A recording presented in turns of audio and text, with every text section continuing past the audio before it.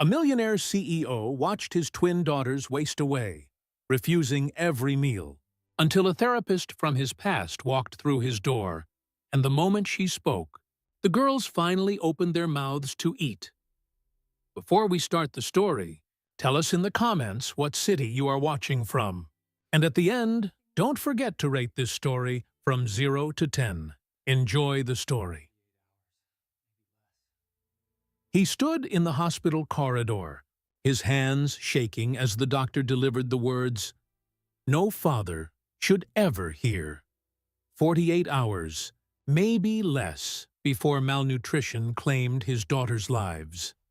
And then she appeared, the woman he'd loved in silence 15 years ago, walking toward him with answers he never knew he'd been searching for. When the twins finally ate from her hands, he realized the truth wasn't just about food, it was about the secret. His late wife had taken to her grave, a secret that would shatter everything he thought he knew about his family. But to understand how a man who could buy anything couldn't save his own children, we have to go back. Back to the day when success meant everything, and he had no idea that the cost would be two little girls who'd forgotten how to trust the world. The twins hadn't eaten in 6 days. 6 days of untouched plates. 6 days of food going cold on fine china that cost more than most people's monthly rent.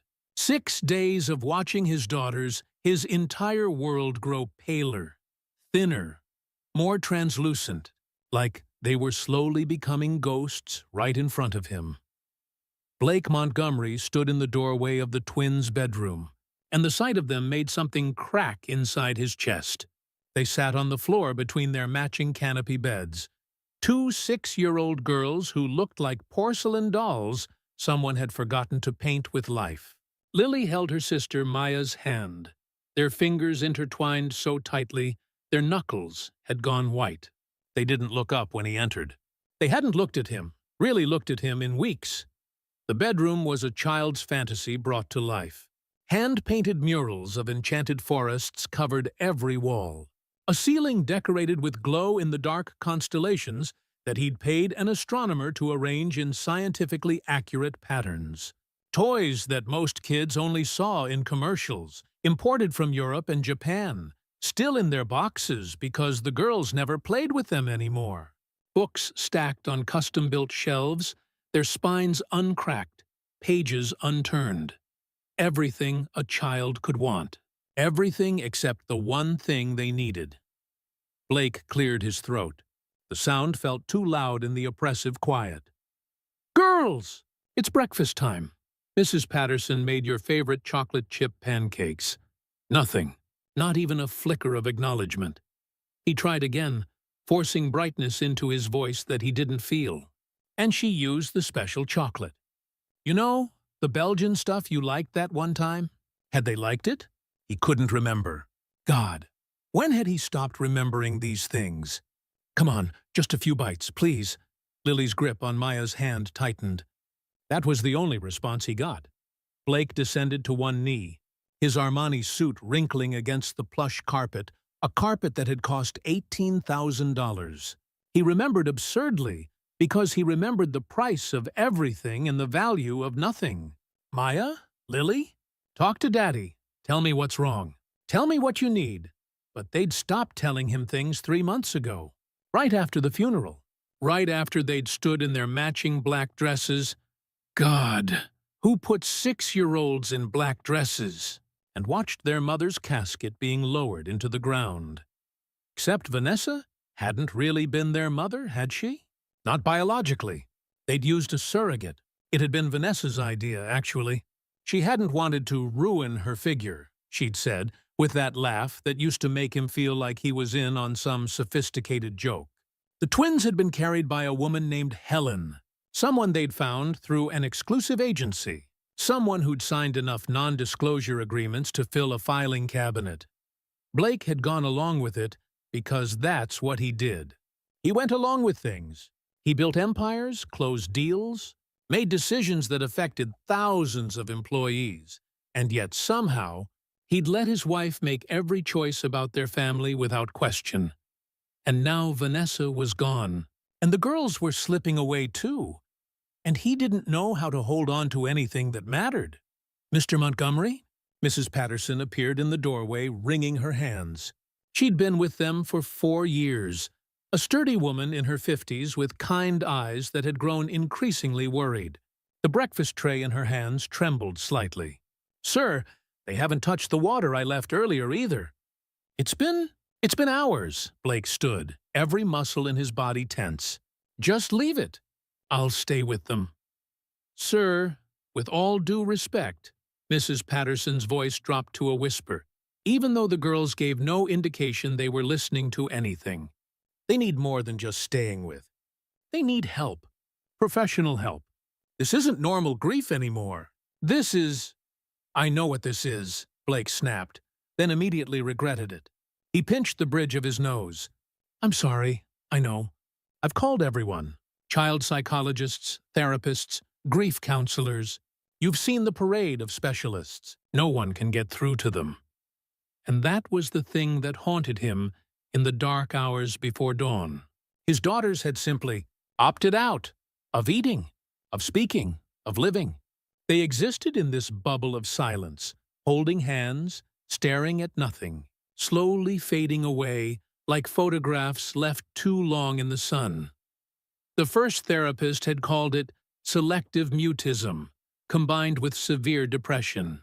The second had suggested childhood trauma response. The third had thrown up his hands and recommended immediate hospitalization. But how do you hospitalize children who won't fight back? Won't struggle? Won't do anything except sit there holding hands like they're waiting for something? Like they're waiting to follow their mother into the dark? Blake moved closer to his daughters, slowly, like approaching frightened animals. He sat down on the carpet beside them, not caring about the suit anymore, not caring about the board meeting he was missing, or the merger that was probably falling apart without him, or the hundreds of emails piling up unanswered. None of it mattered. None of it had ever mattered. "I know you miss her," he said softly. "I miss her too. Every single day." It wasn't entirely true his grief for Vanessa was complicated, tangled up with guilt and relief and regret, but he did miss the idea of her, the life they were supposed to have had. But she wouldn't want this. She'd want you to eat, to play, to laugh again. Would she, though? Vanessa had loved the girls in her way, but motherhood had been another accessory to her, like the right handbag or the perfect charity to chair. She'd been more concerned with their appearance than their happiness, more focused on the right schools and the right clothes than actually knowing them. And what did that make him? He'd been even worse. He'd been absent. Present physically sometimes, sure, but always with his mind elsewhere, always with one eye on his phone, always thinking about the next deal, the next acquisition, the next rung on a ladder that apparently had no top. Maya suddenly shifted, and Blake's heart leaped with hope. But she was just adjusting her position, leaning more heavily against Lily. The two girls were like one organism now, two halves of something that used to be whole. "Please," he whispered, and his voice cracked. "Please don't leave me too. I don't know how to do this without you. I don't know how to be enough." The admission hung in the air. Outside, the morning sun painted golden rectangles across the carpet. Somewhere in the house, he heard Mrs. Patterson moving around, the distant sounds of a home that was supposed to be lived in. In the driveway, his driver waited with the Bentley, ready to take him anywhere in the world. Anywhere except to where his daughters had gone. His phone buzzed in his pocket. He ignored it. It buzzed again and again. The world demanding his attention, his time, his decisions. The world that had always come first. Blake pulled out his phone and turned it off. Completely off. When was the last time he'd done that? "I'm not leaving," he told the girls. "I'm staying right here, as long as it takes. I'm not going anywhere." Lily's eyes flickered toward him for just a second. Just 1 second. And then away again. But it was something. It was more than nothing. Blake settled in on the carpet, his back against Maya's bed, and prepared to wait. The pancakes would go cold. The office would call the landline. The world would keep turning, and he would sit here, in this room full of everything money could buy, and finally understand that he'd been poor all along. He'd been rich in all the wrong ways. Mrs. Patterson returned 15 minutes later, this time with Dr. Raymond Fisher, the fourth specialist they'd tried. Fisher was in his 60s, with wire-rimmed glasses and a calming presence that had come highly recommended. He'd been working with the girls for 2 weeks now, making house calls, trying different approaches. "Mr. Montgomery," Dr. Fisher said quietly. "A word?" Blake didn't want to leave the girls, but they weren't acknowledging him anyway. He stood, joints creaking from sitting on the floor, and followed the doctor into the hallway. Dr. Fisher closed the door gently behind them. His expression was grave. "I've consulted with my colleagues.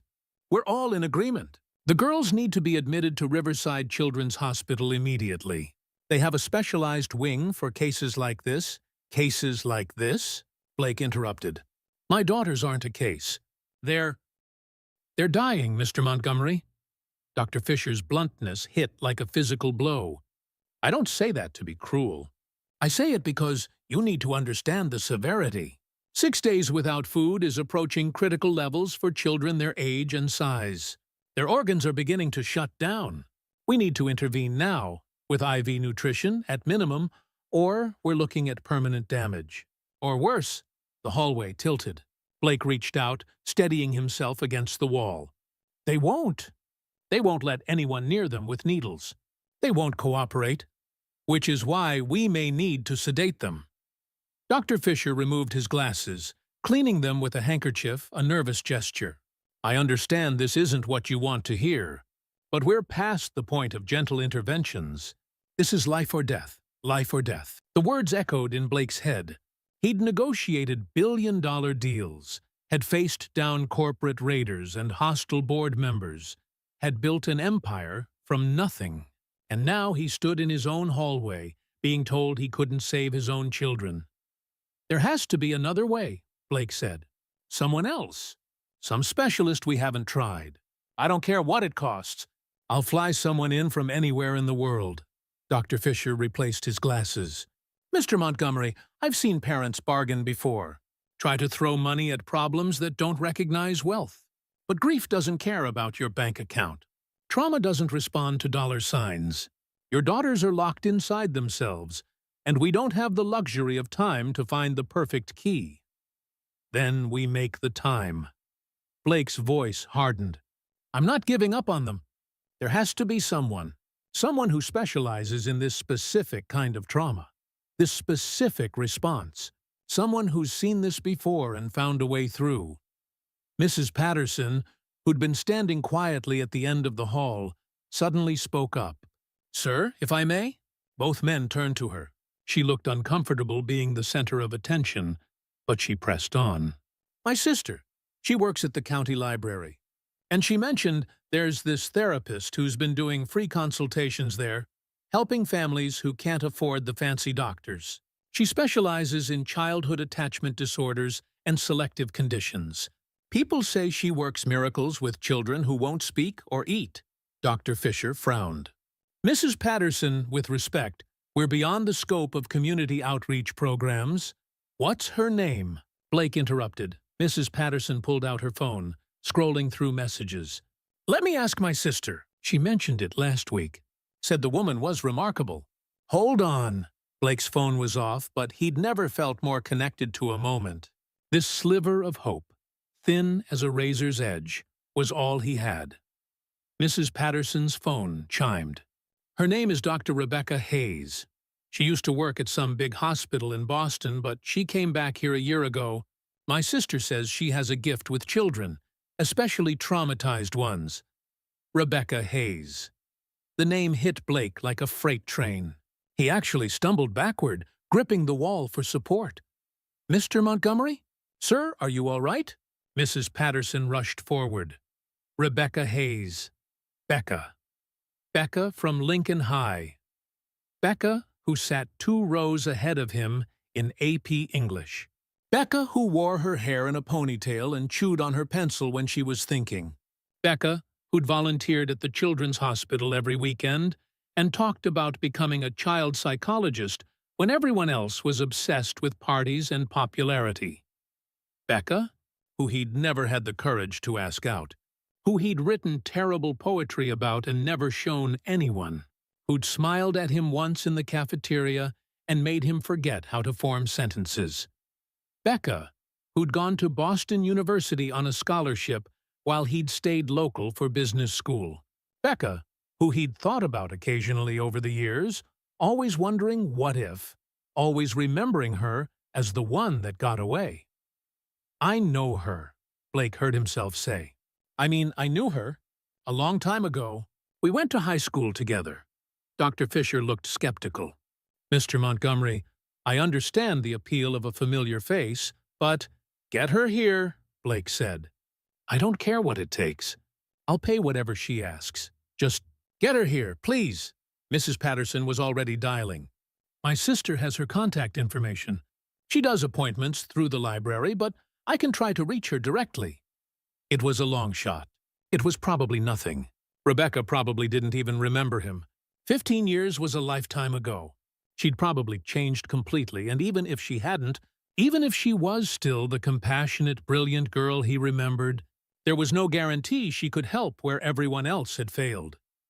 But as Blake looked back at the closed door, hiding his fading daughters, he realized he was doing something he hadn't done in years.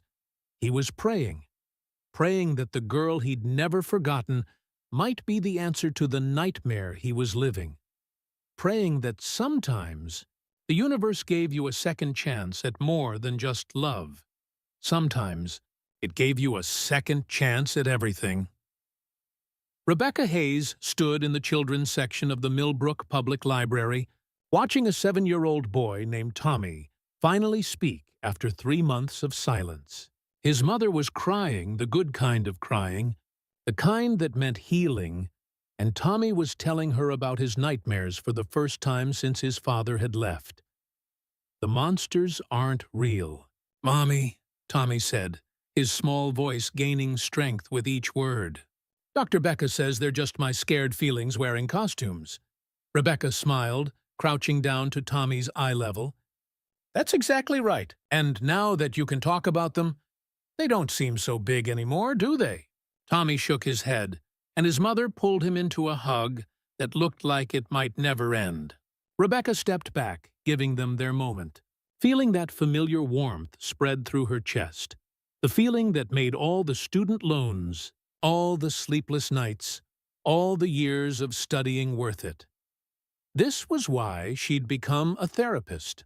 Not for the money, God knows there wasn't much of that in community outreach work.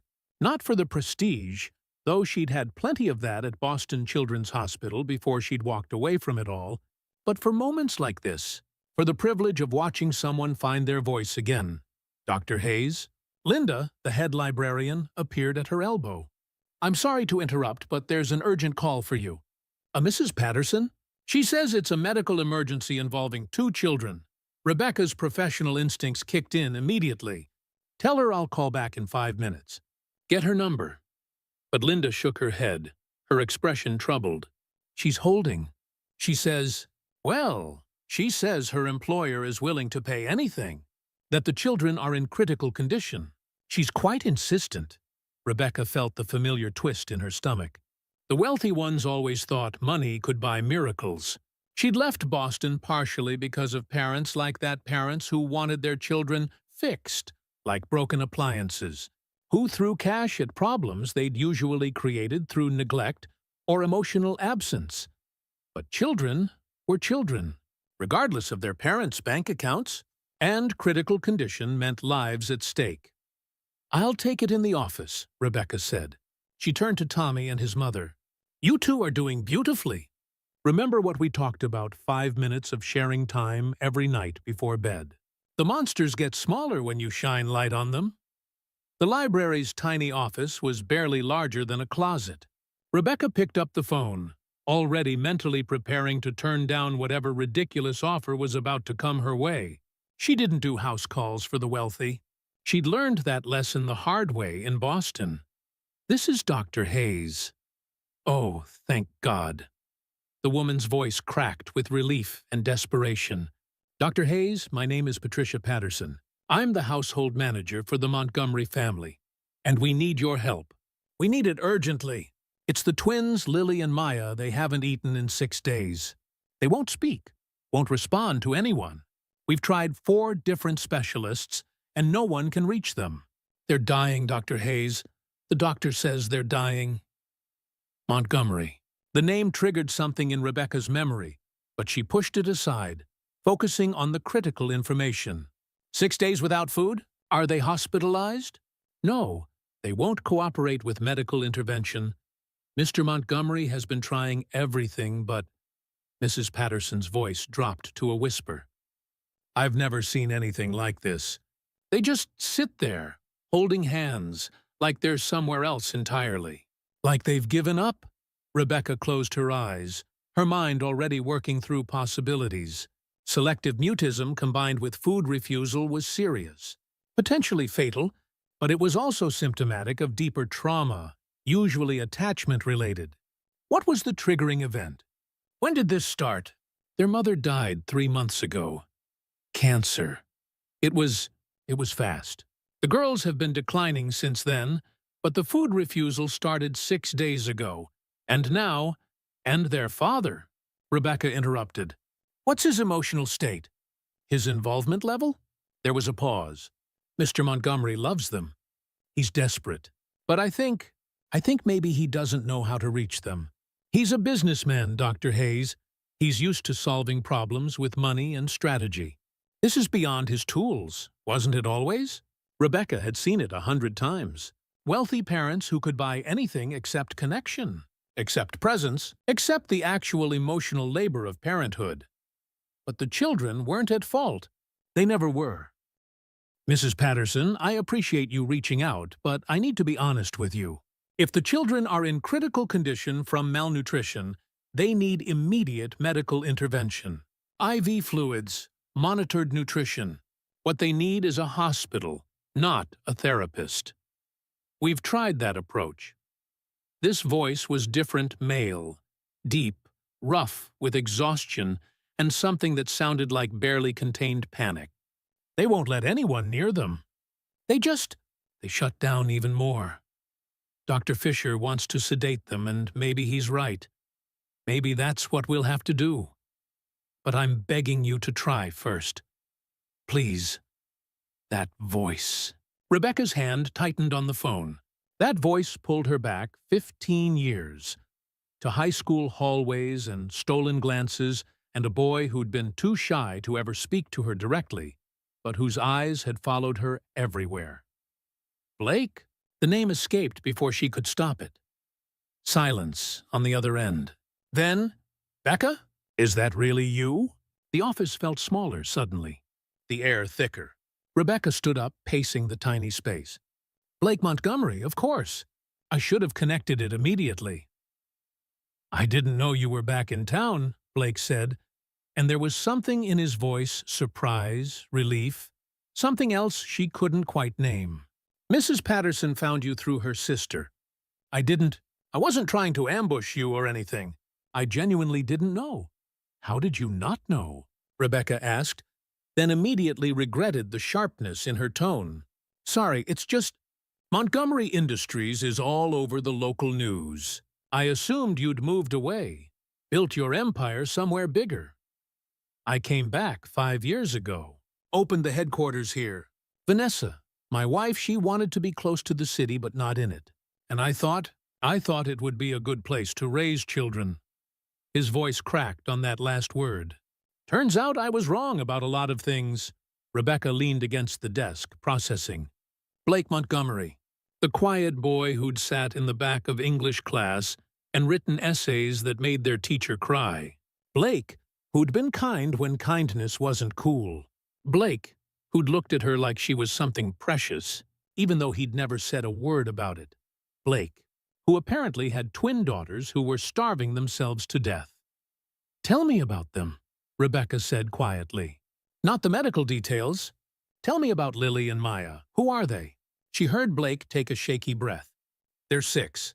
They were born via surrogate. Vanessa didn't want to carry them herself. They're identical, but they're also completely different. Or they were. Lily was the bold one, always asking questions, always exploring. Maya was quieter, more thoughtful. She liked to draw. They both loved. They loved music. Vanessa used to play piano for them. Used to. She stopped about a year before she died, said her hands hurt, but I think she was already sick and didn't want to tell us.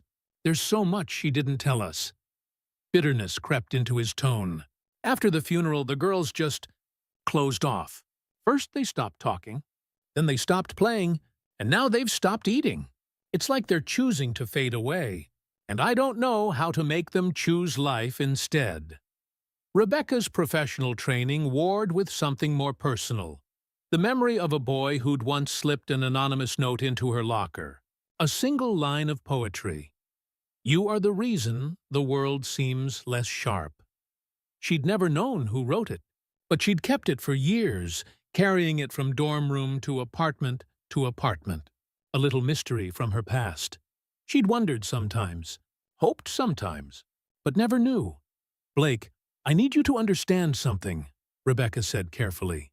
What you're describing is severe childhood trauma response with elements of complicated grief. It's not going to be fixed quickly, and it's not going to be fixed with money. If I agree to see them, and that's an if I need your complete cooperation. No interference, no second-guessing my methods, and most importantly, no shortcuts. Anything, Blake said immediately. Whatever you need. Whatever they need. And I need you to understand that I might not succeed. I might not be able to reach them where others have failed. There are no guarantees in this work, especially not in crisis situations. I understand. But Becca... He paused, and she could hear the weight of everything unsaid. You were always the one who understood people. Even back then, you saw things others missed. I remember watching you with the special needs kids at school, how you just connected with them, like it was the most natural thing in the world. If anyone can reach my daughters, it's you.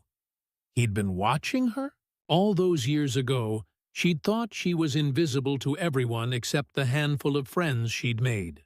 She'd been the scholarship kid, the one who wore thrift store clothes and worked weekends at the hospital while everyone else went to parties.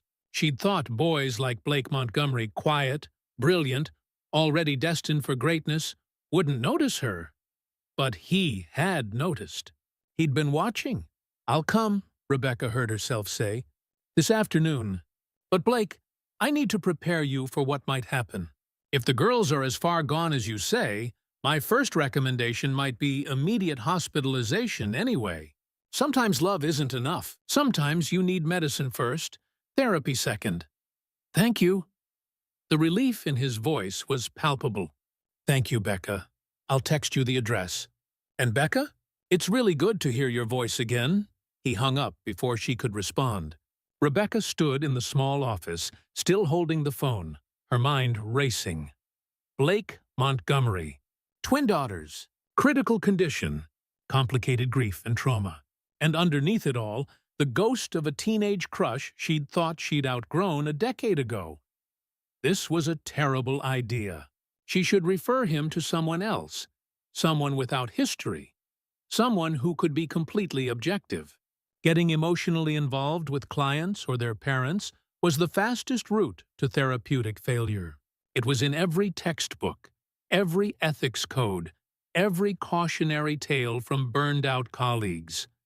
But she'd heard something in Blake's voice that had nothing to do with their past. She'd heard a father breaking. She'd heard genuine love wrapped in genuine terror. And more than that, she'd heard a man who was finally ready to put something before his success, before his image, before everything except his children. That man deserved a chance. Those girls deserved a chance. And maybe, just maybe, this was why she'd come back to Millbrook in the first place. She'd told herself it was about giving back to her community, about affordable mental health care, about escaping the politics of hospital administration. But maybe there was a bigger reason. Maybe there was a plan she hadn't seen. Rebecca didn't usually believe in fate. She believed in trauma and healing, in neurological patterns and therapeutic intervention. She believed in science. But sometimes, science couldn't explain why the right person showed up at exactly the right moment. She grabbed her bag and headed for the door. Linda looked up from the circulation desk. "Everything okay?" "I need to make a house call," Rebecca said. "Emergency consultation. Can you reschedule my afternoon appointments?" "Of course." "Is it serious?" Rebecca thought about two 6-year-old girls choosing death over a world without their mother. She thought about a father who'd built an empire but couldn't build a bridge to his own children. She thought about how money could buy the best therapists in the world, but couldn't buy the one thing that might actually matter: genuine human connection. "Yes," she said. "It's very serious. But maybe there's hope?" She walked out into the afternoon sunlight, her phone already buzzing with a text. The address that came through made her blink. She'd driven past that neighborhood once, the one where the houses were so far back from the road you couldn't even see them, where gates had gates and money whispered instead of shouted. Blake Montgomery had done well for himself, really well. But as Rebecca got into her 10-year-old Honda with the dent in the passenger door and the check engine light that had been on for 6 months, she felt something she hadn't felt in a long time. She felt like she was exactly where she was supposed to be, even if she had no idea what she was walking into, even if history and professional ethics were screaming at her to turn around, even if every rational part of her brain was waving red flags. Sometimes you had to trust the irrational parts. Sometimes you had to trust that the universe was a little less random than it seemed. Sometimes you had to trust that two quiet teenagers who'd never spoken their feelings 15 years ago might finally get the chance to say everything that mattered. If they could save 2 little girls in the process, Rebecca started her car and headed toward the address on her phone, toward the mansion on the hill, toward the man she'd once wondered about, and toward 2 children who'd forgotten how to choose life. She didn't know if she could help them, but she was going to try, because that's what she did. She showed up for the ones who'd given up on themselves, even when it scared her, especially when it scared her. And this scared her more than she wanted to admit, not because of the medical urgency, not because of the therapeutic challenge, but because of the way her heart had jumped when she'd heard Blake Montgomery's voice after all these years, and because some small, unprofessional part of her had been waiting for this moment since she was 17 years old. The gates opened before Rebecca even had to press the intercom button. Someone had been watching for her. As she drove up the winding driveway, her Honda sputtering slightly on the incline, she tried not to gawk at the sheer scope of the property. Manicured lawns stretched in every direction, dotted with sculpted topiaries and flower beds that probably cost more to maintain than her annual salary. The house itself, no, mansion, let's call it what it was, rose before her like something out of a magazine spread, all glass and stone and modern architecture that screamed wealth in the quietest possible way. This was Blake's world now, and she was about to enter it in her clearance rack dress and scuffed flats, carrying a canvas bag that had seen better days. Rebecca parked next to a Mercedes and a Bentley, her car looking like a tin can beside luxury yachts. She took a deep breath, centering herself. This wasn't about her. This wasn't about Blake. This was about 2 children who needed help, and she'd treated children in mansions and children in homeless shelters. And they all bled the same, cried the same, hurt the same. Money didn't change trauma. It just changed the setting. The front door opened before she reached it. A woman in her 50s, wearing a simple gray dress, stepped out. "Dr. Hayes? I'm Patricia Patterson. Thank you for coming so quickly, Mrs. Patterson." Rebecca shook her hand. "Tell me the current status. Have the girls taken any water? Any response at all since we spoke?" Mrs. Patterson's face fell. "Nothing." Mr. Montgomery has been sitting with them for the past hour. He hasn't left their side. Dr. Fisher is here as well, monitoring their vitals. He's not happy about the delay in hospitalization, but Mr. Montgomery insisted we wait for you. They walked through a foyer that could have housed Rebecca's entire apartment. Original artwork hung on walls painted in soothing neutrals. A curved staircase spiraled upward. Everything was beautiful and cold and perfect. Everything except the palpable sense of grief that hung in the air like smoke.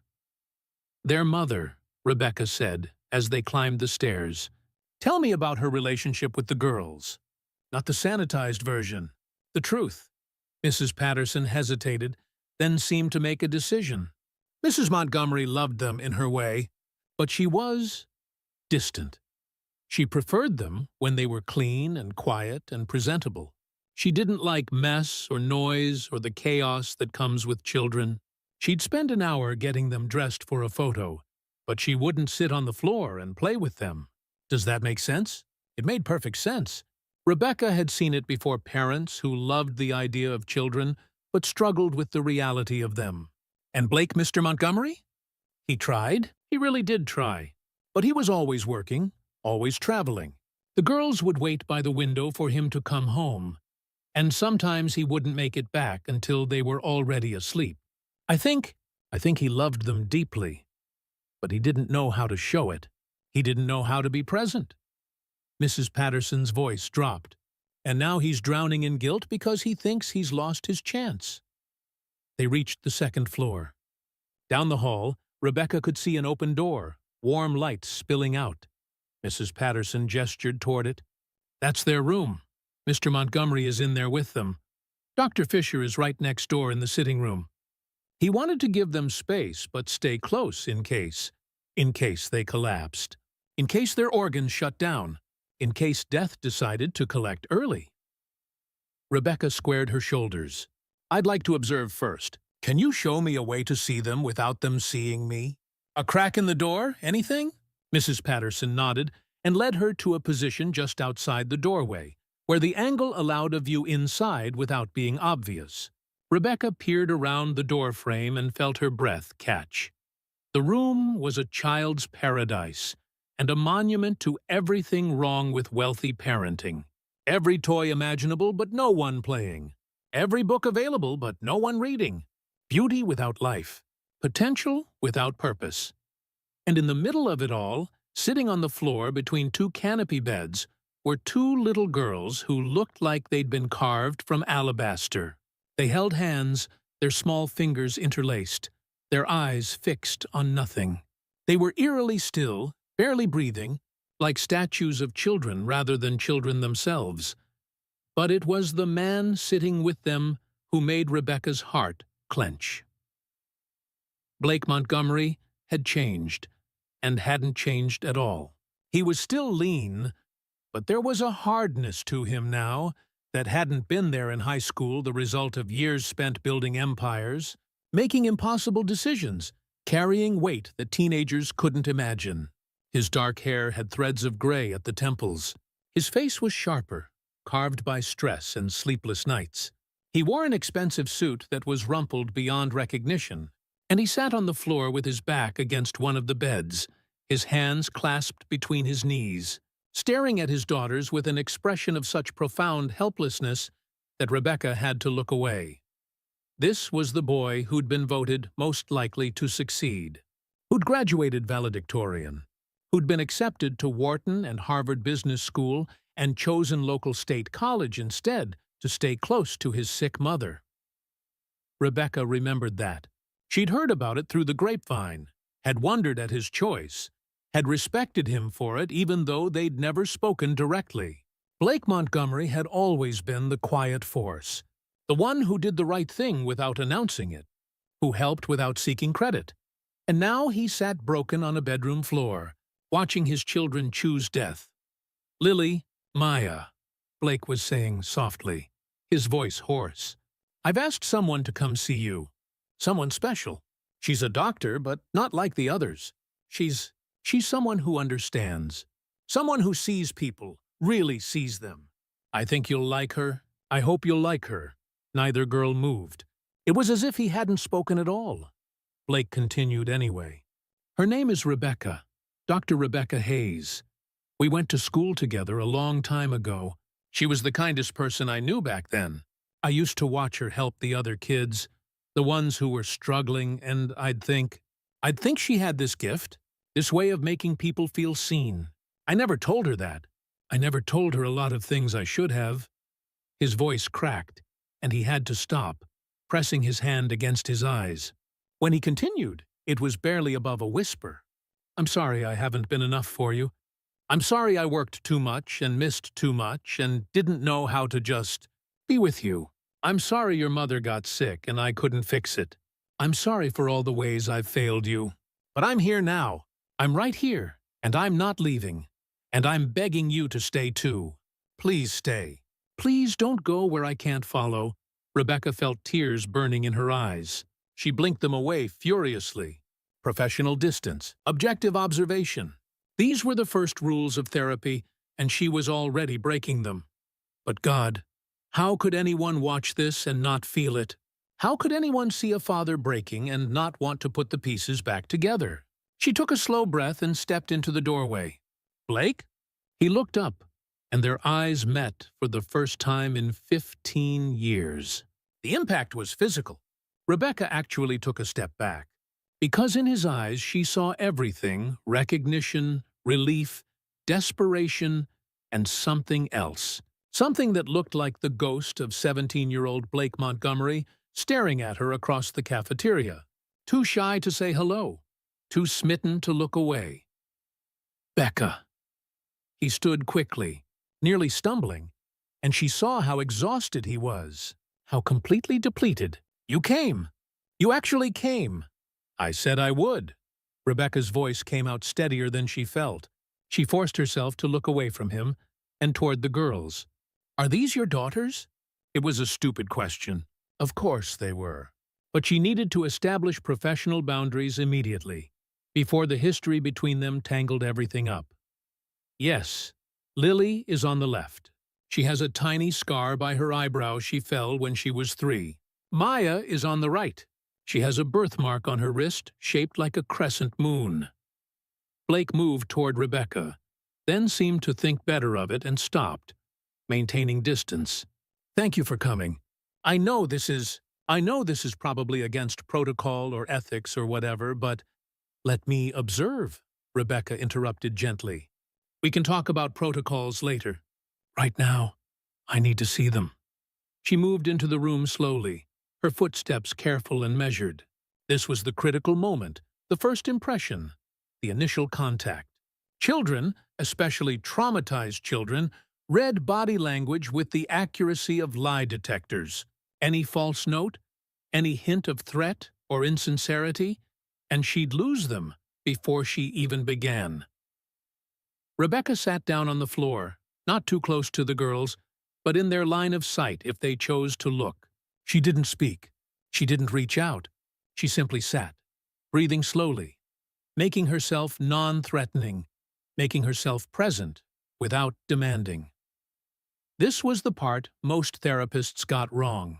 They tried too hard, pushed too fast, wanted results immediately, but healing was like coaxing a wild animal. You had to be patient enough to let it come to you. Minutes passed. Blake stood frozen by the doorway, barely breathing. Mrs. Patterson had disappeared, giving them space. Somewhere in the house, a clock chimed 3 times, and then, so subtle Rebecca almost missed it, Maya's eyes flickered toward her. Just for a second. Just long enough to register that someone new had entered their bubble. Rebecca didn't react, didn't smile, didn't speak.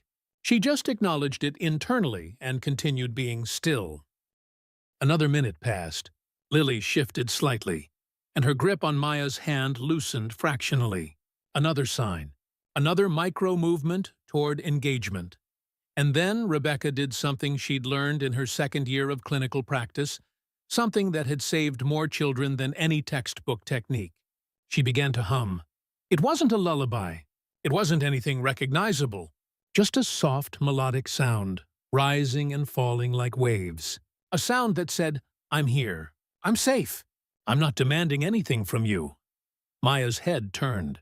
Just an inch, just barely. But it turned. Toward the sound. Toward Rebecca. Rebecca kept humming, keeping her eyes slightly unfocused, not making direct eye contact, not threatening their carefully constructed walls. The melody wove through the room, filling the heavy silence with something that wasn't quite comfort, but wasn't quite sadness either. It was possibility. It was an invitation. It was a door left open. And then, God! Rebecca's heart nearly stopped. Maya's lips moved. Not into words, but into the faintest echo of the melody. A tiny hum, barely audible, but there. Blake made a sound behind her, something between a sob and a gasp. Rebecca subtly raised one hand, signaling him to stay quiet, stay still. This was fragile. This was gossamer thin. One wrong move would shatter it. She kept humming, and Maya kept echoing, the sound growing infinitesimally stronger. And then, miracle of miracles, Lily joined in. Two small voices, weak and wavering, humming along to a melody that had no name. Rebecca let the humming fade naturally, slowly, like the sun setting. When silence returned, it felt different, less oppressive, less final. She looked at the girls then, really looked at them, and spoke for the first time since entering the room. That was beautiful. Thank you for sharing that with me. Neither girl responded verbally, but their eyes, those huge, dark eyes that held too much sadness for 6-year-olds, stayed on her face, watching, assessing, wondering. My name is Rebecca, she continued softly. I'm a friend of your daddy's from a long time ago. We went to school together when we were not much older than you are now. Did you know that? Lily's eyes darted toward Blake, then back to Rebecca. A question without words. Is this true? It's true, Blake said quietly from the doorway. We did. I used to watch her help people. She was always so good at making people feel better. Even back then, Rebecca kept her focus on the girls. Your daddy tells me you haven't been feeling hungry lately. That food doesn't seem interesting anymore. Is that right? No response. But they were listening. She could tell by the way their bodies had shifted, ever so slightly, toward her voice. I understand that, Rebecca said. When I was younger, something sad happened to me. And for a while, nothing tasted good anymore. It was like the world had lost its flavor. Everything seemed gray and empty and pointless. She paused, letting the words settle. But I learned something important. I learned that sometimes, when we're hurting really badly inside, our bodies try to hurt on the outside, too. Like they're trying to match. Like they're saying, look how much pain I'm in. Look how much I'm struggling. Maya's eyes were locked on her now. Both girls were completely focused, more present than they'd been in days. The thing is, Rebecca continued, our bodies don't actually want to hurt. They want to heal, but sometimes they forget how. Sometimes they need reminding that it's okay to feel better. That feeling better doesn't mean forgetting the sad thing. It just means surviving it. She reached into her bag slowly, telegraphing every movement, and pulled out a small container. I brought something with me. Something simple. Crackers with honey. I make them myself. They're sweet, but not too sweet. Soft, but with a little crunch. And I was thinking... She opened the container, the smell of honey wafting gently through the room. I was thinking maybe we could share some. Not because you have to. Not because anyone is going to make you. But because sometimes taking care of ourselves is the bravest thing we can do. She took a cracker and ate it herself, slowly, letting them see that it was safe, that this wasn't a trick. Then she placed the container on the floor between them, within reach, but not pushed on them. These will be here if you want them, Rebecca said. And I'll be here too, for as long as you need me. Because here's a secret. She leaned in slightly, conspiratorially. Helping people feel better? That's what makes me feel better.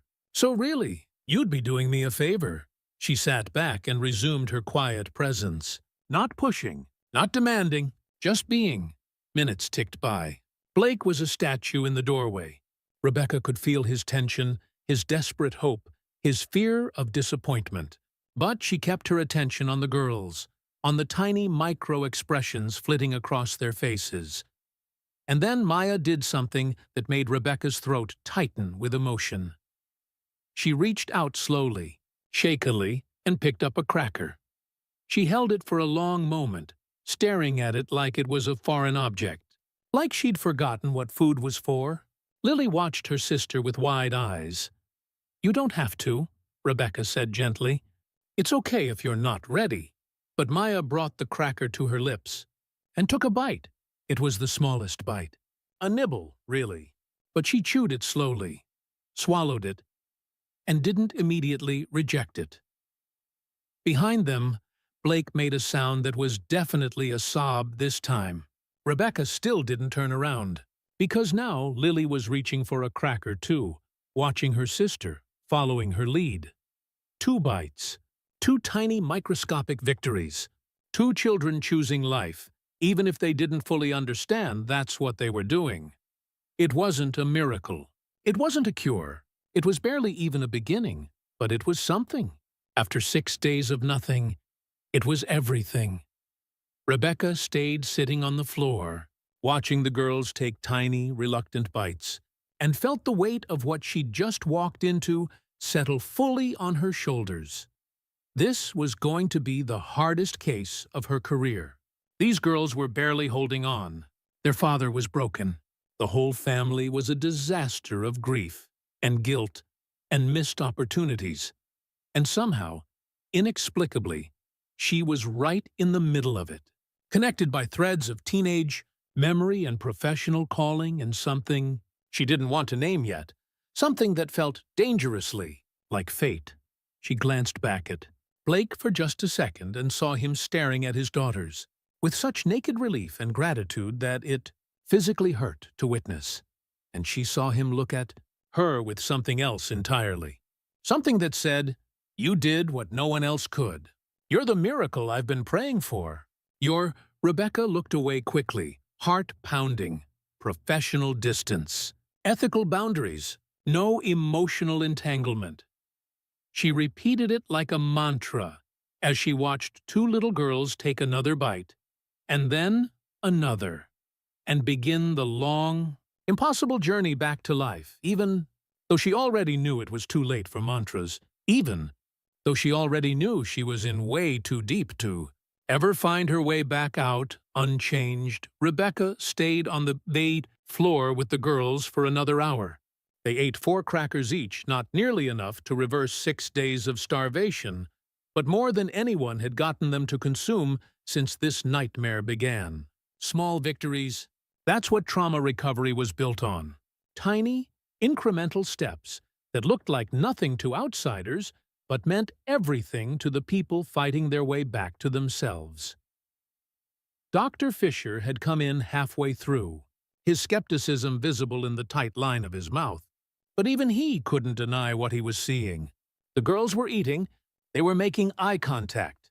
They were present in a way they hadn't been since he'd started treating them. "I'll need to examine them," he'd said quietly to Blake. "Check their vitals. Make sure there's no immediate danger. But this is remarkable, Mr. Montgomery. I've never seen selective mutism respond this quickly to intervention." Blake hadn't responded. He just stood there, watching Rebecca with an expression that made her profoundly uncomfortable every time she caught it in her peripheral vision. It was gratitude, yes. Relief, absolutely. But there was something else underneath, something that looked like a man who'd just remembered what hope felt like, and didn't quite know what to do with it. Now, as twilight painted the windows purple and gold, Rebecca sat across from Blake in his study, while Dr. Fisher examined the girls upstairs. Mrs. Patterson had taken over the vigil, sitting with Lily and Maya, humming the same wordless melody Rebecca had introduced. The girls had allowed it. Another small victory. The study was exactly what she'd expected, floor-to-ceiling bookshelves, A massive desk that probably cost more than her car, leather furniture that whispered old money and new success. But there were also photographs. Lots of them. The girls at various ages, always together, always holding hands. A wedding photo Blake in a tuxedo, standing next to a woman so beautiful she barely looked real. Vanessa, presumably. Blonde, elegant, with the kind of smile that belonged in toothpaste commercials, and not a single picture of the four of them together as a family. Rebecca noticed that immediately. Just Blake and Vanessa. Just the girls. Never all four. Like they'd existed in separate orbits that occasionally overlapped, but never truly merged. "Thank you," Blake said for probably the 20th time. He'd poured himself a scotch from the bar cart, but hadn't taken a sip. Just held the glass like it might anchor him to reality. "I don't know how to properly express what you did up there. What you gave them. What you gave me." "I didn't give them anything they didn't already have inside themselves," Rebecca said, falling into the professional tone she used to maintain distance. "I just reminded them it was there. But Blake, you need to understand, this is far from over." They ate a few crackers. "That's wonderful. That's progress. But they're still in crisis. They're still deeply traumatized. And there are layers here we haven't even begun to unpack." Blake finally set down the untouched scotch. "I know. Dr. Fisher made that clear. He wants to admit them to the hospital tonight for observation and IV nutrition. He says, even with them eating a little, they're too depleted to recover at home." Rebecca nodded. "He's right. Their bodies have been in starvation mode for 6 days. That kind of deprivation doesn't reverse overnight. They need medical monitoring, probably for at least 72 hours. But," she leaned forward, "I want to be clear about something. Hospitalization will help their bodies. It won't heal their minds. That's going to take time, therapy, and a complete restructuring of their environment and support system. Meaning me." Blake's voice was flat. "You're saying I'm the problem?" "I'm saying that children don't develop selective mutism and food refusal in a vacuum. There are always contributing factors. Sometimes it's the trauma itself in this case, losing their mother. But often there are pre-existing attachment issues that the trauma exposes. Like a building that looks solid until an earthquake reveals the cracks in the foundation." Rebecca kept her voice gentle but firm. "Blake, I need you to be completely honest with me. Not as someone you used to know. Not as someone you're trying to impress. As a therapist who needs the full picture to help your daughters. Can you do that?" He met her eyes, and she saw the war happening behind them. Pride versus desperation. The instinct to protect his image versus the need to save his children. "Yes," he finally said. "Ask me anything. Tell me about Vanessa." "The real Vanessa, not the version for public consumption." Blake's jaw tightened. He stood up, walked to the window, stared out at the manicured grounds. When he spoke, his voice was carefully controlled. "Vanessa was beautiful, charismatic. She came from money, understood the world I was building, knew how to navigate social situations I found exhausting. On paper, she was perfect. In reality," he paused. "In reality, she was deeply unhappy, always chasing the next thing, the next charity gala, the next exclusive club, the next level of status. Nothing was ever enough, including me, including the girls. Did she want children? She wanted the idea of children. The image of them, perfect daughters in matching dresses for Christmas cards. But the actual work of mothering? The mess and noise and emotional labor?" Blake shook his head. "She hired people for that. Nannies, tutors, enrichment specialists. She'd sweep in for photo opportunities and then disappear again. The girls learned early not to expect much from her." Rebecca made a mental note. "Attachment issues with the mother figure. Check. And you? What did the girls learn to expect from you?" The question landed like a physical blow. Blake's shoulders sagged. Absence. Apologies. Promises I couldn't keep. I told myself I was building something for them, that all the long hours and business trips were about securing their future. But the truth is, he turned back to face her, and his eyes were bright with unshed tears. The truth is I was hiding. Work was easier than being present. Success was measurable in ways that fatherhood isn't. And I convinced myself that providing financially was the same as providing emotionally. I was wrong. I was so goddamn wrong. There it was. The raw truth that most wealthy parents took years to admit, if they ever did. Rebecca felt a complicated mix of professional satisfaction. This kind of honesty was necessary for real change and personal heartbreak for the boy she remembered, who'd been so kind, who'd apparently lost himself somewhere along the way to the top. When did Vanessa get sick? Rebecca asked. The diagnosis came 14 months ago. Stage 4 pancreatic cancer. By the time they found it, there was nothing they could do except manage pain and buy time. She had 8 months. We told the girls that Mommy was sick, that she needed special medicine, that she'd get better soon. His voice cracked. We lied to them, Becca. Every single day we lied. And then she was just gone. And the girls didn't understand. How could they? We'd promised she'd get better. Rebecca closed her eyes briefly. Lies, even well-intentioned ones, destroyed children's ability to trust. And trust was the foundation of everything. Did they get to say goodbye? Were they with her at the end? No. Blake's voice was barely audible. Vanessa didn't want them to see her like that, weak, diminished. She said it would traumatize them, so we kept them away. And then one morning, Mrs. Patterson had to tell them their mother had gone to heaven during the night. They didn't get to say goodbye. They didn't get closure. They just got absence. Again. The pieces were coming together in Rebecca's mind, forming a picture that was both clearer and more devastating than she'd expected.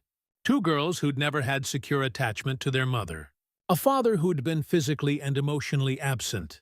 A sudden death with no preparation, no goodbye, no way to process the grief. And underneath it all, the girls' origin story conceived via surrogate, born to parents who'd chosen biology at arm's length. Blake, Rebecca said carefully, I need to ask you something, and I need you to think before you answer. Did the girls know they were born via surrogate? He blinked, surprised by the question. They're 6. We hadn't told them yet. We were planning to explain it when they were older, when they could understand. But did they somehow find out anyway? Kids overhear things.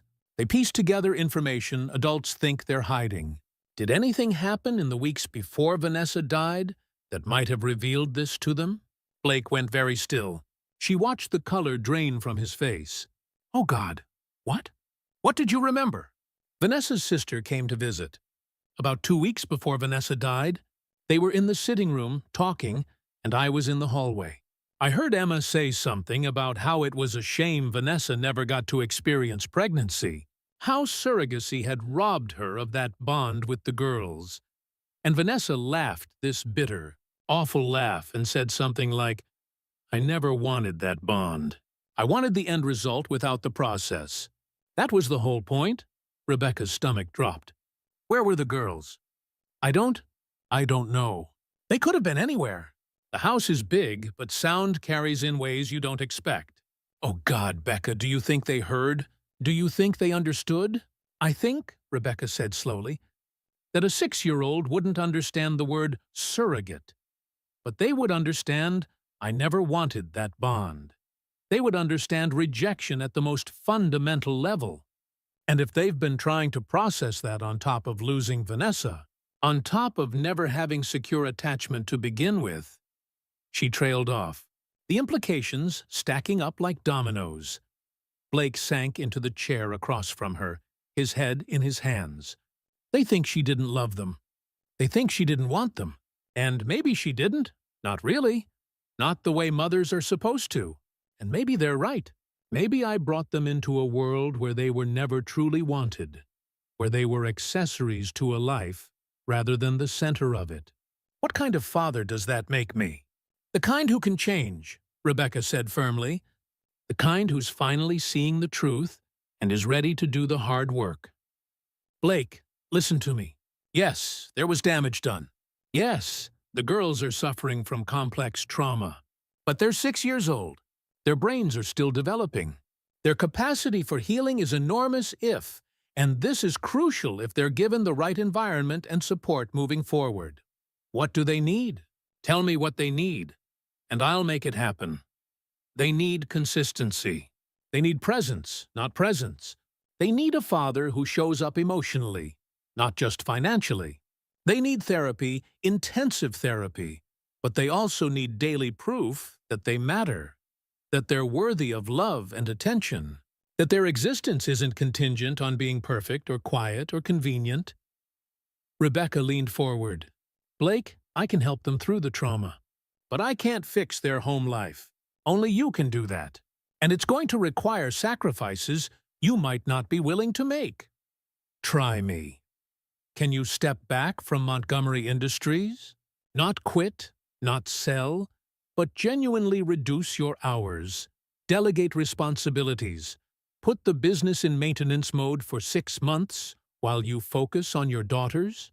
He didn't even hesitate. Yes. Can you go to therapy yourself? Parent coaching, grief counseling, whatever it takes to unpack your own childhood and understand how you ended up replicating patterns you probably swore you'd never repeat. Yes. Can you live with the fact that the girls might never forgive Vanessa? That they might grow up angry at her memory, and you can't fix that, or pretty it up, or make it acceptable for public consumption? Blake's voice was steel. Yes, whatever it takes, Becca. I've spent their entire lives putting everything else first. I'm done. They're my priority now. They're my only priority. Rebecca studied him, looking for the crack, the hesitation, the caveat that wealthy clients always had.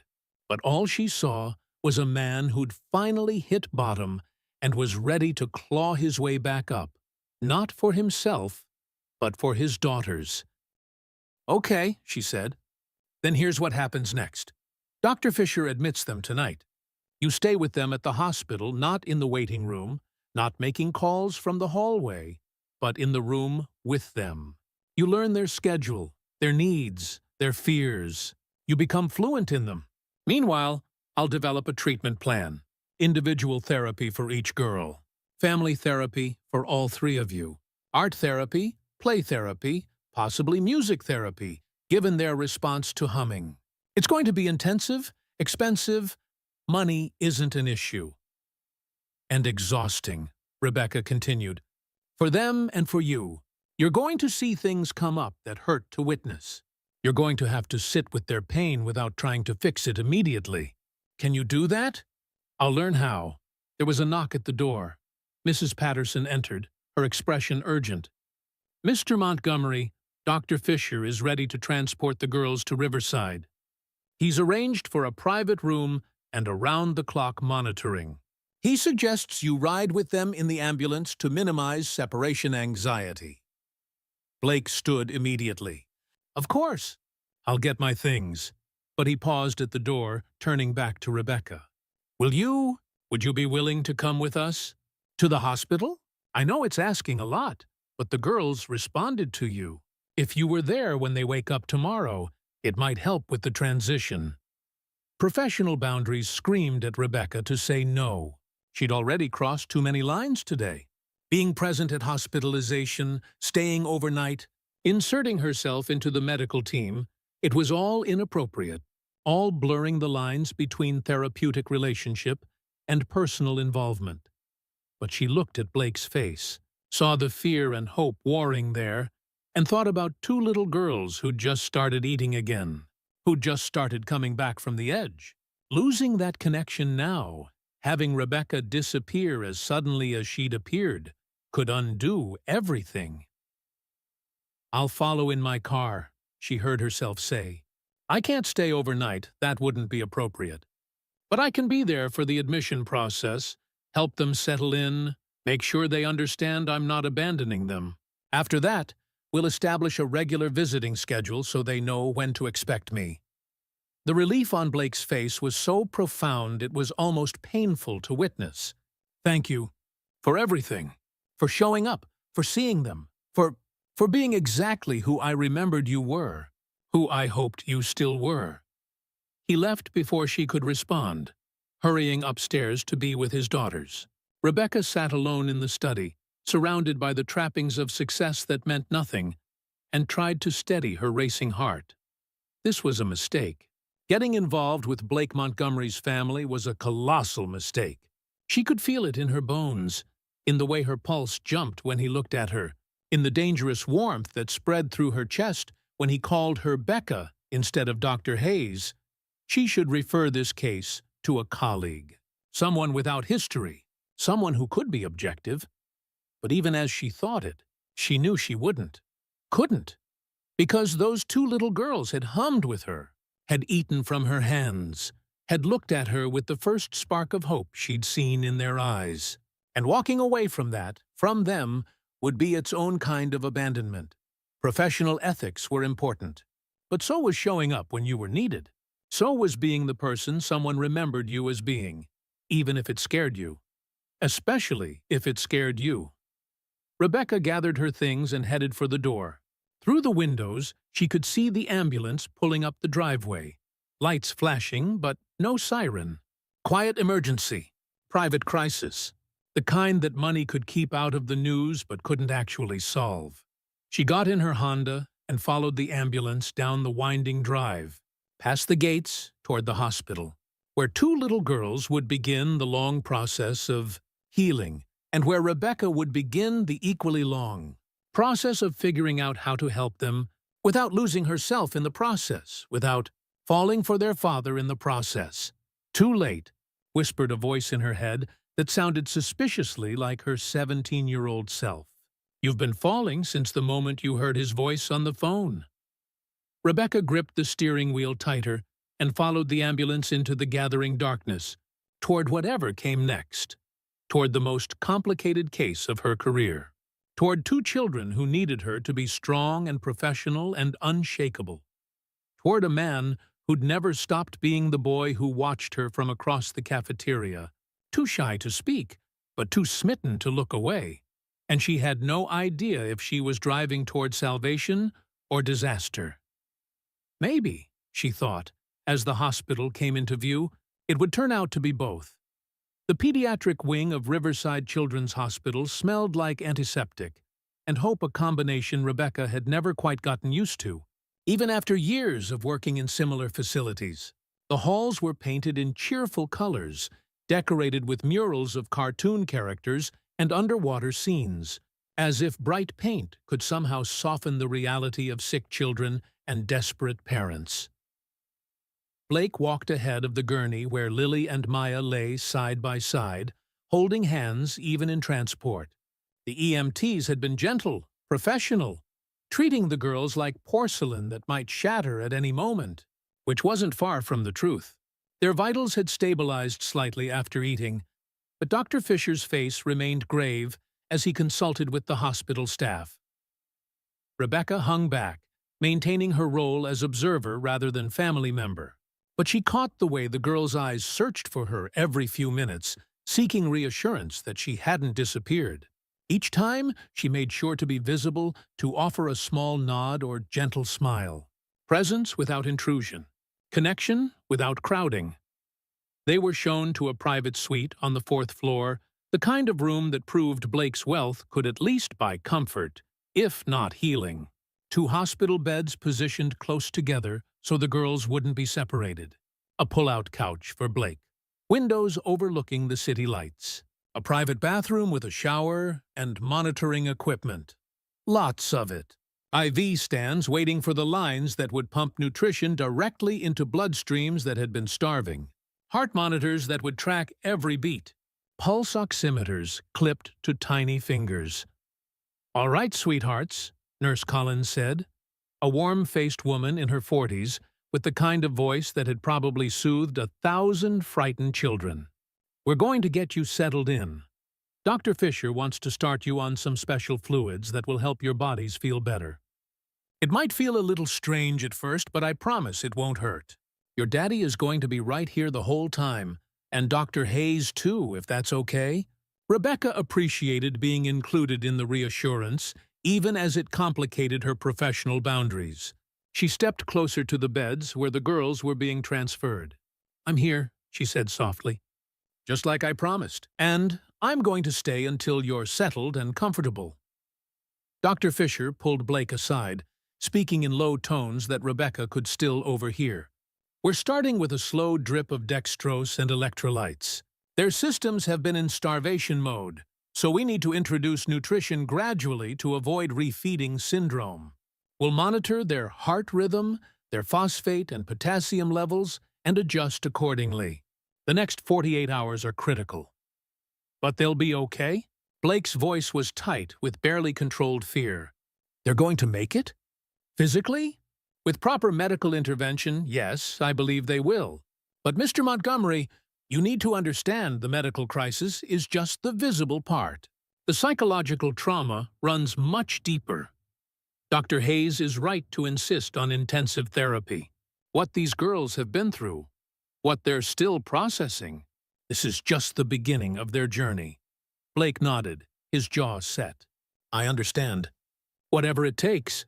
Rebecca watched Nurse Collins work with practiced efficiency, explaining each step to the girls in simple terms. Never forcing, always asking permission, even though the procedures weren't optional. I'm going to clean this spot on your hand, okay, Maya? It might feel cold. You can squeeze your sister's hand if you need to. Maya's eyes were huge, tracking every movement. But she didn't resist. Lily gripped her sister's free hand, their lifeline to each other unbreakable even as medical intervention began. The IV lines went in smoothly. Both girls flinched, but didn't cry out. It was that eerie silence again, that sense that they'd disconnected from their bodies, from the physical world, from everything except each other. You're being so brave, Rebecca said quietly, moving closer now that the medical procedures were complete. Both of you. I know this is scary. I know hospitals are strange and the equipment looks frightening.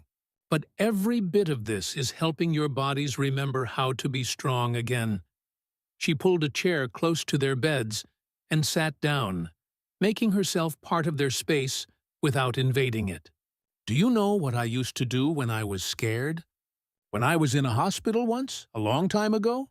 For the first time, Lily spoke. Her voice was barely a whisper, hoarse from disuse, but it was there. What? The single word felt like an earthquake. Blake actually grabbed the wall for support, but Rebecca kept her reaction minimal, treating this breakthrough as natural rather than miraculous. I would count things, Rebecca said conversationally. Not just any things, but specific things, like how many ceiling tiles there were, or how many times the clock ticked in a minute, or how many different shades of blue I could see in the room. It gave my scared brain something to focus on instead of the worry. Maya's voice joined her sister's, equally small, equally unused. How many blues? Rebecca's throat tightened with emotion, but she kept her voice steady. In this room, let's see, there's the pale blue of those curtains, the darker blue of that chair in the corner, the blue-green of the monitors, the blue stripe on Nurse Collins's uniform. That's 4 so far. Can you see any more? Both girls' eyes started moving around the room, searching. This was good. This was engagement with their environment, connection to the present moment instead of retreating into their internal bubble. The picture, Lily whispered, pointing to a framed print on the wall, a beach scene with sky and ocean. That's blue. Excellent eye, Rebecca praised. That's 5. Maya, do you see any others? Maya studied the room seriously, and Rebecca saw Blake watching his daughters with an expression that suggested he was witnessing them for the first time, really seeing them, not as accessories to his life or responsibilities to manage, but as whole people with thoughts and observations and ways of being in the world. Daddy's tie, Maya finally said. It has blue in it. Blake looked down at his tie rumpled from hours of wear, part of a suit that had probably cost thousands, but now looked like he'd slept in it. You're right, he said, his voice thick. It does. I never noticed that before. That's 6 blues, Rebecca said. 6 different shades, all in one room. The world is full of things to notice when we're looking. Sometimes when we're sad or scared, we stop looking. We close our eyes to everything, even the good things. But you two? You just found 6 blues. That's pretty special. The girls didn't respond verbally, but something had shifted in their faces. A tiny relaxation of the permanent tension they'd been holding. A microscopic softening. Nurse Collins finished checking the IV flow rates and updated the chart. Everything looks good. Dr. Fisher will be back to check on you in a few hours. In the meantime, try to rest. Your bodies are working hard to heal, and sleep is going to be your best friend right now. She left, dimming the lights slightly on her way out. The room settled into a gentle quiet, broken only by the soft beeping of monitors and the hum of hospital machinery. Blake moved to sit on the edge of Maya's bed, then seemed to think better of it, and pulled a chair close instead. Dr. Hayes is right, you know. About noticing things? I used to notice everything when I was younger. Every detail, every pattern. But somewhere along the way, I stopped. I got too busy, too focused on the wrong things. And I missed so much. I missed so much of you. The girls watched him with those solemn, assessing eyes, waiting to see if this was real, if this version of their father would last, or if he'd disappear again into his phone, his work, his other world. I'm sorry, Blake continued, and Rebecca heard the shake in his voice. I'm so sorry for not being there, for not seeing you, for making you feel like you weren't the most important thing in my life when you always were. You always were, I just didn't know how to show it. I didn't know how to be the father you deserved. But I'm going to learn. I'm going to do better. Starting right now, starting right here, I'm going to be the dad who stays, who notices blues and listens and shows up. I promise you that. Lily's lower lip trembled. Maya's eyes filled with tears, and Rebecca knew they were at a critical junction, the moment where years of hurt and abandonment could either begin to heal or calcify into permanent damage. Promises are scary things, Rebecca said softly, especially when promises have been broken before. So maybe instead of promises we could try something else. Maybe we could try just today, just right now. Your daddy is here right now. He's noticing right now. And tomorrow, he can be here then too. And the day after that, not as a promise for forever, but as a choice he makes every single day. Does that feel safer? Both girls nodded, almost in unison, and Blake's face crumpled with gratitude and grief. The weight of all his failures crushing down on him even as he tried to build something new from the rubble. Just today, he repeated. Just right now.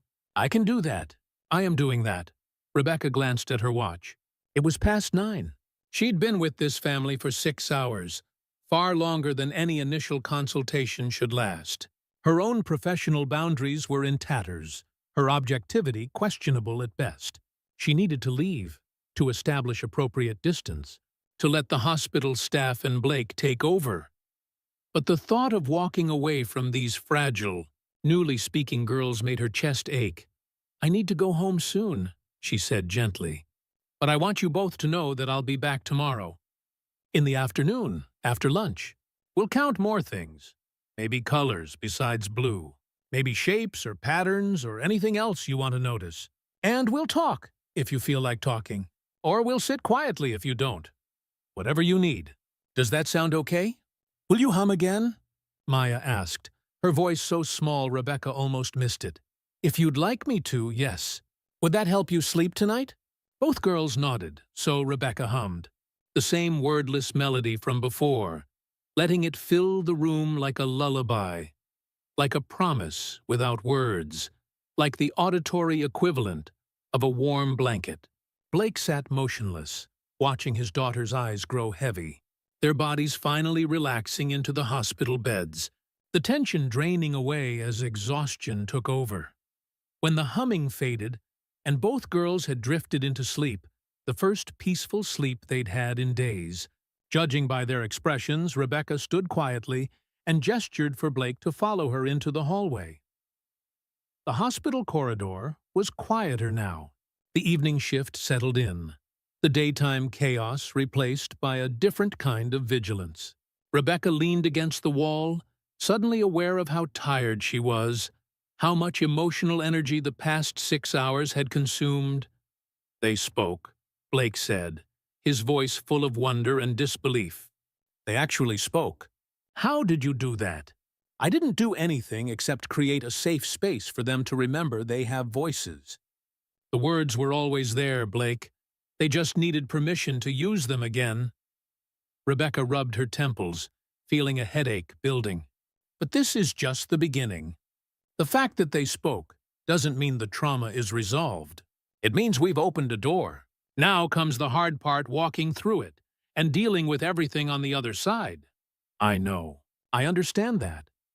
Blake moved closer, and Rebecca was suddenly very aware of the intimacy of the quiet hallway, the way the fluorescent lights cast shadows that softened his features, made him look more like the boy she remembered, and less like the corporate titan he'd become. Becca, I need to tell you something. Before we go any further with this, before you commit to helping my girls, you need to know. He trailed off, struggling with something. Rebecca waited, her therapist instincts reading the conflict playing out across his face. There's something about Vanessa, he finally said. Something I didn't tell you before. Something no one knows except me and the surrogate. Rebecca's stomach dropped. She'd learned in her years of practice that the phrase, something no one knows, was never followed by good news. What is it?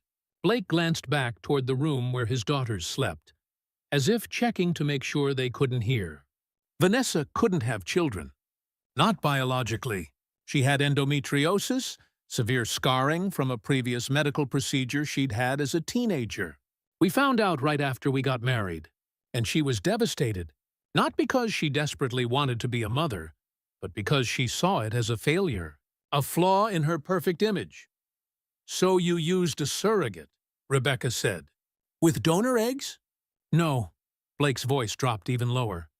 With my sperm and Vanessa insisted we use donor eggs. She didn't want any genetic connection to the children at all.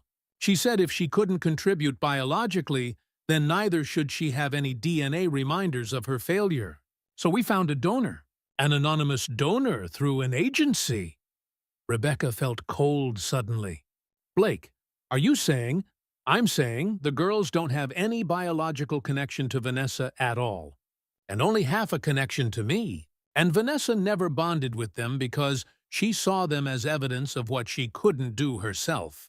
She loved the idea of motherhood, but she resented every actual moment of it. Every time she looked at them, she saw her own inadequacy reflected back.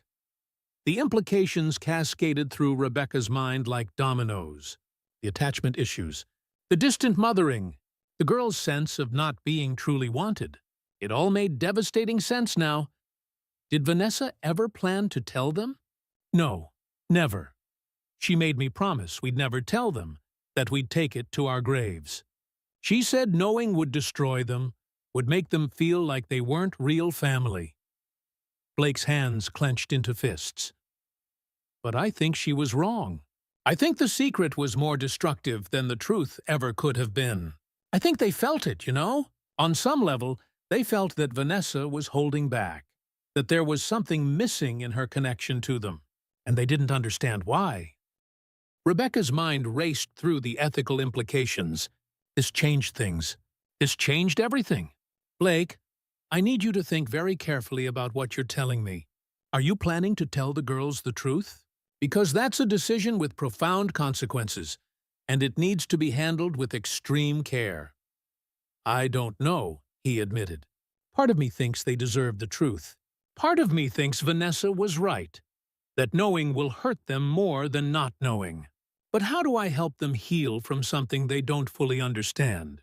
How do I explain why their mother was the way she was without revealing the whole truth? It was a question Rebecca had encountered before in her practice, though never quite in this configuration.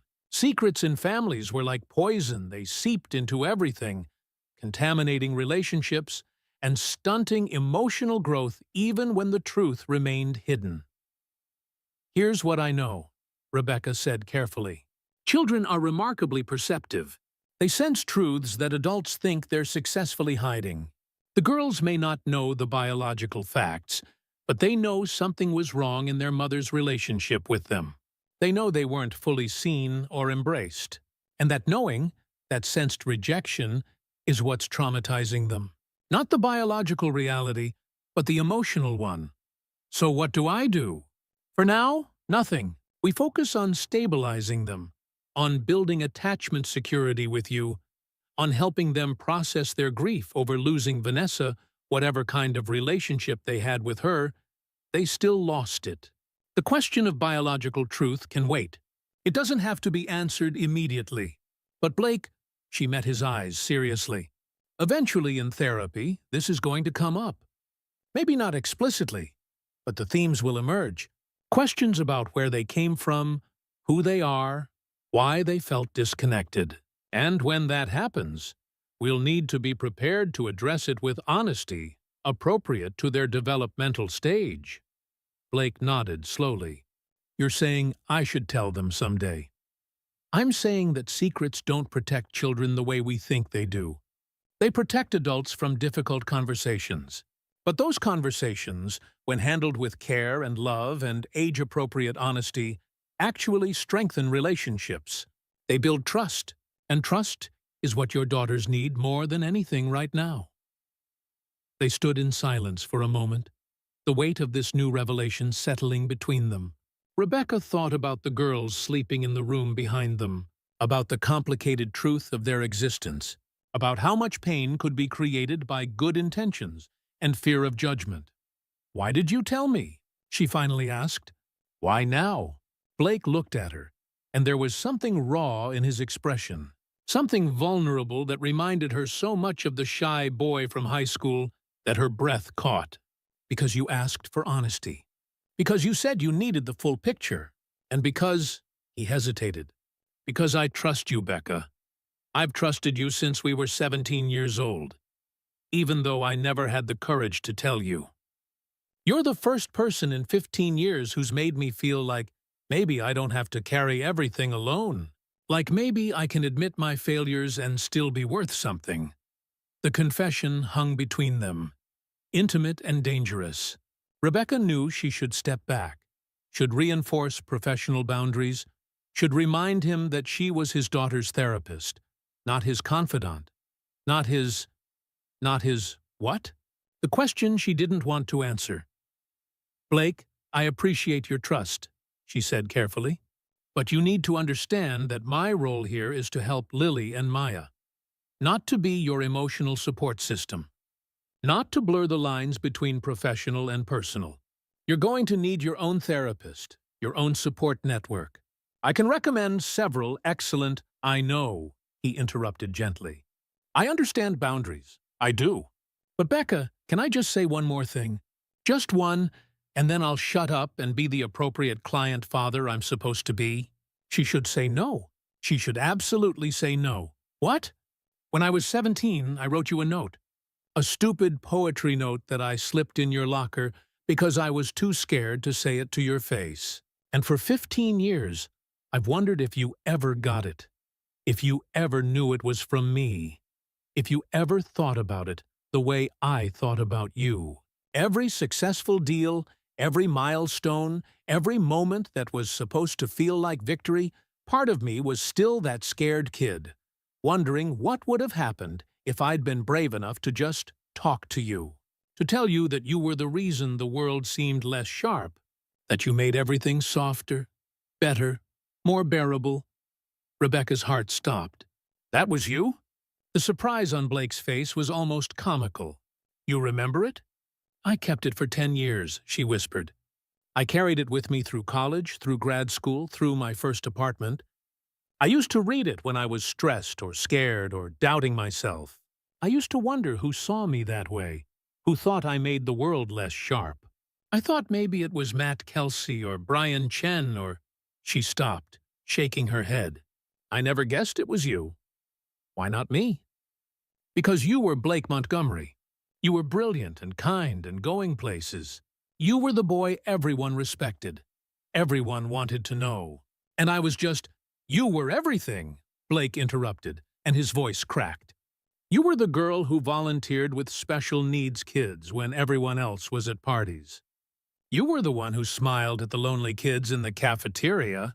You were kind without performing kindness. You were real when everyone else was pretending. How could I not notice you? How could I not fall completely? He stopped himself, but the unfinished word hung in the air between them like smoke. Rebecca's phone buzzed, breaking the moment. She grabbed it like a lifeline, grateful for the interruption, terrified by where that sentence had been heading. It was a text from her roommate asking when she'd be home. "I need to go," Rebecca said, perhaps too quickly. "It's late. You should get some rest, too. The girls will need you tomorrow, fully present and functional. Take advantage of them sleeping to actually sleep yourself." "Right. Yes. Of course." Blake ran a hand through his hair, looking embarrassed and raw, and far too appealing for Rebecca's peace of mind. "Thank you for today, for everything. I'll see you tomorrow. Tomorrow afternoon, 2 o'clock. I'll spend an hour with the girls, assess their progress, start building therapeutic rapport." She was falling back on professional language like armor, using clinical terms to rebuild the boundaries that had just been spectacularly demolished. She walked away quickly. Before he could say anything else, before she could do something stupid like admit that she'd thought about him too over the years, that she'd wondered what if, that seeing him again had awakened feelings she'd thought she'd outgrown. The elevator ride down felt interminable.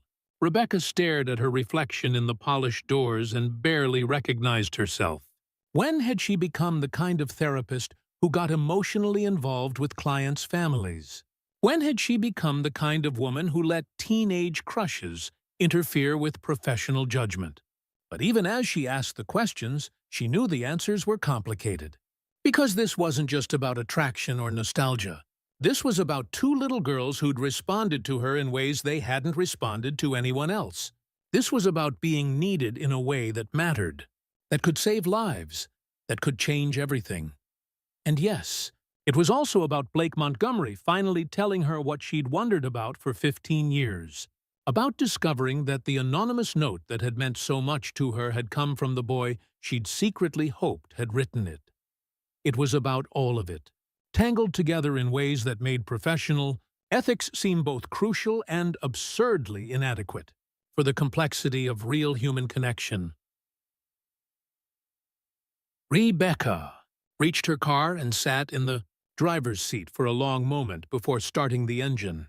Through the hospital windows above, she could see the lights of the 4th floor.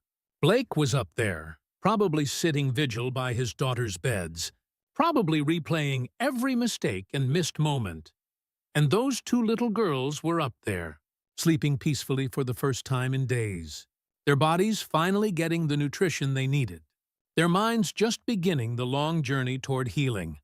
She'd meant it when she told Blake she'd come back tomorrow. She'd meant every professional commitment she'd made. But as she drove home through the dark streets of Millbrook, past the neighborhoods that held her history and his, Rebecca couldn't shake the feeling that she'd just crossed a line she couldn't uncross, and the scariest part wasn't that she'd crossed it. It was that she wasn't sure she wanted to go back. Rebecca didn't sleep well. She lay awake in her small apartment, a one-bedroom in an older building that she could actually afford on her community outreach salary, staring at the ceiling and replaying every moment of the day. The girls' faces when they first ate, Blake's expression when they spoke, that conversation in the hallway that had veered so far from professional, it made her cringe in retrospect. And the note. God, the note. At 3 in the morning, she gave up on sleep and retrieved the small wooden box she kept in her closet, the one that held mementos from different phases of her life, her college acceptance letter, a photo of her grandmother who'd raised her, a ticket stub from the first concert she'd ever attended. And there, wrapped in tissue paper like something precious, was the note. The paper had yellowed slightly, the ink faded but still legible. She unfolded it carefully, reading words she'd memorized years ago. "You are the reason the world seems less sharp. You make everything softer, more bearable. I wish I was brave enough to tell you that out loud. Maybe someday. Someone who sees you, Blake Montgomery had written this. 17-year-old Blake, who she'd barely exchanged 20 words with, who'd existed on the periphery of her awareness as someone too far out of her league to even fantasize about. He'd seen her. He'd wanted to tell her. He'd been too scared. Just like she'd been too scared to imagine someone like him could ever look at someone like her that way. Rebecca folded the note back up, returning it to the box. She needed to be rational about this. She was 32 years old, not 17. She was a licensed clinical psychologist with years of training in maintaining boundaries and avoiding countertransference. One old crush and a forgotten note didn't change the fact that she was treating his severely traumatized daughters, that her professional obligations were clear, that getting emotionally involved would be catastrophic for everyone. But oh, the way he'd looked at her in that hallway, the way his voice had cracked when he'd almost said he'd fallen for her all those years ago. She was in trouble. Deep, complicated, dangerous trouble. At 7, she gave up on sleep entirely and went for a run. The October morning was crisp, leaves turning gold and crimson, the kind of perfect fall day that usually made her grateful she'd left Boston and come home to Millbrook. But today, all she could think about was how she was. Supposed to walk back into that hospital in 7 hours and maintain professional composure while her heart was doing gymnastics every time Blake looked at her. Her phone rang as she was stretching post-run. Unknown number. She almost didn't answer, but something made her pick up. Dr. Hayes? An unfamiliar female voice, tentative and slightly hostile. This is Emma Hartwell, Vanessa Montgomery's sister. I need to speak with you about the twins. Rebecca's guard went up immediately. Mrs. Hartwell, I appreciate you calling, but I'm not able to discuss my clients without proper authorization. If you'd like to be involved in the girls' treatment, I'd need to speak with their father first about their father. Emma's voice dripped with disdain. Blake Montgomery, who couldn't be bothered to be a real parent when Vanessa was alive, and now suddenly wants to play devoted father? Please, I've known Blake for 8 years, Dr. Hayes. I know exactly who he is. And I know what he's probably not telling you. Rebecca's stomach tightened. Mrs. Hartwell, if you have concerns about the children's welfare, I'd be happy to set up an appropriate time to discuss them. But ambushing me on the phone isn't, he killed her, you know. Emma's voice was sharp, cutting. Not literally, not with his hands, but his neglect, his absence, his complete emotional unavailability. It killed my sister as surely as the cancer did. Vanessa was lonely and miserable in that marriage. She drank too much, took too many pills just to get through the day. And those girls? They were her last desperate attempt to make Blake care about something besides his company. Spoiler alert, it didn't work. Rebecca walked to her kitchen, putting the phone on speaker so she could pour water with shaking hands. Professional neutrality. Don't engage with the bait. Mrs. Hartwell, I understand you're grieving your sister. That's an incredibly difficult loss. But making accusations about your brother-in-law isn't— Did he tell you about the surrogate? Emma interrupted. About how Vanessa couldn't bear children herself. How she saw those girls as evidence of her own inadequacy. Did he mention that she never wanted to hold them when they were born? That she handed them off to nurses and nannies, and anyone who wasn't her? Did he tell you that she tried to leave him twice, but he bought her back with promises and jewelry and empty words? Rebecca closed her eyes. Some of this aligned with what Blake had told her. Some of it didn't, and she had no way of knowing which parts were truth and which parts were grief-warped perception. Mrs. Hartwell, what is it you want from this conversation? I want you to know who you're dealing with. I want you to protect those girls from their father's abandonment, not enable it. Emma's voice broke. I want someone to acknowledge that my sister was a victim too. That she didn't fail as a mother. That she was set up to fail from the beginning by a man who valued money and success over family. By a man who's probably already trying to make you see him as some reformed hero, instead of the negligent father he actually is.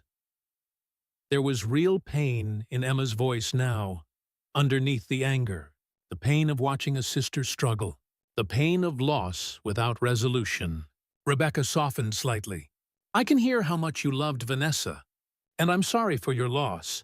But my focus has to be on Lily and Maya's well-being. That's my only priority here. Then you should know that Blake is going to fail them, just like he failed Vanessa. Just like he fails everyone who's foolish enough to depend on him. He'll make promises he can't keep. He'll prioritize his business the moment something important comes up. He'll leave those girls more broken than they already are. And you, Emma's voice turned calculating, you need to decide if you're going to be part of that failure or if you're going to actually protect them. The call ended abruptly. Rebecca stared at her phone, her mind racing. Emma's accusations were serious. If there was any truth to the neglect allegations, to Vanessa's substance abuse, to the attempted separations, those were all things that could have contributed to the girl's trauma. Things Blake hadn't mentioned. But Emma was also clearly angry, clearly biased against Blake, clearly looking for someone to blame for her sister's death, besides the cancer that had actually killed her. Grieving family members often rewrote history to make sense of senseless loss. Rebecca had seen it countless times. Still, the doubts Emma had planted were growing like weeds. Was Blake really committed to change? Or was this just a performance of devoted fatherhood that would evaporate when the crisis passed? Had Vanessa's problems been as severe as Emma suggested? Were there substance abuse issues around the children that would affect their trauma response? Rebecca needed more information, but getting it meant investigating her client's family, meant potentially violating Blake's trust, meant wading deeper into ethically murky waters, or she could ask Blake directly. Confront him with Emma's allegations and gauge his response. It was the most straightforward approach, but it would also reveal that she was doubting his version of events. Her phone buzzed. A text from Blake. The girls are awake, asking for you. I know you're not scheduled until 2, but if you have any time this morning. Rebecca stared at the text. She should maintain boundaries, should stick to the scheduled appointment, should not rearrange her life around this family's needs. She texted back, I can be there by 9. Give me an hour. Because whatever doubts Emma had planted, whatever ethical concerns were mounting, 2 6-year-old girls were asking for her. And that mattered more than professional caution or personal confusion. She showered quickly, threw on clean clothes, jeans, and a soft sweater, nothing clinical or intimidating, and headed for the hospital. The morning drive gave her time to organize her thoughts, to prepare the questions she needed to ask, to steel herself for seeing Blake again after last night's emotional spillover. The 4th floor was busier in the morning, doctors making rounds, nurses changing shifts, the controlled chaos of a pediatric ward coming to life. Rebecca found the girls' room easily, but paused outside the door when she heard voices. Blake was reading to them. His voice was gentle, expressive, bringing characters to life from what sounded like a children's book. And the girls were responding not with words, but with small sounds, a giggle from one, a gasp from the other, the sounds of children who were remembering how to feel safe enough to react. Rebecca's heart clenched. This didn't look like a negligent father. This looked like a man trying desperately to connect with his daughters, to make up for lost time, to be present in ways he hadn't been before. But Emma's words echoed. He'll make promises he can't keep. Rebecca knocked softly and entered. Blake looked up from the book Where the Wild Things Are, she noted, and his face transformed when he saw her. Relief and something warmer, something that made her pulse quicken despite her best efforts. You came early, he said, and there was such gratitude in his voice, it made her uncomfortable. The girls were asking for me, Rebecca said, keeping her tone professional, focusing on Lily and Maya rather than Blake. Good morning, ladies. How are we feeling today? Both girls looked better. The IV nutrition was clearly working. There was more color in their cheeks, less of that translucent, fading quality. Maya held up a hand in a small wave. Lily managed a tiny smile. Progress. Real, visible progress. We've been counting things, Maya said quietly, her voice still hoarse but stronger than yesterday. Nurse Collins helped us. There are 47 ceiling tiles in this room. 47 exactly? Rebecca moved closer, sitting in the chair she'd occupied last night. That's very thorough counting. Did you find any more blues? 8, Lily contributed, including the flowers Mrs. Patterson brought. She pointed to a vase on the windowsill, blue hydrangeas, delicate and cheerful. You two are becoming expert observers, Rebecca said. You know what that means. It means you're paying attention to the world again. You're noticing details. That's a sign that your brains are feeling safe enough to be curious. That's really good. Dr. Fisher entered, tablet in hand, looking far less skeptical than he had yesterday.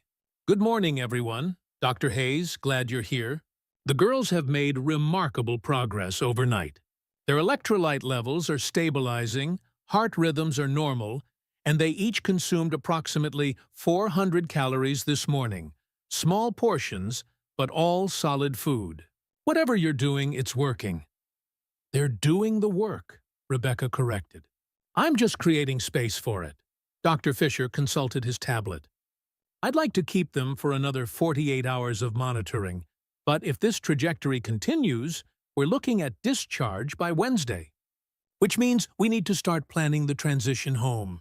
What kind of outpatient treatment are we establishing? Rebecca glanced at Blake. This was the moment where rubber met road, where commitment became action rather than just words. I'd like to propose an intensive schedule.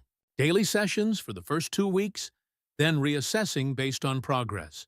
Individual therapy for each girl, family sessions with Mr. Montgomery present, and weekly consultation with the medical team to ensure we're addressing both physical and psychological recovery. Daily sessions? Dr. Fisher raised an eyebrow. That's quite intensive. Is that standard protocol? For complex trauma with recent acute crisis? Yes. These girls need consistent, reliable support to rebuild their sense of safety and trust. Sporadic weekly appointments won't cut it. Rebecca kept her voice firm, professional. This was non-negotiable. I'm also recommending parent coaching for Mr. Montgomery. He's going to need tools and strategies for supporting the girls' emotional regulation at home. Blake nodded immediately. Whatever you recommend. I've already cleared my schedule for the next 3 months. My COO is handling day-to-day operations. I'm completely available. Dr. Fisher looked surprised. Mr. Montgomery, that's quite a commitment. Are you certain your business can function without you for that long? It'll have to, Blake said simply, and there was steel in his voice. My daughters are my priority. Period. Rebecca wanted to believe him. She wanted to take that commitment at face value, but Emma's words kept needling at her. He'll leave those girls more broken than they already are. Blake, Rebecca said carefully, can we speak privately for a moment? Dr. Fisher, would you mind staying with Lily and Maya? Maybe continue that story about the wild things? Blake's expression showed confusion, but he stood and followed Rebecca into the hallway. Once they were alone, she turned to face him, maintaining professional distance even though every instinct wanted to move closer. I received a phone call this morning, she said. From Vanessa's sister, Emma. Blake's face went pale. What did she say? A lot of things. Most of them accusations about your neglect, Vanessa's unhappiness, substance abuse issues, attempted separations. She painted a very different picture of your marriage than the one you've given me. Rebecca watched his reaction carefully. I need you to tell me the truth, Blake. The whole truth. Because if there are factors I don't know about addiction around the children, domestic violence, anything, it changes how I approach treatment. Blake leaned against the wall, his expression a mixture of anger and resignation. Emma hates me. She's hated me since Vanessa and I got married. She thought I wasn't good enough for her sister, that I married Vanessa for her family connections. And when Vanessa got sick, Emma blamed me for that too. Blamed my stress, my work schedule, blamed everything except the random cellular mutations that actually cause cancer. But was Vanessa struggling with substance abuse? Rebecca pressed. Did she drink excessively? Take pills? Blake was quiet for a long moment. She self-medicated. Wine with lunch, prescription anxiety medication that she took more liberally than prescribed. I tried to talk to her about it. Suggested she see someone, but she'd shut me down. Said I was being controlling, that I worked too much to have any right to judge how she coped with being alone. His voice was hollow. She wasn't wrong about that last part. Did the girls witness any of this? The drinking, the medication, any arguments about it? I don't think so. Vanessa was careful to keep up appearances around them. But they might have sensed something was wrong. Kids always do, right? They feel the tension even when adults think they're hiding it. Blake met her eyes. Is this a deal breaker? Are you going to walk away because my marriage was a disaster and I didn't prevent my wife from self-medicating her unhappiness? Rebecca wanted to reassure him. Wanted to say it didn't change anything. But professional honesty required a different response. It's not a deal breaker, but it is important context. The girls may have attachment trauma not just from losing Vanessa, but from living with a mother who was emotionally inconsistent, possibly impaired at times. That affects treatment. It affects how we rebuild their sense of safety and predictability. What about Emma's accusation that I'm going to fail them again? That I'll disappear back into work the moment it's convenient? There was a challenge in Blake's voice now, mixed with hurt. Do you believe that? Are you treating this as temporary performance, or do you actually believe I'm capable of change? It was the question Rebecca had been asking herself since Emma's call. And the answer mattered. Because if she didn't believe Blake was capable of sustained change, she shouldn't be treating this case. She should refer them to someone else, someone without history, someone who could be objective. But as she looked at him exhausted, defensive, but also raw and honest in a way that reminded her of why she'd kept that note for so many years, she realized something. She did believe him, not because she wanted to, not because of teenage crushes or anonymous poetry, but because she'd watched him with his daughters. She'd seen the genuine anguish when they wouldn't eat. She'd witnessed his immediate response to clear his schedule. She'd heard him apologize to them without excuses or justifications. People could change. Not easily, not without tremendous effort and frequent backsliding. But they could change, especially when the motivation was powerful enough. And watching your children nearly die was powerful motivation. I believe you want to change, Rebecca said carefully. I believe you're committed right now. But Blake, you need to understand trauma recovery isn't linear. There will be hard days, frustrating days, days when it feels like nothing is working. Days when work will seem easier, cleaner, more controllable than dealing with your daughter's pain. Those are the days that will test whether this commitment is real or performative. I know that. Do you? Because Emma's right about one thing. Broken promises are more damaging than no promises at all. If you tell those girls you're going to be there, and then you're not, you'll reinforce every abandonment wound they already have. You'll teach them that they're not worth staying for. And that damage, Rebecca's voice caught. That damage is sometimes irreparable. Blake's jaw tightened. Is that what happened to you? Did someone promise to stay and then leave? The question caught her off guard. She hadn't meant to reveal anything personal, hadn't meant to let her own history bleed into the professional conversation. But Blake had always been perceptive, had always seen things others missed. My father, she heard herself say. He left when I was 7. Promised he'd visit every weekend. I waited by the window every Saturday for 6 months before my grandmother finally told me he wasn't coming back. That he'd started a new family in another state and didn't have room for me in that life. She swallowed hard. So yes, I know what broken promises do to children. I know how they carry that wound forever. And I will not stand by and watch you do that to Lily and Maya. The vulnerability hung between them, unexpected and raw. Blake's expression softened into something that made Rebecca's chest ache. I'm sorry that happened to you. I'm sorry your father was too much of a coward to see what he was walking away from. And I promise you, I promise, I will not do that to my daughters. I will fail in other ways, I'm sure. I'll mess up and say the wrong thing and not know how to handle their pain. But I will not leave. I will not stop trying. Even on the days when it's hard. Even when work is calling. Even when I don't know what the hell I'm doing. I will be there. Rebecca wanted to believe him so badly it scared her. Then prove it, she said. Not to me, but to them. Show up every day. Be present even when it's uncomfortable. Let them see you struggle and still choose them. That's what they need. That's what will heal them. I will. Blake took a step closer, and Rebecca's heart rate spiked. Becca, about last night. We don't need to talk about last night, Rebecca interrupted quickly. What we need to focus on is, I need to talk about it, Blake said firmly. Because you deserve to know that I'm not trying to manipulate you or cross boundaries or whatever you're worried about. I meant what I said about trusting you. About you being the reason I can finally admit my failures. But I also understand that you're here for my daughters, not for me. And I won't let my feelings complicate that. His feelings. He'd almost said it out loud. Almost put words to the thing hanging between them like smoke.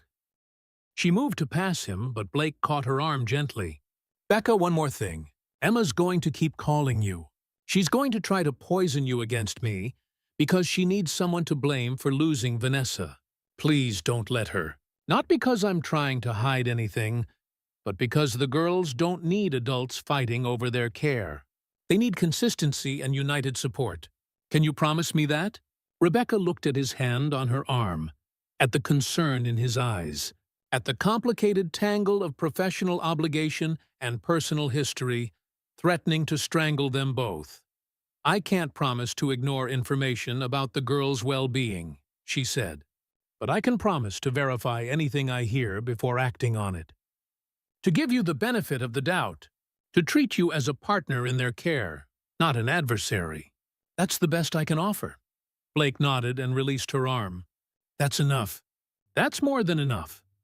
They walked back into the room together, and Rebecca tried to ignore the way her arm tingled where he'd touched it, the way her heart was still racing, the way every professional boundary she'd ever learned was crumbling under the weight of his honesty and her own traitorous feelings.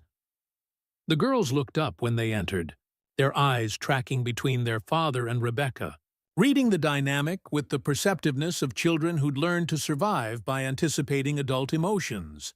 Everything okay? Lily asked quietly, and Rebecca realized that was the question underneath everything, the question the girls had been asking since their mother died, since their father had been absent, since the world had proven unreliable and unsafe. Everything okay? Yes, Rebecca said, sitting down and pulling out art supplies from her bag. Everything's okay, and we're going to spend this morning making sure it stays that way. How do you two feel about drawing? Both girls nodded, and Rebecca distributed paper and crayons, watching as their small hands reached tentatively for the colors, choosing their tools, beginning to externalize the internal chaos that words couldn't yet capture. Blake settled into a chair in the corner, and Rebecca could feel his eyes on her as she worked with his daughters, could feel the weight of his gratitude and his hope and his feelings that he'd almost admitted. She should be uncomfortable, should be planning her referral strategy, her ethical exit from this mess. But instead, she found herself thinking about a note written 15 years ago, about a boy who'd been too scared to speak, but brave enough to write, about second chances and complicated truths, and the dangerous possibility that some people were worth the risk of breaking your own rules, even when you knew better, especially when you knew better. The girls began to draw, and Rebecca watched their emerging images with professional assessment and personal investment that was probably already too deep to ever fully extract. She was in trouble. But maybe, just maybe, so was everyone else in this room. And maybe that's what would save them all the shared recognition that they were all broken, all trying, all hoping that broken things could still be made whole. One crayon stroke at a time, one honest moment at a time, one impossible, terrifying, necessary choice at a time. The drawings told stories that words couldn't. Rebecca had done art therapy with dozens of traumatized children over the years, and she'd learned to read the visual language of pain. The way children rendered their internal worlds on paper was often more honest than anything they could verbalize. Colors revealed emotions. Sizes indicated importance or fear. Empty spaces spoke volumes about absence. Maya drew first, her small hand gripping a black crayon with intensity that made her knuckles white. She created a house, not the mansion she actually lived in, but a simple structure with a triangular roof and square windows. Beside the house stood 3 figures, 2 small ones holding hands, and one larger figure far to the right, separated by space, facing away from the children. "Tell me about your picture," Rebecca said gently, not interpreting, just inviting. Maya stared at her drawing for a long moment. "That's our house. That's me and Lily. That's Daddy, but he's leaving for work." Blake made a sound from his corner chair. Rebecca held up a subtle hand, signaling him to stay quiet. This wasn't about making him feel guilty. This was about letting Maya express her truth. "And where's Mommy in this picture?" Rebecca asked. Maya picked up a gray crayon and drew a cloud above the house. Not a person, just a cloud, formless, distant, untouchable. "She's gone," Maya said simply. "She's in the sky now." Lily had been watching her sister draw. Now she reached for her own paper and the crayon box. But instead of drawing, she just sat there, staring at the blank page, like it might hurt her. "It's okay if you're not ready," Rebecca said. "Sometimes looking at empty paper feels scary, like you don't know what will come out once you start." Lily nodded, her eyes welling with tears. "What if I draw something bad?" "There's no such thing as a bad drawing," Rebecca assured her. "Whatever you draw is just the truth of how you feel right now. And feelings aren't good or bad, they just are." Lily picked up a red crayon with trembling fingers. She drew a circle of face, Rebecca realized, but she didn't add features, just a blank circle, then another beside it. 2 blank faces, no eyes, no mouths, no expressions. "That's me and Maya," Lily whispered. "After Mommy left?" "You both look empty in this picture," Rebecca observed neutrally. "Like something important is missing." "Everything's missing," Lily said, and a tear dropped onto the paper, making the red crayon smudge. "We're missing." The words hit like a hammer. These girls didn't just feel abandoned, they felt erased. They felt like their existence had been hollowed out, their identities stripped away when Vanessa died. Not because they'd loved her so deeply, but because without her, they had no anchor, no definition, no proof they were real. Rebecca glanced at Blake. His face was ashen, his hands gripped on the armrest so tightly she could see his knuckles turning white. He was finally understanding what his daughters had been trying to tell him through their silence and starvation. They'd been disappearing themselves because they felt invisible anyway. "You're not missing," Rebecca said firmly to both girls. "You're right here. I can see you. Your daddy can see you. You're so present, so real, that you take up space in this room and in our hearts. But I understand that it doesn't feel that way right now. Grief can make us feel like ghosts, like we're floating through a world that forgot we exist." "Did you feel like that?" Maya asked suddenly. "When your daddy left?" Rebecca should have seen this coming. She'd revealed too much in the hallway. And children were like elephants, they never forgot the vulnerabilities adults accidentally showed. But maybe this was what therapy looked like sometimes. Not the professional maintaining perfect boundaries, but the human being willing to share their own scars to prove that healing was possible. "Yes," Rebecca admitted. "For a long time I felt invisible. I felt like if my own father couldn't see me, couldn't choose to stay with me, then maybe I wasn't worth seeing. Maybe I wasn't real enough, important enough, good enough to matter." "But you got better?" Lily's voice was so small, so desperate for hope. I got better. Not all at once, not easily. But I learned something important. Just because someone couldn't see my worth didn't mean I didn't have worth. Their blindness was about them, not about me. And the same is true for you. Your mommy was sick, not just with cancer, but sick in ways that made it hard for her to show love the way you needed. That was her sickness. It was never about you not being enough. But Daddy couldn't see us either, Maya said, looking directly at Blake now. He was always working, always gone. If Mommy was sick and Daddy wasn't there, then who were we for? The question hung in the air like an accusation and a plea wrapped together. Blake stood up slowly, moving toward his daughter's beds, and Rebecca could see him struggling to find words adequate for this moment. "You're right," he said, his voice raw. "I wasn't there. I convinced myself I was building something for you, but really I was hiding from the hard work of actually being with you. And I know I can't take that back. I can't give you back all those missed bedtimes and soccer games and moments when you needed me and I chose work instead." He knelt down beside their beds, bringing himself to their eye level. "But I can tell you this. You exist for yourselves. Not for me, not for your mother, not for anyone else. You exist because the universe wanted you here. And I'm so sorry it took almost losing you for me to wake up and realize what a gift that is. You're not empty. You're not invisible. You're the most real, most important things in my entire world. And I will spend every day for the rest of my life proving that to you." Lily was crying now, silent tears streaming down her face. Maya's lower lip trembled, and Rebecca watched as 6 days of held-back grief finally cracked open like a dam breaking. "Why did she leave us?" Lily sobbed. "Why did Mommy leave if we're so important? Why didn't she fight harder to stay?" And there it was, the core wound. Not just the grief of loss, but the perceived rejection of being left behind. Children always made themselves the center of their parents' choices, always believed they had the power to make adults stay or go. It was developmental egocentrism mixed with magical thinking, and it was devastating. Blake looked helplessly at Rebecca. This was the moment where honesty and age-appropriate explanation had to dance together carefully.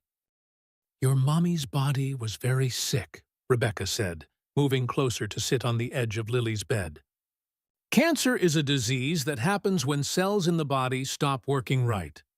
And sometimes, no matter how much someone wants to stay, no matter how hard they fight, their body can't keep going. Your mommy didn't choose to leave you. The cancer chose for her. But she didn't even say goodbye," Maya whispered.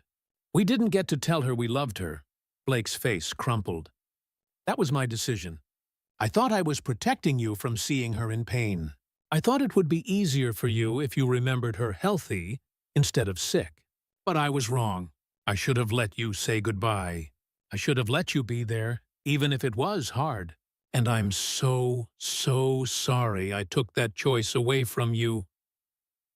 Rebecca had worked with enough dying patients to know this was a common mistake, parents trying to shield children from death's reality, not understanding that the absence of goodbye was more traumatizing than the presence of death itself.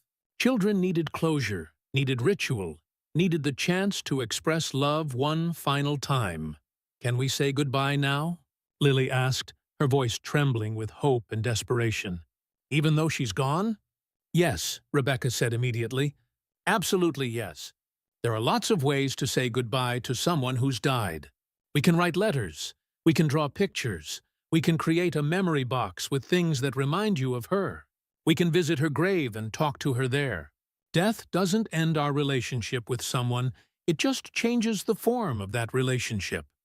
"I want to write her a letter," Maya said, wiping her eyes.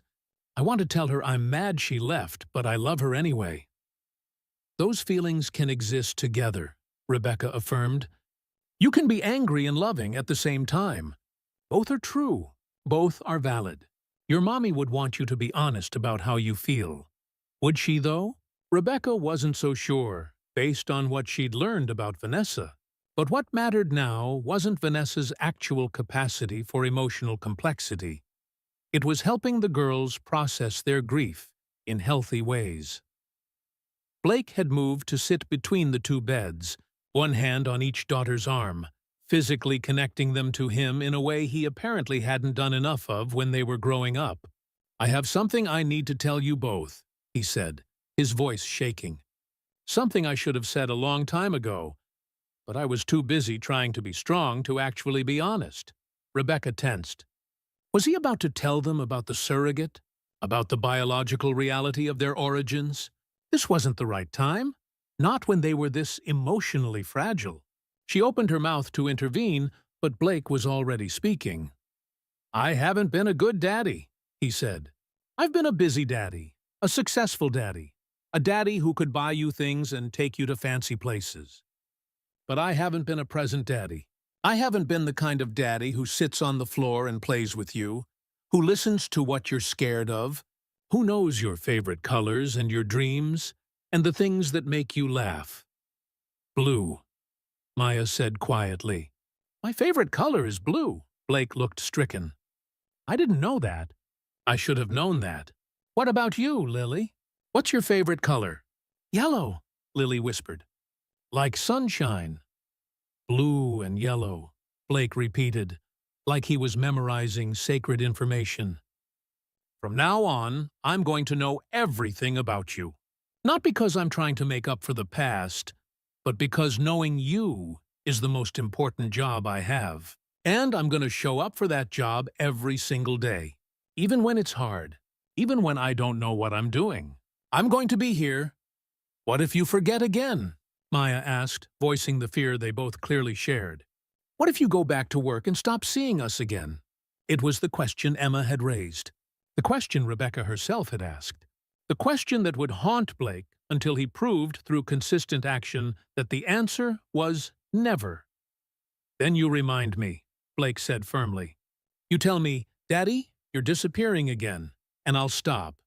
I'll come back, because you are my anchor now. You're what keeps me real and present and human.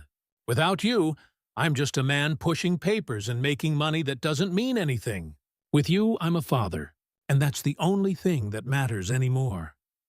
Lily reached out and touched her father's face, like she was checking to see if he was real. "You promise?"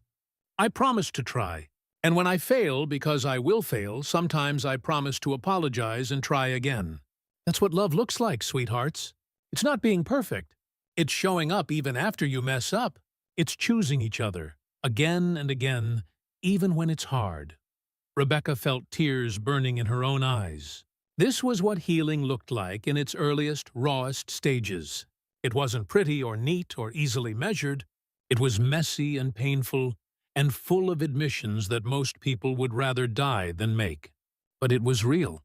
It was honest. And honesty was the foundation of everything that came after. A knock at the door interrupted the moment.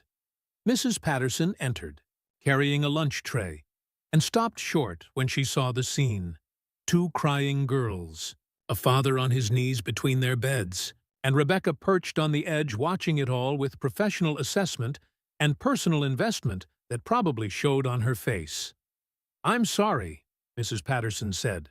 "I can come back." "No, it's okay," Blake said, standing and wiping his eyes unselfconsciously. "The girls were just teaching me their favorite colors. Mrs. Patterson, did you know Maya likes blue and Lily likes yellow?" Mrs. Patterson's eyes softened. "I did know that, actually. Maya likes the blue flowers I bring because they remind her of the sky. And Lily likes yellow because it's warm and bright like the sun she wishes she could play in more often." Blake looked at his housekeeper with something like wonder. "You know them better than I do." "I've had more time with them," Mrs. Patterson said gently, not accusingly. "But you're here now, Mr. Montgomery. That's what matters. You're here." She set down the lunch tray, soup and crackers and fruit cut into easy-to-eat pieces, and smiled at the girls. "Your bodies are healing beautifully, but they still need fuel. Do you think you can eat a little lunch for me?" Both girls looked at Rebecca, seeking permission or reassurance. She nodded encouragingly. Your bodies are working hard to get strong again. Food is medicine right now, not a punishment, not something scary, but the tool your body needs to heal. Maya picked up a cracker. Lily reached for a strawberry. Small bites, careful movements, but they were eating. Without coercion, without force, without the desperate interventions that had failed before, because they were starting to believe they were worth staying for, worth healing for, worth existing for. Rebecca stood, gathering the drawings. I'd like to keep these, if that's okay with you both.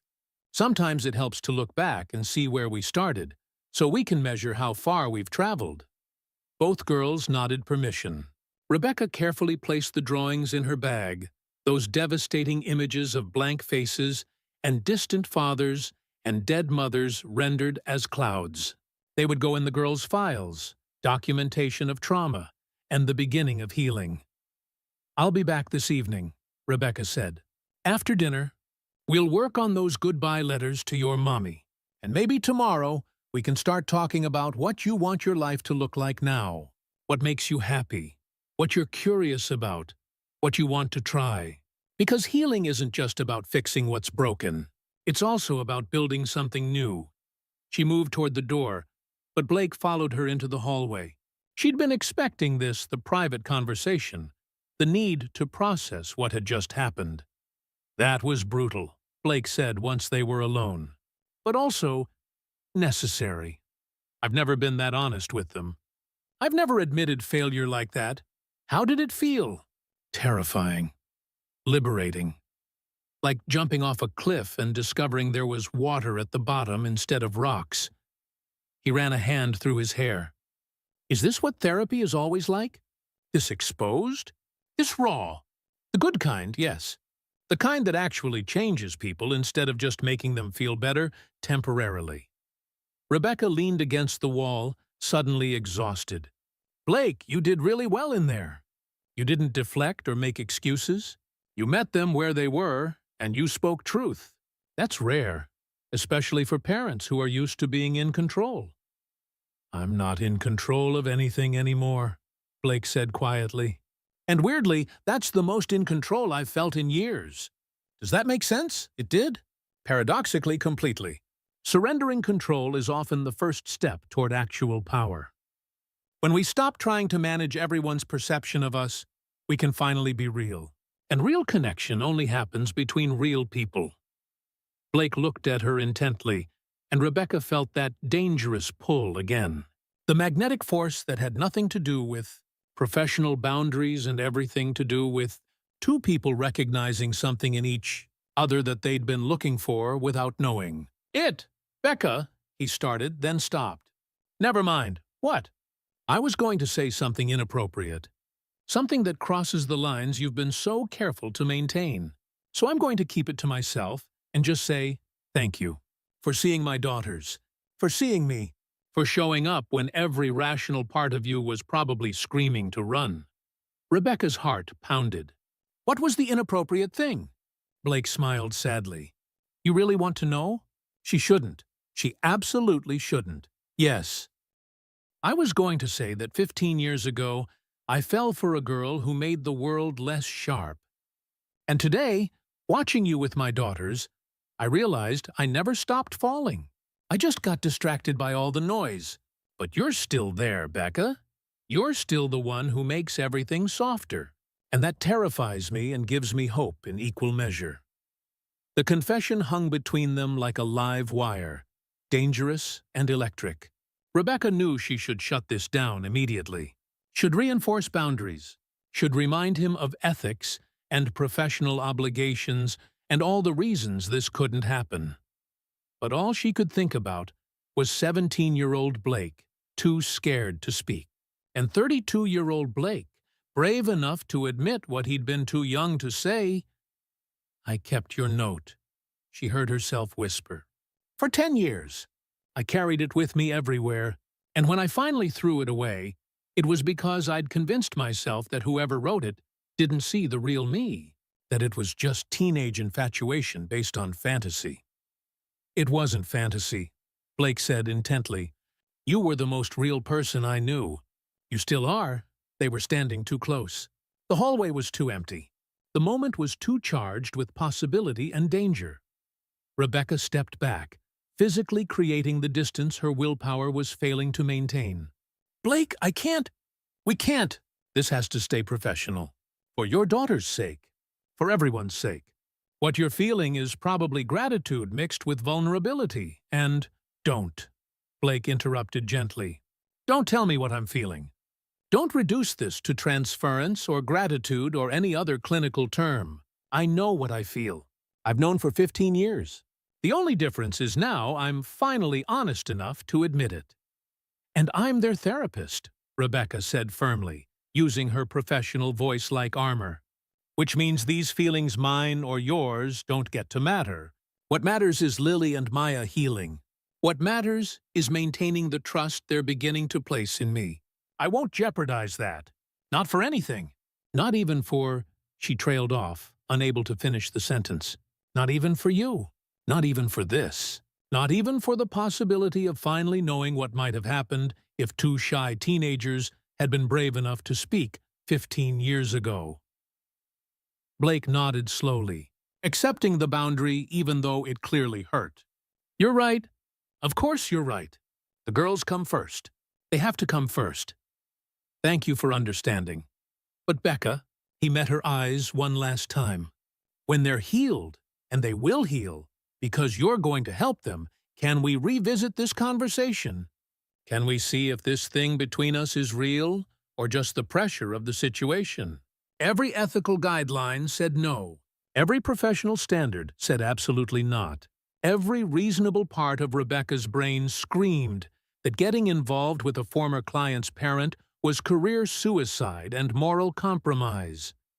But the part of her that had kept that note for a decade, that had wondered what if, that had felt something shift the moment she heard his voice on the phone, that part wanted to say yes. Ask me again when they're stable, she said carefully. When there's no crisis, no dependency, no power imbalance. Ask me then, and I'll give you an answer. It wasn't a yes, but it wasn't a no either. It was possibility wrapped in caution, hope tempered by responsibility. Blake smiled a real smile that made him look like the boy she remembered. That's good enough. That's more than good enough. He went back into the room where his daughters were eating lunch and counting ceiling tiles and beginning to remember what it felt like to be seen. And Rebecca walked away, toward the elevator, toward her car, toward the professional distance she needed to maintain. But she couldn't shake the feeling that something had fundamentally changed, that a door had been opened that would be very difficult to close, that the universe was offering second chances at everything, at love, at family, at healing, at becoming the people they were, meant to be before fear and circumstance had sent them down. Different paths, and she didn't know if she was strong enough to walk away from that offer, or smart enough to accept it, or honest enough to admit that maybe, just maybe, the most ethical thing she could do was acknowledge that she was already too invested to pretend otherwise, that she'd been invested since the moment she heard his voice. Since the moment she read that note 15 years ago, since the moment she realized that some people stayed with you your entire life, even when they were absent, especially when they were absent. Rebecca got in her car and sat there for a long moment before starting the engine, trying to figure out how to be the therapist these girls needed while simultaneously being the woman she'd always been, the one who believed in second chances, in honest connection, in the possibility that broken things could be made whole, even when it terrified her, especially when it terrified her. She drove away from the hospital. But part of her, the part that had kept a note for a decade, the part that had never stopped wondering, stayed behind, with two little girls learning to eat again, and with a man who'd finally learned how to see. 3 days later, the girls were discharged from the hospital. Their physical health had stabilized remarkably, weight still dangerously low, but trending upward, electrolytes balanced, no signs of organ damage. Dr. Fisher had been cautiously optimistic, emphasizing that the psychological recovery would take far longer than the physical, but acknowledging that Rebecca's intervention had quite literally saved their lives. Rebecca had spent those 3 days establishing routine. Morning sessions at the hospital, working with the girls on emotional expression, grief processing, and rebuilding their sense of safety. Afternoon consultations with Blake, teaching him attunement skills, how to read his daughter's emotional states, how to validate without fixing, how to be present without being overwhelming. Evening check-ins to review the day's progress and adjust the treatment plan. It was intensive, exhausting, and entirely consuming, which was good, because it left little mental space for the dangerous conversation that kept replaying in her mind. When they're healed, can we revisit this? She'd been professional, maintained boundaries, kept every interaction focused on the girls and their needs. But she couldn't stop the way her heart rate spiked when Blake entered the room, couldn't ignore the electricity that crackled between them during their private consultations, couldn't pretend she wasn't counting down to some undefined future moment when maybe, possibly, they could explore what this was. Now, standing in the Montgomery Mansion's foyer as Mrs. Patterson directed the medical equipment delivery, a home IV setup in case the girls regressed, monitoring devices, a whole pharmacy of emergency medications, Rebecca felt the weight of what came next settling on her shoulders. Hospital was contained. Hospital had nurses and doctors and protocols. Hospital was a controlled environment where nothing could happen that wasn't supervised and documented. But home? Home was where real life happened. Home was where Blake's promises would be tested against the daily grind of parenting traumatized children. Home was where Rebecca's carefully maintained professional distance would be challenged by the intimacy of this family's everyday existence. Dr. Hayes? Lily's small voice called from the top of the stairs. Both girls stood there in matching pajamas, soft yellow ones that Mrs. Patterson must have bought, honoring Lily's favorite color.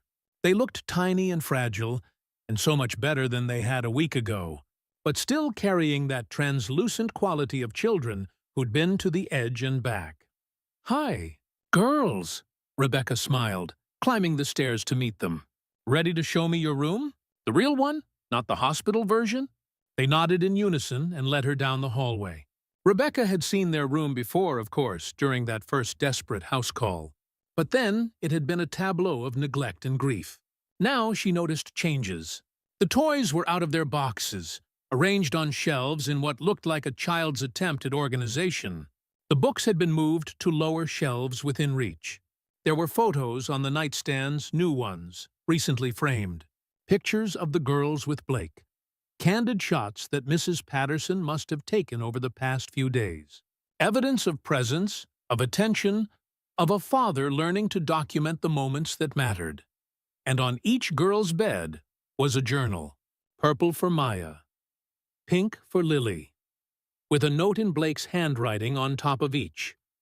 For your thoughts, your feelings, your secrets, your dreams. Private unless you choose to share. "Love, Daddy. He gave us these this morning," Maya said, touching her journal reverently. "He said we could write in them, or draw in them, or just keep them as a safe place for our inside feelings." "That's beautiful," Rebecca said sincerely.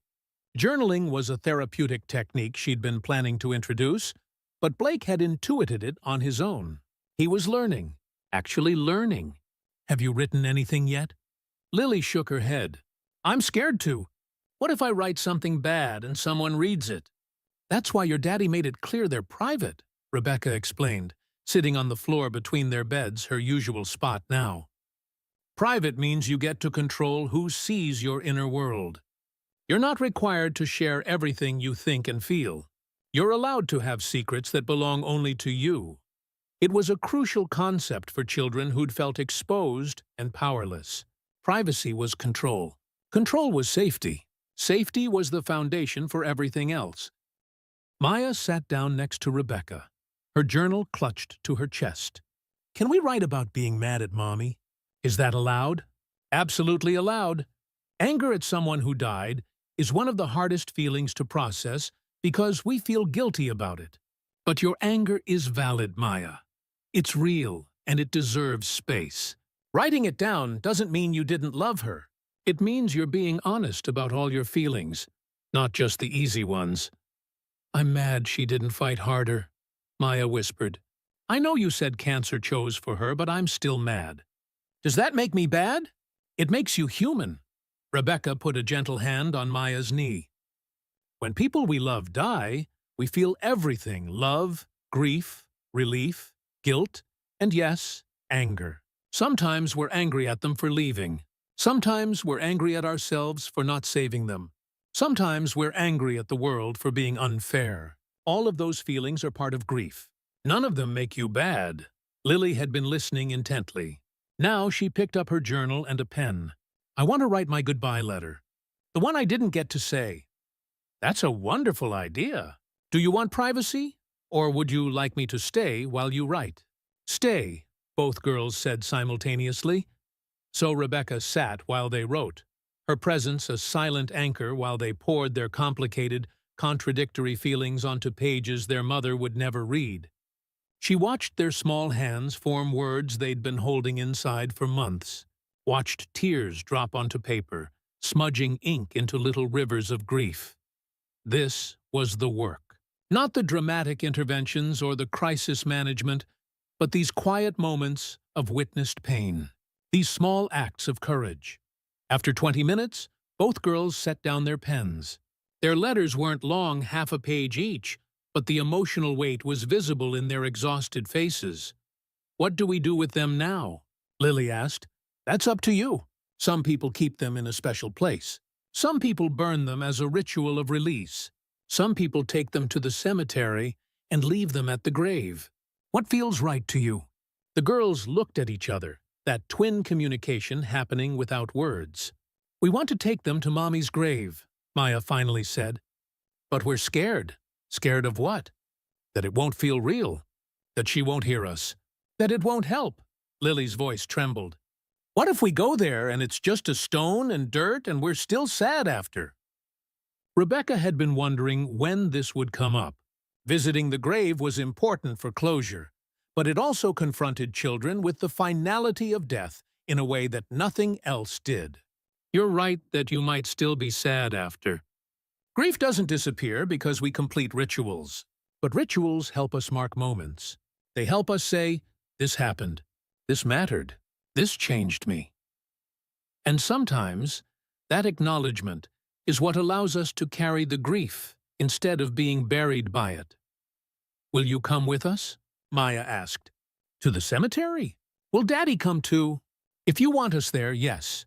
Though we should ask your daddy first. Make sure he's ready for that. Visiting your mother's grave is going to be hard for him too. As if summoned, Blake appeared in the doorway. The medical equipment is set up. Dr. Fisher's nurse is going to come by daily for the first week to check vitals and... He stopped, reading the room. What did I miss? The girls want to visit Vanessa's grave, Rebecca said directly. To leave their goodbye letters. Are you ready for that?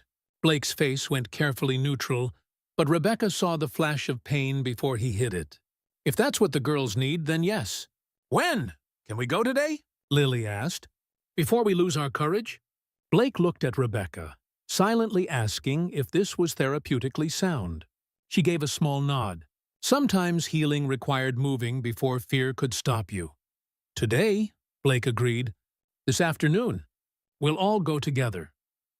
An hour later, Rebecca found herself in the back of Blake's SUV he'd insisted on driving, wanting some sense of control over this situation, with the girls between her and Blake in the middle row. They drove in silence through Millbrook's tree-lined streets, past the downtown area where Rebecca's library office was, past the high school they'd all attended in different eras, toward the cemetery on the north edge of town. Millbrook Memorial Gardens was beautiful in the way expensive cemeteries always were. Manicured lawns, mature trees, tasteful monuments. Money could buy you a pretty place to decompose. Blake parked near the administrative building and turned to face his daughters. "Before we go to Mommy's grave, I need to tell you something. I need to tell you the truth about something I've been keeping from you."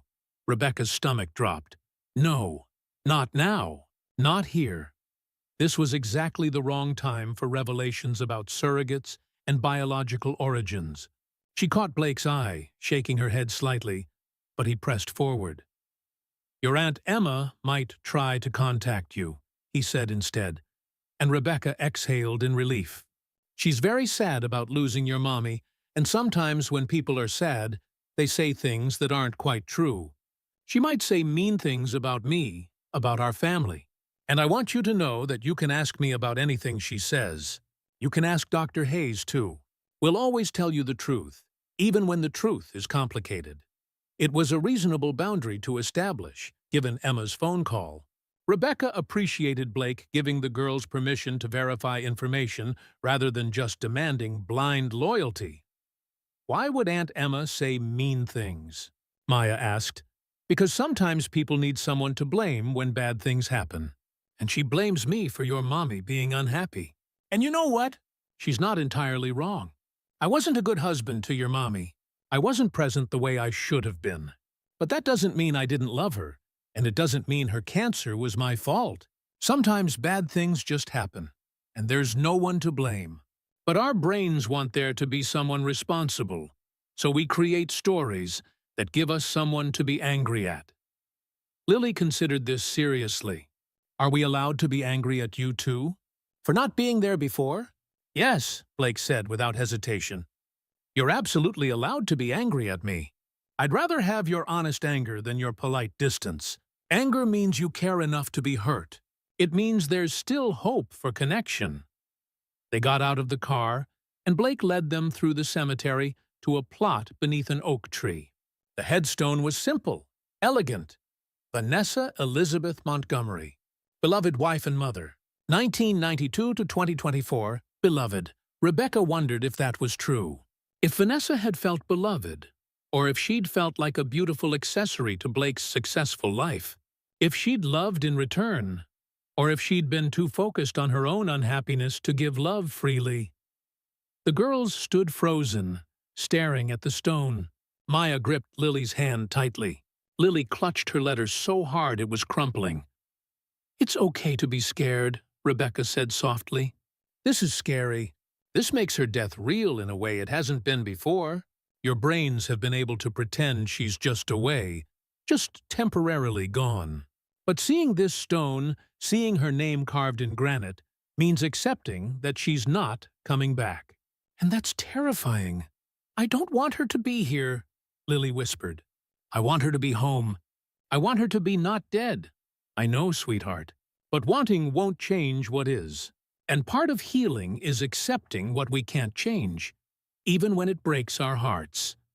Blake knelt down, placing his hand on the grass above the grave. "I'm sorry, Vanessa, for all the ways I failed you, for not being the partner you needed, for not seeing your pain until it was too late. I'll do better with our girls. I promise you that. I'll be the father you wanted me to be." It was a raw, honest moment.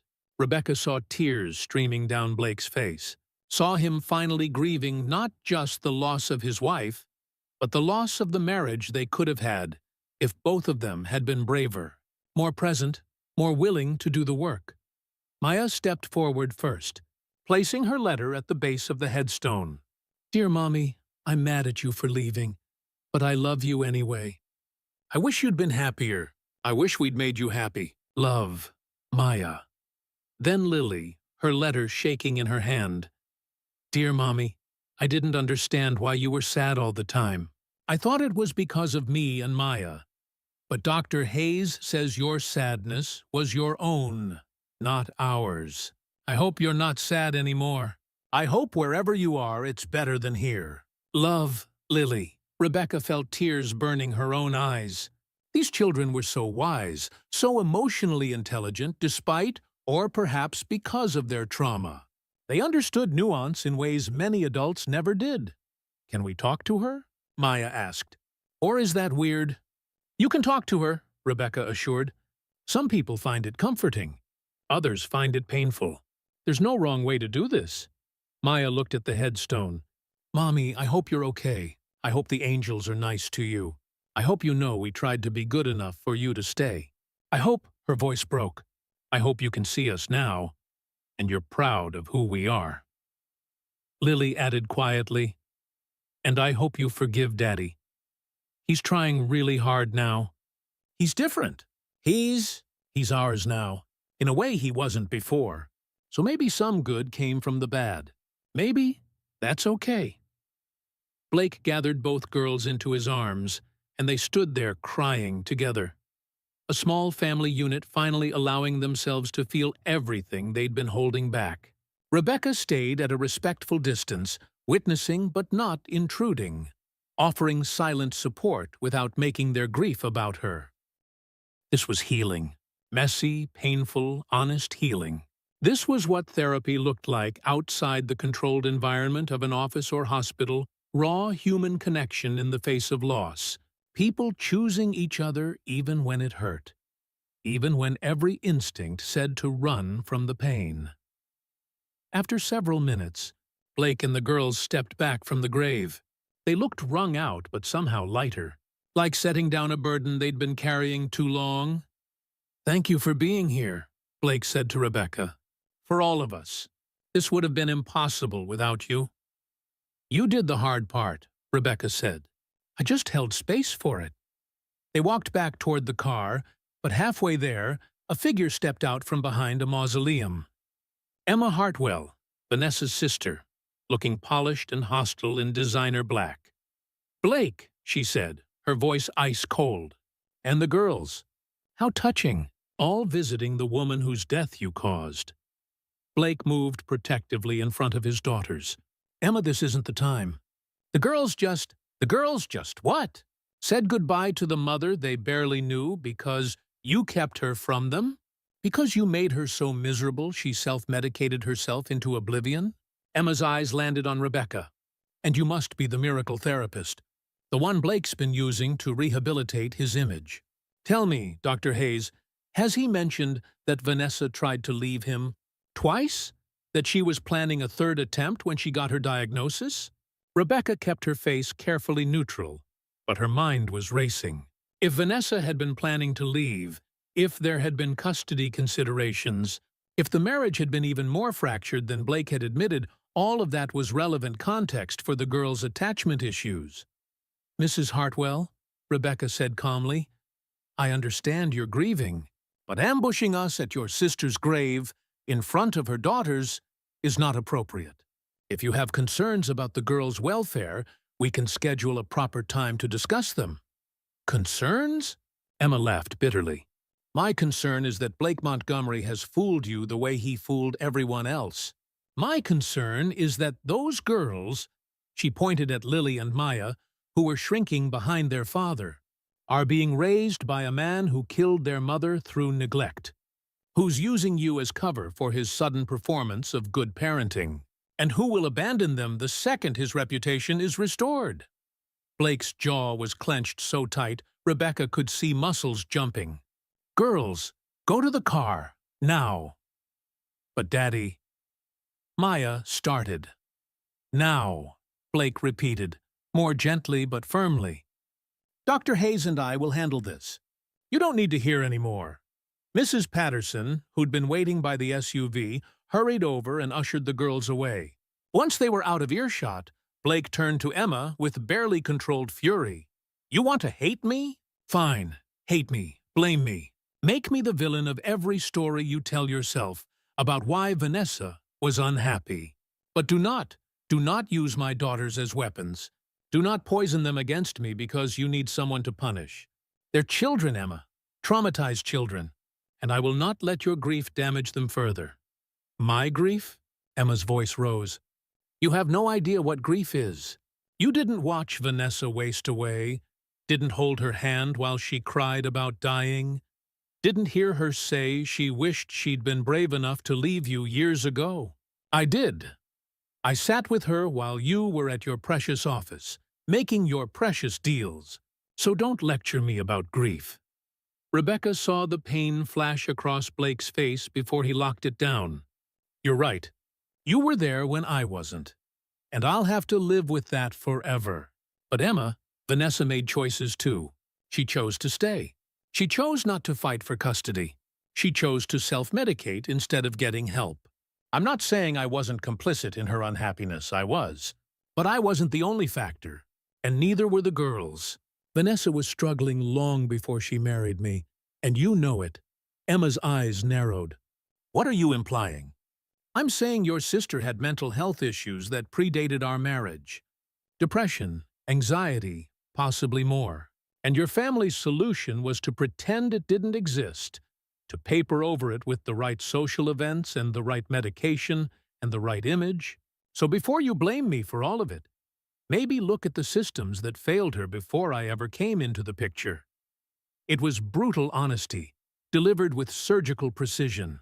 Rebecca watched Emma's face cycle through shock, rage, and something that might have been recognition. Because on some level, she probably knew Blake was right. Probably knew that her sister's struggles were deeper and older than one neglectful marriage. "How dare you?" Emma whispered. "How dare you blame her family when you're the one—" "I'm not blaming anyone," Blake interrupted. "I'm saying the truth is complicated. Vanessa was complicated. Our marriage was complicated. And reducing it all to me being a villain and her being a victim doesn't honor the actual person she was. She made choices. Some good, some bad. Just like I did. Just like we all do." Emma looked at Rebecca. "You believe him? You think he's being honest?" Rebecca chose her words carefully. "I think grief makes us all want simple narratives. Good people and bad people. Victims and villains. But people are rarely that simple. And from a therapeutic standpoint, what matters most isn't assigning blame. It's helping Lily and Maya process their loss and build secure attachments moving forward. That's my focus. That's what I'm here for." "Then you're a fool," Emma said. "Because Blake Montgomery will charm you and convince you and make you believe he's changed. And then, when you've invested everything into those girls, he'll disappear back into his real life, and you'll be left picking up the pieces. Just like I'm picking up the pieces of my sister's broken life." She walked away then, heels clicking on the cemetery path, leaving a wake of accusations and pain behind her. Blake stood very still for a long moment. Then, quietly, "How much of that do you believe?" Rebecca considered. Professional honesty required truth, even when it was uncomfortable. "I believe Emma loved her sister and is drowning in complicated grief. I believe Vanessa was unhappy, and that you weren't present in the ways she needed. I believe there are pieces of this story I still don't know. But Blake," she met his eyes, "I also believe people can change. I've seen you with your daughters over the past week. I've watched you show up in ways that clearly don't come naturally. And that effort matters. That counts for something. But you're not sure I'll sustain it." It wasn't a question. "I'm not sure anyone can predict the future. What I know is right now, in this moment, you're doing the work. You're being honest. You're prioritizing your daughters. Whether you can sustain that for months, years, a lifetime, that's the question you'll answer through your actions, not your words." Blake nodded slowly. "Fair enough. More than fair, actually." He glanced toward the car where the girls waited. "I should get them home. This has been a lot." They walked back to the SUV in silence. The girls were subdued, clearly having heard at least some of Emma's accusations. The drive home was quiet, heavy with unspoken questions and doubts. When they arrived at the mansion, Blake walked Rebecca to her car. "Emma's going to keep doing this, isn't she? Keep undermining, keep attacking. I can handle it. But the girls need to see you handle it with grace," Rebecca said. "Need to see that you don't crumble when challenged, that you can acknowledge hard truths without falling apart. That's what builds their sense of security, not you being perfect, but you being steady even when things are difficult." "I don't feel steady. No one does. That's the secret of adulthood. We're all pretending to be more certain than we are." But your daughters don't need you to have all the answers. They need you to stay present while you figure things out together.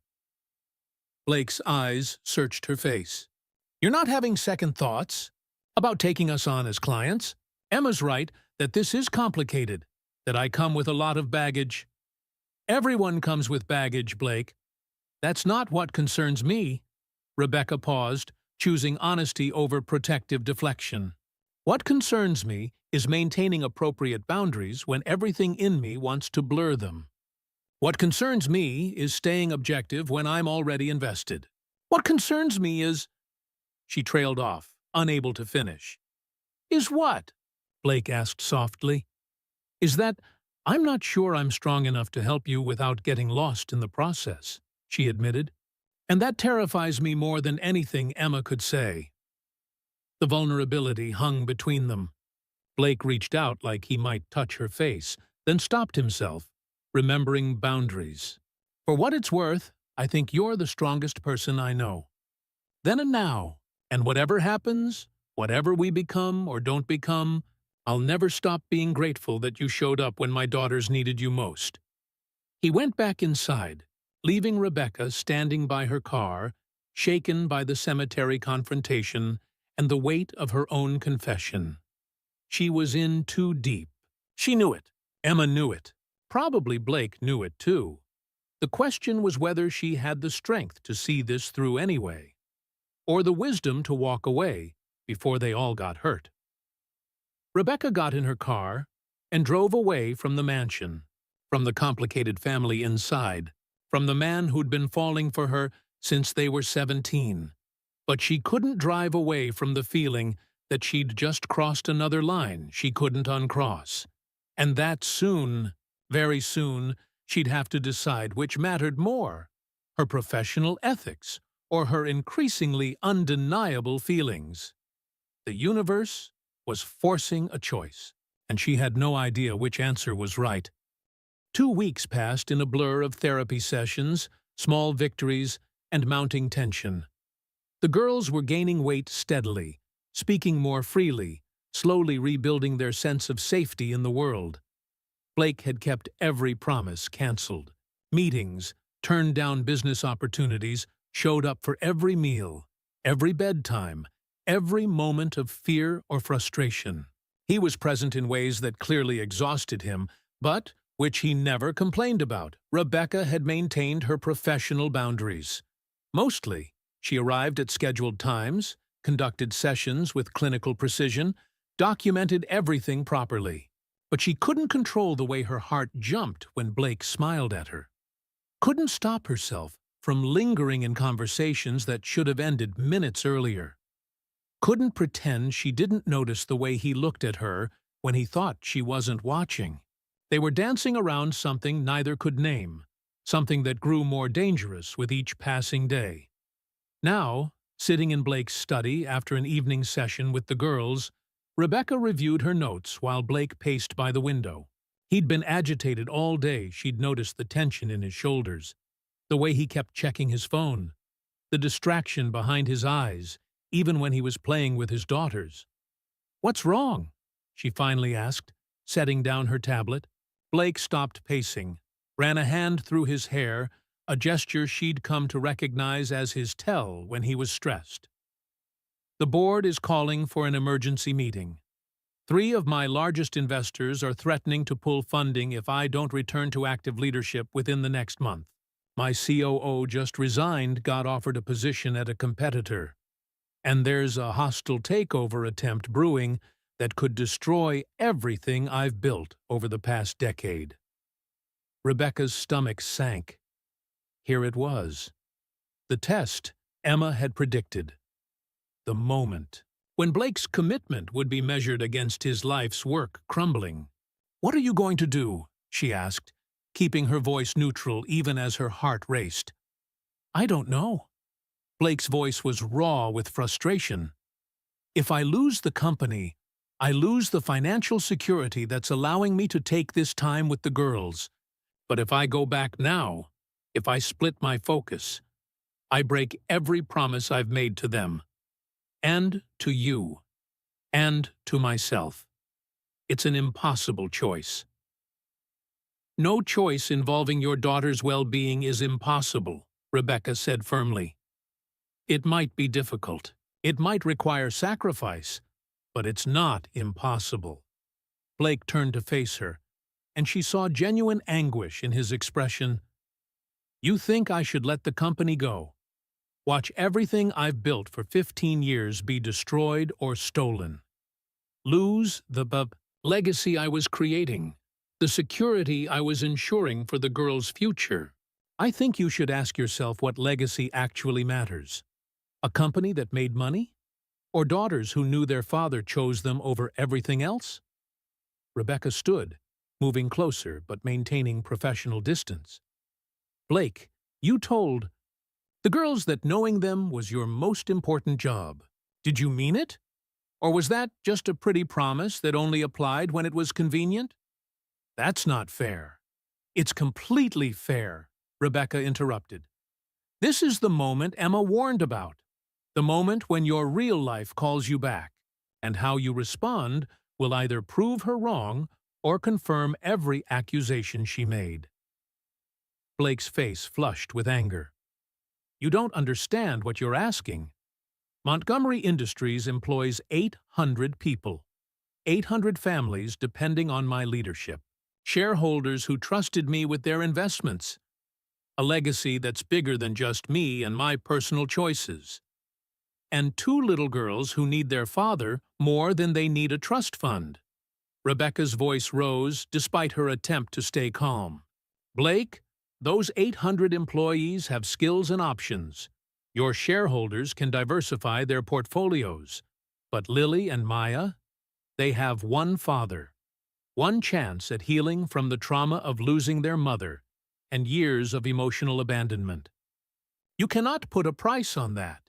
You cannot delegate that the way you can delegate business decisions. So I should just let it all burn? Let vultures tear apart everything I've worked for? If that's what it takes to be present for your daughters, then yes. Rebecca knew she was pushing hard, maybe too hard, but she couldn't back down. Blake, successful men have lost companies before and rebuilt. But children who lose their parents' presence during critical developmental periods? That damage is permanent. You don't get these years back. You don't get a second chance at showing up when they're 6 and 7 and 8 and desperately need you. Blake stared at her, breathing hard. This is easy for you to say. You walked away from prestige and money when you left Boston Children's Hospital. You chose the righteous path of community service. But some of us have responsibilities, obligations. Don't, Rebecca said sharply. Don't you dare make this about me or my choices. This isn't about righteousness or judgment. This is about you, facing the same choice Vanessa faced: your image and success versus your actual life. And she chose wrong, Blake. She chose appearances over authenticity, achievement over connection. And it made her miserable. It made her unable to love her daughters the way they deserved. Is that the legacy you want to repeat? The words hit like a slap. Blake recoiled, his face going pale. That's a low blow, Becca. She knew it was. Knew she'd crossed a line from therapeutic confrontation into personal attack. But she couldn't stop. Because she'd seen too many men make this choice, had watched her own father choose his new family over her, had treated dozens of children whose parents had convinced themselves that success and providing were the same as presence and loving. Maybe it is, Rebecca said, her voice shaking now. But someone needs to say it, because right now you're standing at a crossroads. And you can choose the hard right thing, letting go of the company, trusting that you'll rebuild somehow, prioritizing your daughters above everything, or you can choose the easy wrong thing. Go back to work. Tell yourself you're doing it for them, split your focus, and watch them slowly disappear back into that silent, starving place we pulled them from. You think I'd let that happen? Blake's voice was incredulous. You think I'd go back to work and just abandon them? I think you'd convince yourself you were doing both, Rebecca said. I think you'd work from home, take calls during meals, be physically present but mentally absent. I think you'd slip back into old patterns without even realizing it, because those patterns are comfortable and familiar, and don't require the constant emotional vulnerability that actually showing up for traumatized children demands. Stop it. Blake's voice was quiet now, dangerous. Stop telling me what I'll do. Stop judging me based on what other men have done, based on what your father did. I'm not him, Becca. I'm not every absent father you've ever known. And I sure as hell am not Vanessa. The mention of her father made Rebecca flinch. Blake saw it, and something in his expression softened. I'm sorry. I shouldn't have brought him into this. No, you should have, Rebecca said, her voice thick with emotion. Because you're right. I am judging you based on my past. I'm projecting my abandonment wounds onto your situation. And that's not fair. And it's not professional. And it's exactly why I shouldn't be treating your daughters.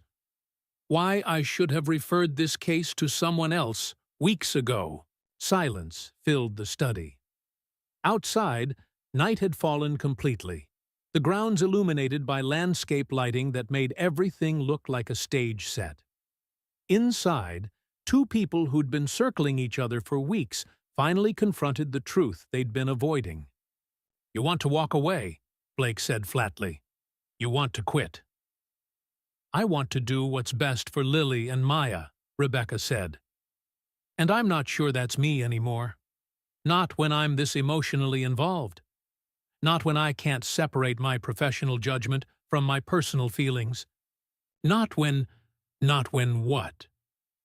Blake moved closer, and Rebecca's breath caught. Not when you're falling for me the way I'm falling for you? Is that what you can't say? We can't, Rebecca whispered. We can't do this, Blake.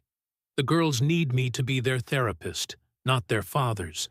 Whatever this is, they need stability and consistency and someone who's completely focused on their well-being. Not someone who's what?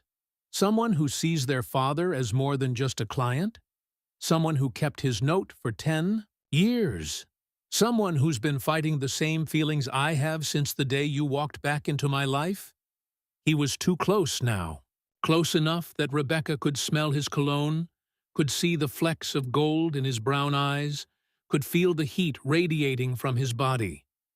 Every professional instinct screamed at her to step back, to leave, to maintain the boundary before it shattered completely. But her body wouldn't cooperate. Her heart wouldn't listen to reason. And when Blake reached up to touch her face, when his thumb brushed her cheekbone with infinite gentleness, she didn't pull away. Tell me I'm wrong, Blake said softly. Tell me you don't feel this. Tell me the past 2 weeks haven't been torture, being so close but not able to. Tell me, Becca, and I'll back off. I'll accept the boundaries. I'll treat you with nothing but professional respect. But if there's even a chance that this is real, that what I've felt since I was 17 might actually have a future. Rebecca's phone rang, shattering the moment. She jumped back like she'd been burned, fumbling for the device. Mrs. Patterson's name flashed on the screen. Dr. Hayes? Mrs. Patterson's voice was strained when Rebecca answered. I'm so sorry to interrupt, but it's Maya. She's locked herself in the bathroom and she won't come out. She's saying she doesn't want to eat anymore, that she's done, that everything's too hard. Lily's trying to talk to her through the door, but she won't respond. I didn't know what to do except call you. The professional part of Rebecca's brain snapped back into focus instantly. I'm coming up right now. Don't try to force the door. Just keep talking to her. Let her know she's safe, that we're here. I'll be there in 30 seconds. She hung up and looked at Blake. Maya's in crisis. Bathroom. Now. They ran upstairs together, all the tension and almost confession forgotten in the face of immediate need. Mrs. Patterson stood outside the girls' bathroom, wringing her hands. Lily sat on the floor by the door, her face streaked with tears. "Maya, please," Lily was saying through the door. "Please come out. Please don't go back to that place. I need you. I need you to stay." Rebecca knelt beside Lily, putting a gentle hand on her shoulder. "I'm here, sweetie. Let me try, okay?" Lily nodded miserably and moved aside. Rebecca positioned herself near the door, not touching it, not crowding. "Maya, it's Dr. Becca. I heard you're having a really hard time right now. Can you tell me what happened?" Silence from inside.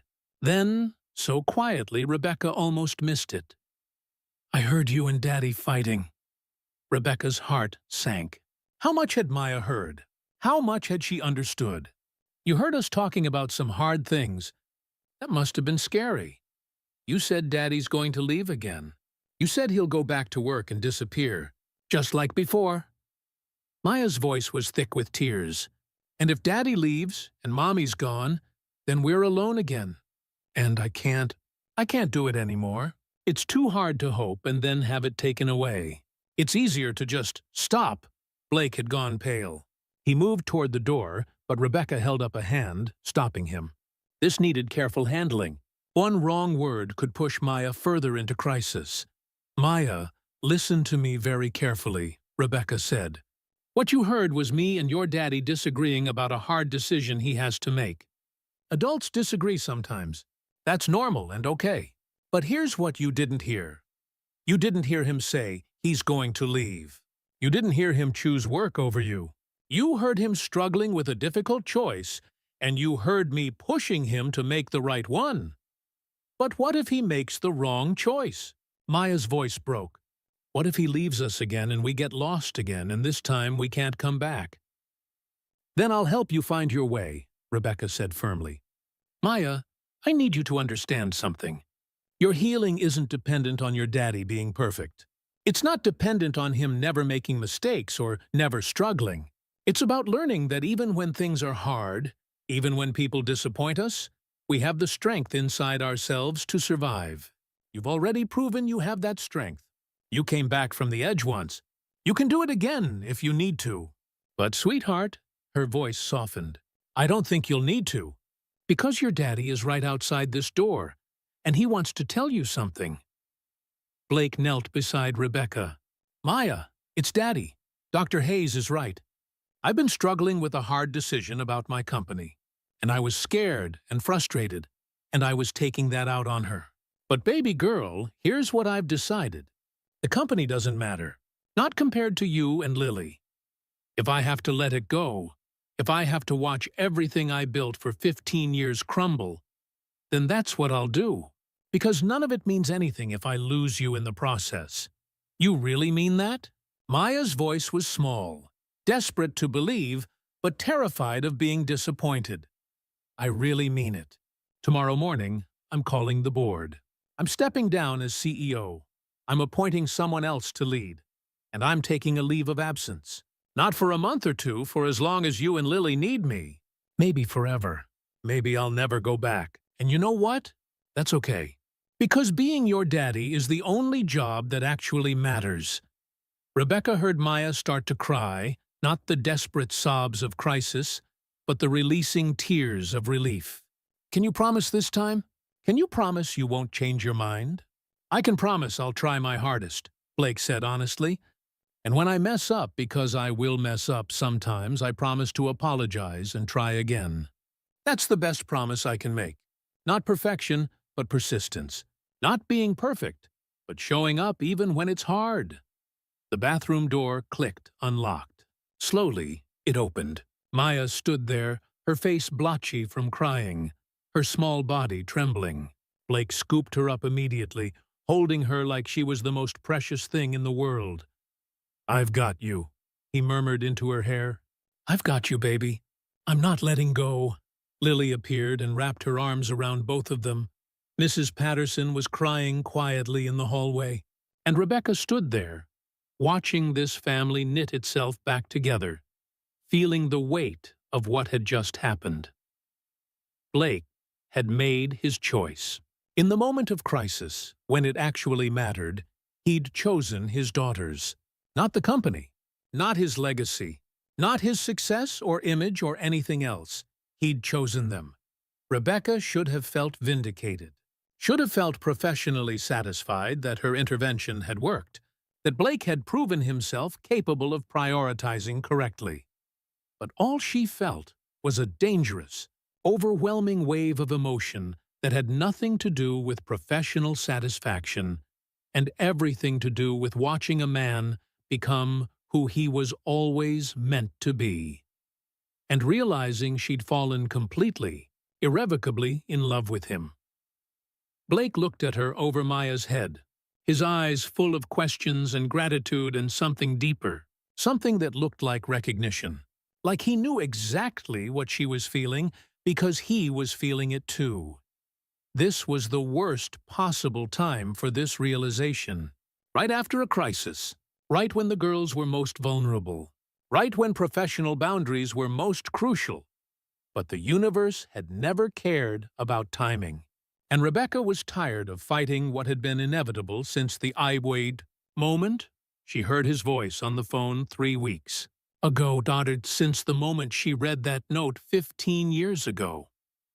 Since the moment she was 17 years old and noticed a quiet boy who saw her when she thought no one did. "Let's get you both back to bed," Rebecca said, her voice steady despite the chaos in her chest. "It's been a big night. A big few weeks, actually. Your bodies and brains need rest." She helped Blake settle the girls, stayed while they fell asleep holding hands, their father sitting between their beds like a guardian. And when both girls were finally sleeping peacefully, when Mrs. Patterson had retreated to give them privacy, Blake and Rebecca stood in the hallway facing each other. "Thank you," Blake said, "for knowing what to say, for helping me say the right thing, for—" "I'm resigning as their therapist," Rebecca interrupted. "Effective immediately. I'll provide a referral to an excellent colleague who can—" "No." Blake's voice was sharp. "Becca, no. You can't leave them now. They need you. You need a therapist who can be objective," Rebecca said firmly, even as her heart broke. "Someone who isn't emotionally compromised. Someone who can help them without all this complication between us." Blake stared at her. "Is that really what you want? To walk away?" "What I want doesn't matter," Rebecca said, and her voice cracked. "What matters is what's best for Lily and Maya. And that's not a therapist who's in love with their father."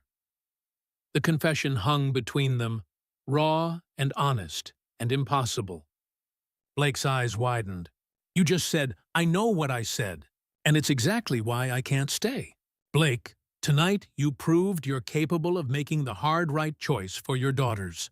Now I have to do the same, even if it kills me, even if it's the last thing I want." She turned to leave, but Blake caught her hand. "What if there's another option? What if we wait? Let me find the new therapist. Let the girls stabilize with them, and then what? We see if this is real? We explore what we could be?" Rebecca pulled her hand away gently. "Blake, by then you'll have moved on. You'll have realized this was just gratitude and proximity and the intensity of the situation. I'll still be in love with you," Blake interrupted quietly. "Just like I have been for 15 years. Just like I'll be 15 years from now if you walk away tonight. Some things don't fade, Becca. Some people mark us in ways we never recover from. You're that person for me. You always have been." Rebecca felt tears burning her eyes. I can't do this right now. Maya just had a crisis because she heard us fighting. How is us being together good for them? How is it anything but selfish and complicated and ethically questionable?" "I don't know," Blake admitted. "But I know that losing you will break something in them. And in me. And maybe the most ethical thing isn't walking away to maintain perfect boundaries. Maybe it's fighting for something real, something honest, something that could actually help all of us heal together." It was seductive logic, dangerous logic, the kind of rationalization that could destroy careers and families and everything Rebecca had built her professional life on. But God, she wanted to believe it, wanted to believe that sometimes the rules were wrong, that sometimes love was more important than ethics, that sometimes the messy, complicated boundary-crossing option was actually the right one. "I need time," she finally said. "I need to think, to consult with my supervisor, to figure out what's actually right here, not just what I want." Blake nodded, accepting the boundary even as disappointment flickered across his face. "Take whatever time you need." "But Becca, please don't disappear. Please don't make this the end of our story before we even get to see what it could be." Rebecca didn't answer. She just walked away, down the stairs, out the front door, to her car. And as she drove away from the mansion, from the man she loved, from the girls who'd become so much more than clients, she let herself cry for the choice she had to make, for the life she couldn't have, for the boy who'd loved her in silence and the man who'd finally found his voice, and for the knowledge that sometimes doing the right thing felt exactly like breaking your own heart. 3 days later, Rebecca sat across from Dr. Patricia Kim, her clinical supervisor and mentor, in a small office that smelled like lavender and old books. Patricia was 62, had been practicing for 35 years, and had seen every ethical dilemma the profession could offer. If anyone could help Rebecca navigate this mess, it was her. "So," Patricia said, after Rebecca had spilled the entire story, the history, the crisis, the girl's progress, and the dangerous feelings she'd been trying to ignore. "You're in love with your client's father. A client who's a child. A vulnerable, traumatized child who desperately needs stability and consistency." "Yes," Rebecca said miserably. "Which is why I know I need to withdraw from the case. It's the only ethical option. I need you to confirm that I'm making the right choice, that there's no other way." Patricia was quiet for a long moment, her fingers steepled under her chin. "Then, tell me something, Rebecca. In your 3 weeks treating these girls, what kind of progress have they made?" Rebecca blinked at the unexpected question. "Significant progress. They're eating regularly, speaking freely, engaging with their environment. They're processing grief, building secure attachment with their father, showing resilience and emotional growth beyond what I'd expected in such a short time frame. And how much of that progress do you attribute to your therapeutic interventions versus the changes in their father's behavior?" "Both," Rebecca admitted. "The therapy created space for healing, but Blake's transformation, his presence, his honesty, his commitment, that's been crucial. The girls needed to see him show up consistently before they could trust that the world was safe again." "And how would they interpret your sudden withdrawal from their care?" The question hit like a punch to the gut. They'd see it as abandonment. Another person who promised to be there but left when things got complicated. "Exactly." Patricia leaned forward. "Rebecca, I'm not going to tell you that having feelings for a client's parent is ideal. It's not. It's messy and complicated and full of potential pitfalls. But you know what else is true? You didn't engineer these feelings. You didn't pursue them inappropriately. You maintained professional boundaries even as your personal emotions grew. And most importantly, you've provided exceptional care to 2 severely traumatized children during a life-threatening crisis. But the ethics code, Patricia interrupted gently, exists to protect clients from harm, not to enforce rigid rules that cause more damage than they prevent. So let me ask you this. Would withdrawing from this case actually protect Lily and Maya, or would it harm them?" Rebecca closed her eyes. She knew the answer, had known it since the moment she'd said she was resigning. It would harm them, especially right now, when they're just starting to trust that people will stay, when they're just beginning to believe the world might be safe. And what about after they're stabilized? In 6 months, a year, when they've transitioned to a new therapist and their attachment to you is less critical, what then? Then, Rebecca opened her eyes. Then maybe exploring a relationship with Blake wouldn't be as damaging. Maybe it would even be healthy for them to see 2 people who care about them building something real together. Patricia smiled. Maybe. But here's what I actually think you should do. And this is just my professional opinion, not a directive. I think you should continue treating the girls. I think you should maintain appropriate boundaries with Blake, no romantic or sexual relationship, while you're actively treating his children. And I think you should be honest with all parties about the complexity of the situation. You want me to tell the girls I have feelings for their father? God, no. That would be wildly inappropriate. Patricia laughed. But I want you to acknowledge to Blake that your feelings exist, that they're a complicating factor you're managing professionally, and that any exploration of a relationship is contingent on the girls being stable and transitioned to a new therapist. Give it a time frame. 6 months, a year. Whatever feels ethically sound. And in the meantime, focus on doing your job exceptionally well. Rebecca sat with this, turning it over in her mind. You're saying I can have both, eventually, if I'm patient and careful and maintain boundaries. Now, I'm saying that rigid adherence to rules sometimes causes more harm than flexible navigation of complex situations. You're a good therapist, Rebecca. You care deeply about your clients. And yes, you've developed feelings for their father, feelings that predated this professional relationship by 15 years, I might add. That doesn't make you unethical. It makes you human. The question is, can you manage those feelings professionally while continuing to provide excellent care? Yes, Rebecca said with more certainty than she felt. I can. I will. Then do that. Help these girls heal. Help their father become the parent they need. And when the time is right, when everyone's stable and secure, then explore what you could be. But not before. Not at the expense of their well-being. Rebecca left the session with a plan, a timeline, and something she hadn't had in days. Hope. Not immediate, instant gratification hope, but the patient, mature kind. The kind that said, good things are worth waiting for.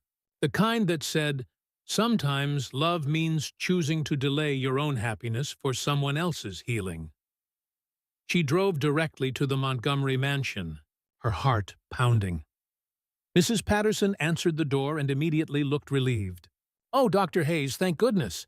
The girls have been asking for you non-stop.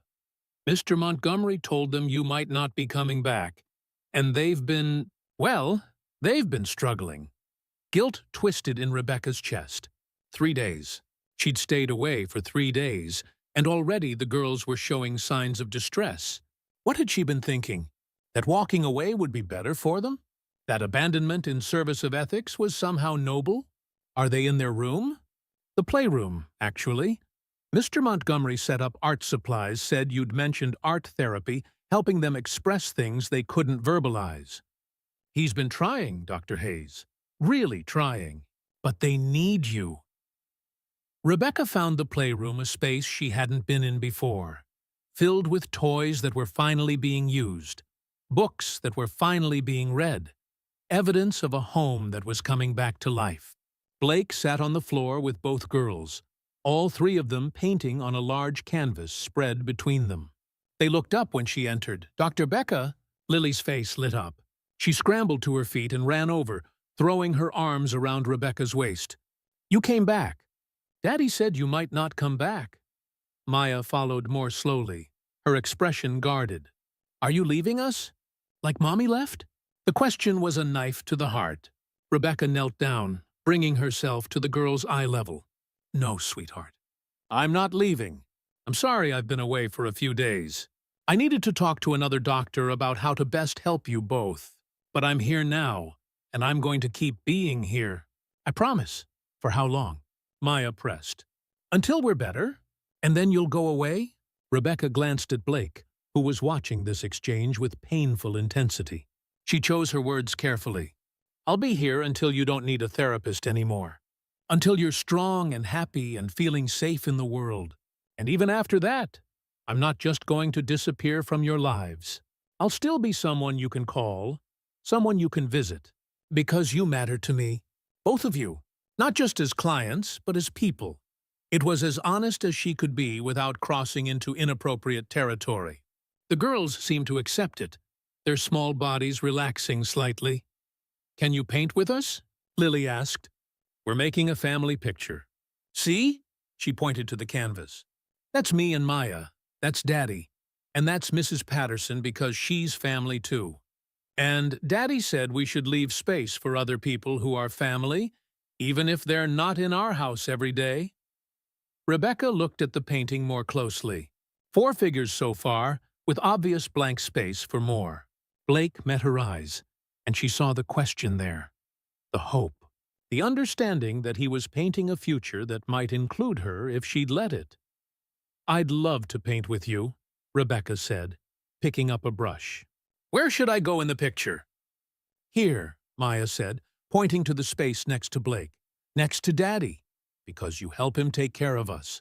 You're a team."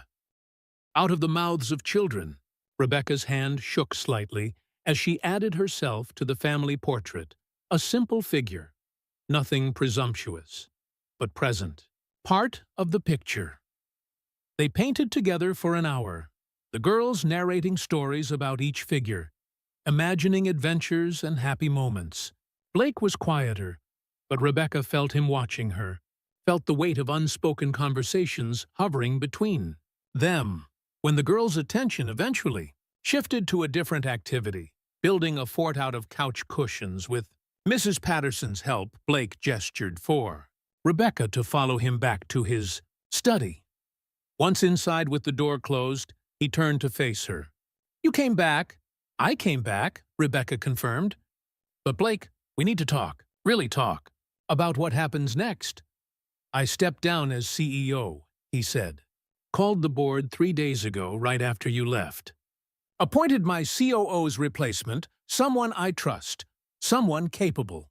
I'm maintaining ownership but relinquishing operational control. The company will survive. It might even thrive without me micromanaging everything. But either way, I'm done. I meant what I said. The girls are my priority." "And how do you feel about that decision?" Blake considered. "Lighter than I expected. Terrified, but also free. I've spent 15 years building this empire. And you know what? It didn't make me happy. It didn't make me a better person.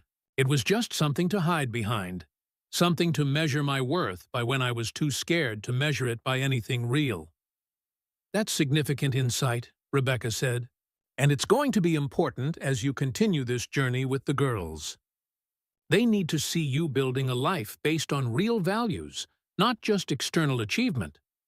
"Is this the part where you tell me you can't be part of that life?" Blake's voice was careful, controlled, but she heard the fear underneath. "No," Rebecca said, and watched relief flood his face.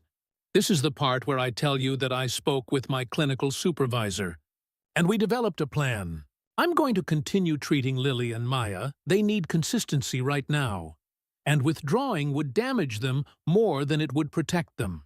But you and I," she took a breath, "we maintain professional boundaries. No romantic relationship, no physical intimacy, nothing that could compromise my objectivity or create confusion for the girls." Blake's expression shuddered slightly. "For how long?" "6 months minimum. Maybe longer, depending on their progress. When they're stable enough to transition to a new therapist without it feeling like abandonment, when they have secure attachment to you and a support system beyond just me, then we revisit this. Then we see if what we feel is real or just the intensity of the situation." "It's real," Blake said immediately. "I already know it's real." "Maybe," Rebecca allowed. "But we both need to be sure. And more importantly, we need to prioritize the girls' healing above our own desires." "Can you do that? Can you wait?" Blake moved closer, not close enough to touch, but close enough that she could feel the pull between them. "I've waited 15 years, Becca. What's 6 months more? Especially if it means doing right by my daughters. Especially if it means building something real instead of something rushed and potentially destructive." "So we're agreed," Rebecca said, as much to convince herself as him. 6 months. Professional boundaries. I'm their therapist. You're their father. And we're a team helping them heal. Nothing more until the time is right. Nothing more, Blake echoed. But Becca?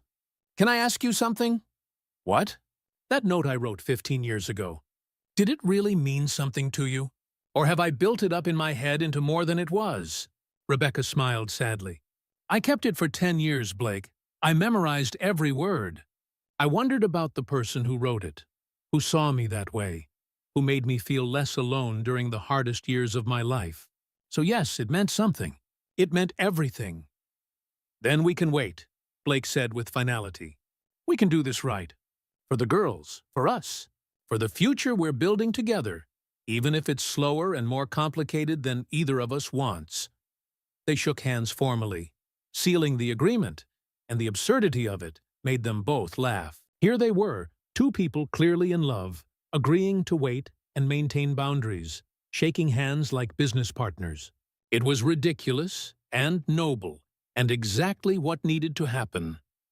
The next 6 months unfolded like a carefully choreographed dance. Rebecca came to the mansion 5 times a week for sessions with the girls. She watched them bloom under their father's sustained attention, watched Maya's confidence grow, watched Lily's smile return, watched both girls slowly release the trauma that had nearly killed them. Blake threw himself into fatherhood with the same intensity he'd once applied to business. He learned their routines, their fears, their dreams. He showed up for school events and doctor appointments and bedtime stories. He made mistakes, lost his patience sometimes, struggled with their emotional intensity, had moments of wanting to retreat into the easier world of work, but he always caught himself, always apologized, always chose them again. And through it all, Rebecca and Blake maintained their boundaries. They worked as a team, communicated about the girls' progress, supported each other through the hard moments. But they didn't touch, didn't cross lines, didn't allow themselves anything beyond professional collaboration. It was torture, and it was beautiful, because they were building something real, brick by careful brick.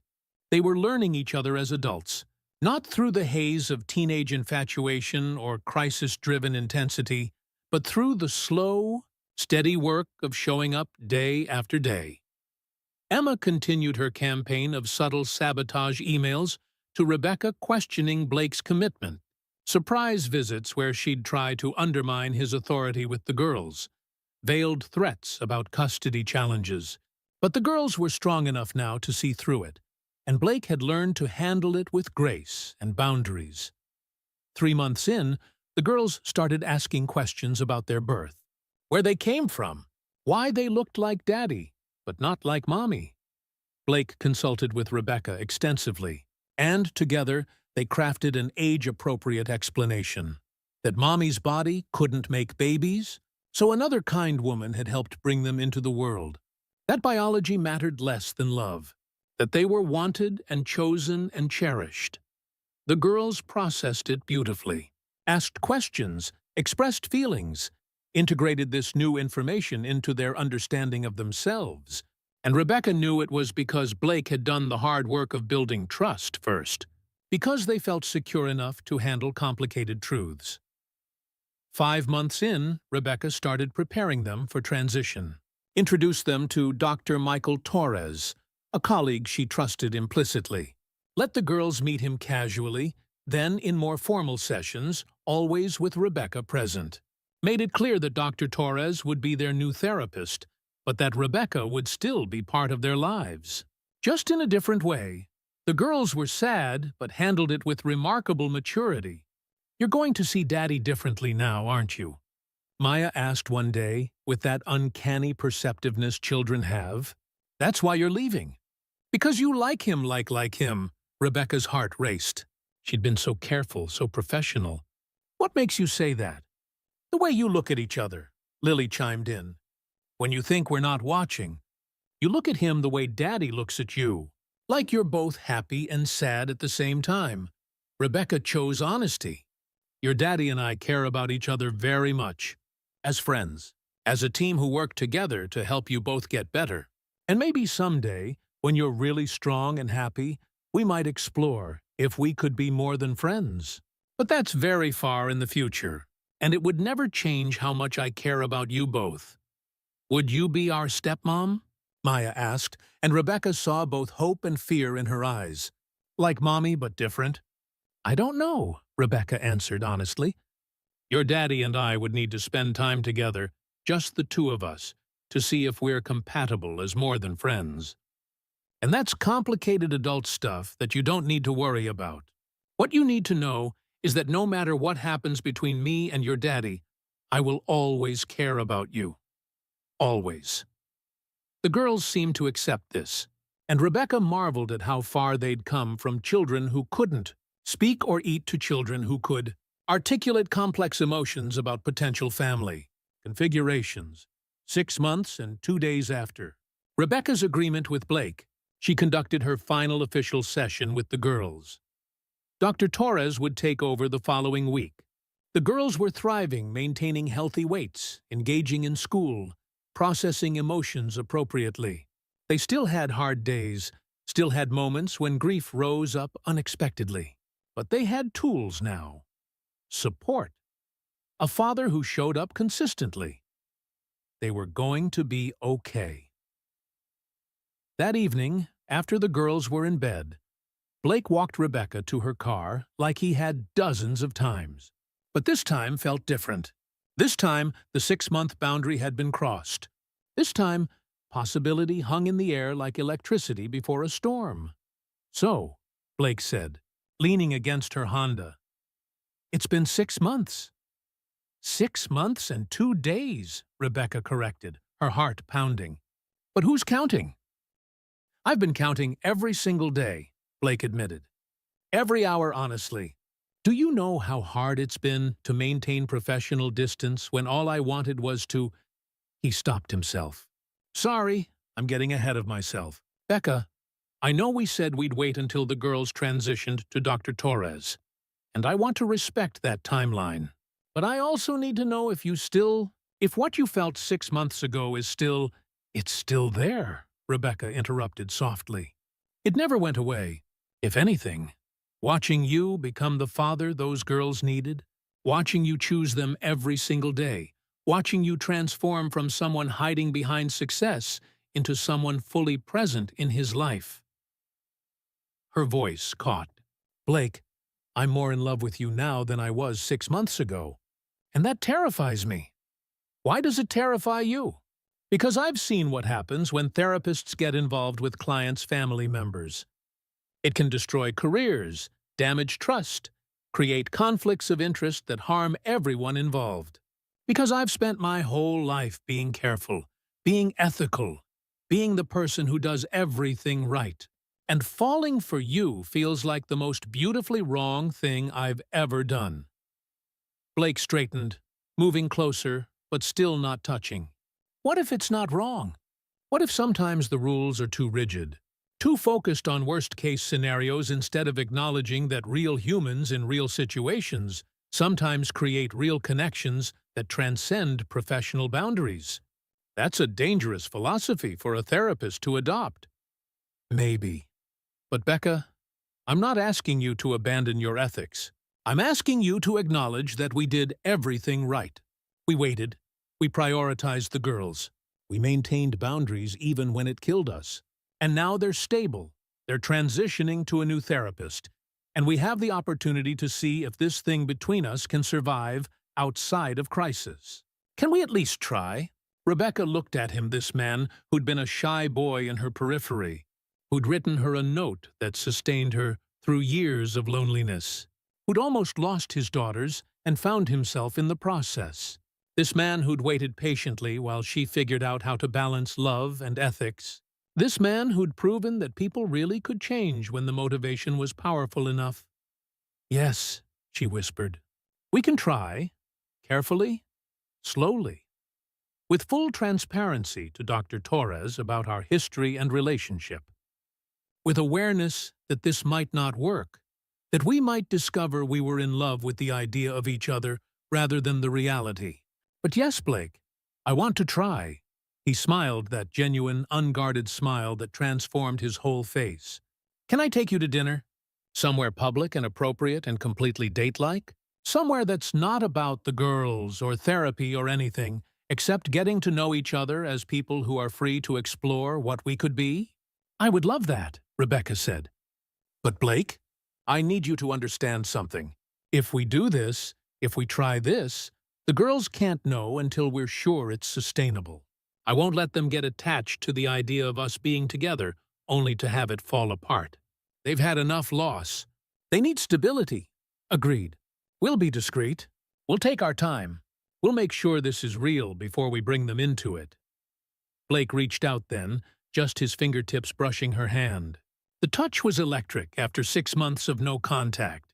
Thank you for waiting. Thank you for doing this right, even when everything in us wanted to rush. Thank you for being worth waiting for, Rebecca said. They stood there for a moment, hands barely touching, the future stretching before them full of possibility and uncertainty. The mansion rose behind them, lit from within, a home that had been empty and was now full of life, full of healing, full of a family learning to be whole together. And as Rebecca drove away, she thought about the long, winding road that had brought them here, about 2 teenagers who'd been too shy to speak, about a note written in secret and carried for years, about 2 little girls who'd nearly starved themselves to death, and the therapist who'd shown up to save them, about a father who'd finally learned what mattered, about all the broken things that had been made whole, not fixed, not erased, but integrated into something new, something stronger than what had existed before the breaking. 3 months later, Blake took Rebecca to the small Italian restaurant where he'd proposed to Vanessa years ago. But this time, everything was different. This time, he was different. This time, he wasn't performing a role or checking boxes on someone else's list of what his life should look like. I need to tell you something, Blake said over wine and pasta. And I need you to really hear me. Rebecca's stomach tightened. Okay. When I married Vanessa, I convinced myself I was in love. That the right pedigree and the right looks and the right social connections added up to love. But I didn't know what I was talking about. I didn't know what love actually felt like until you walked back into my life, until I watched you save my daughters, until I learned what it meant to be seen by someone who actually sees. Blake, I'm not proposing, he interrupted quickly. God, no. We've only been officially dating for 3 months. I'm not stupid enough to rush this. But I needed you to know that this isn't casual for me. This isn't experimentation to see if teenage feelings hold up in adulthood. This is me telling you that you are the reason the world seems less sharp. Today, tomorrow. Probably for the rest of my life. And I'm willing to wait as long as it takes for you to believe that. Rebecca's eyes filled with tears. I already believe it. I think I've believed it since I was 17, and wondered who saw me when I thought I was invisible. I think I've believed it through every relationship that didn't quite fit. Every moment when I wondered why I couldn't fall in love with perfectly nice men. I think I was waiting for you, even when I didn't know I was waiting. Blake reached across the table and took her hand. No furtiveness, no professional boundaries, just the simple intimacy of 2 people who'd earned the right to touch each other openly. The girls are doing so well with Dr. Torres. Maya told me yesterday that she wants to be a therapist when she grows up. Like you. Said she wants to help people who feel lost find their way back. And Lily? Lily wants to be an artist. She's painting constantly. Bright, vibrant pictures full of color and life and hope. Dr. Torres says it's a healthy outlet for processing emotion. Blake smiled. They're going to be okay, Becca. Better than okay. They're going to be whole, functioning adults who know how to feel and express and connect. Because you gave them that. You gave all of us that. We gave each other that, Rebecca corrected. You did the hard work. I just held space for it. They finished dinner and walked through downtown Millbrook hand in hand, past the library where Rebecca still did free consultations twice a week, past the high school where they'd been strangers with secret feelings, past all the markers of their shared history. The night was clear, Stars visible despite the light pollution, October air crisp with the promise of winter. "I want to show you something," Blake said, leading her to a small park bench overlooking the river. "This is where I used to come after school sometimes. When the pressure of expectations got too heavy, when I needed to think," they sat, and Blake pulled out his phone, scrolling to a photo. "The girls made this for you. They wanted to give it to you themselves, but I told them we needed to wait, that you and I needed time to be sure about us before bringing them into it. But I thought you should see it." It was the family painting from months ago, but expanded. The girls had added more figures: Dr. Torres, teachers from school, friends they'd made, and in the center, next to Blake, was Rebecca. Larger now, more detailed, smiling, with the caption underneath in Maya's careful handwriting, "Dr. Becca, who helped us find our voices, who we hope stays forever." Rebecca's throat closed. "Blake, they can't know yet. We agreed, they don't know we're dating. But they know you matter. They know you're part of our lives. And Becca?" He looked at her seriously. "I think it's time. I think we're sure enough. I think you're not going anywhere. And I'm not going anywhere. And the girls deserve to know that the person who saved them might become permanent in a different way." "Are you sure?" Rebecca's heart pounded. "Because once we tell them, once we make this real in their world, there's no going back. If we break up after that, it's another loss for them. Another person who left." "We're not going to break up," Blake said with quiet certainty. "I know that might sound naive or overconfident. But Becca, I've had relationships based on convenience and image and all the wrong reasons. This isn't that. This is real. This is choosing each other every day, even when it's hard. Even when there are complications and challenges and all the messy reality of actual love. I'm choosing you, today and tomorrow and every day after. Are you choosing me?" Rebecca thought about all the reasons she should be cautious, all the ways this could go wrong, all the professional risks and personal vulnerabilities and potential for heartbreak.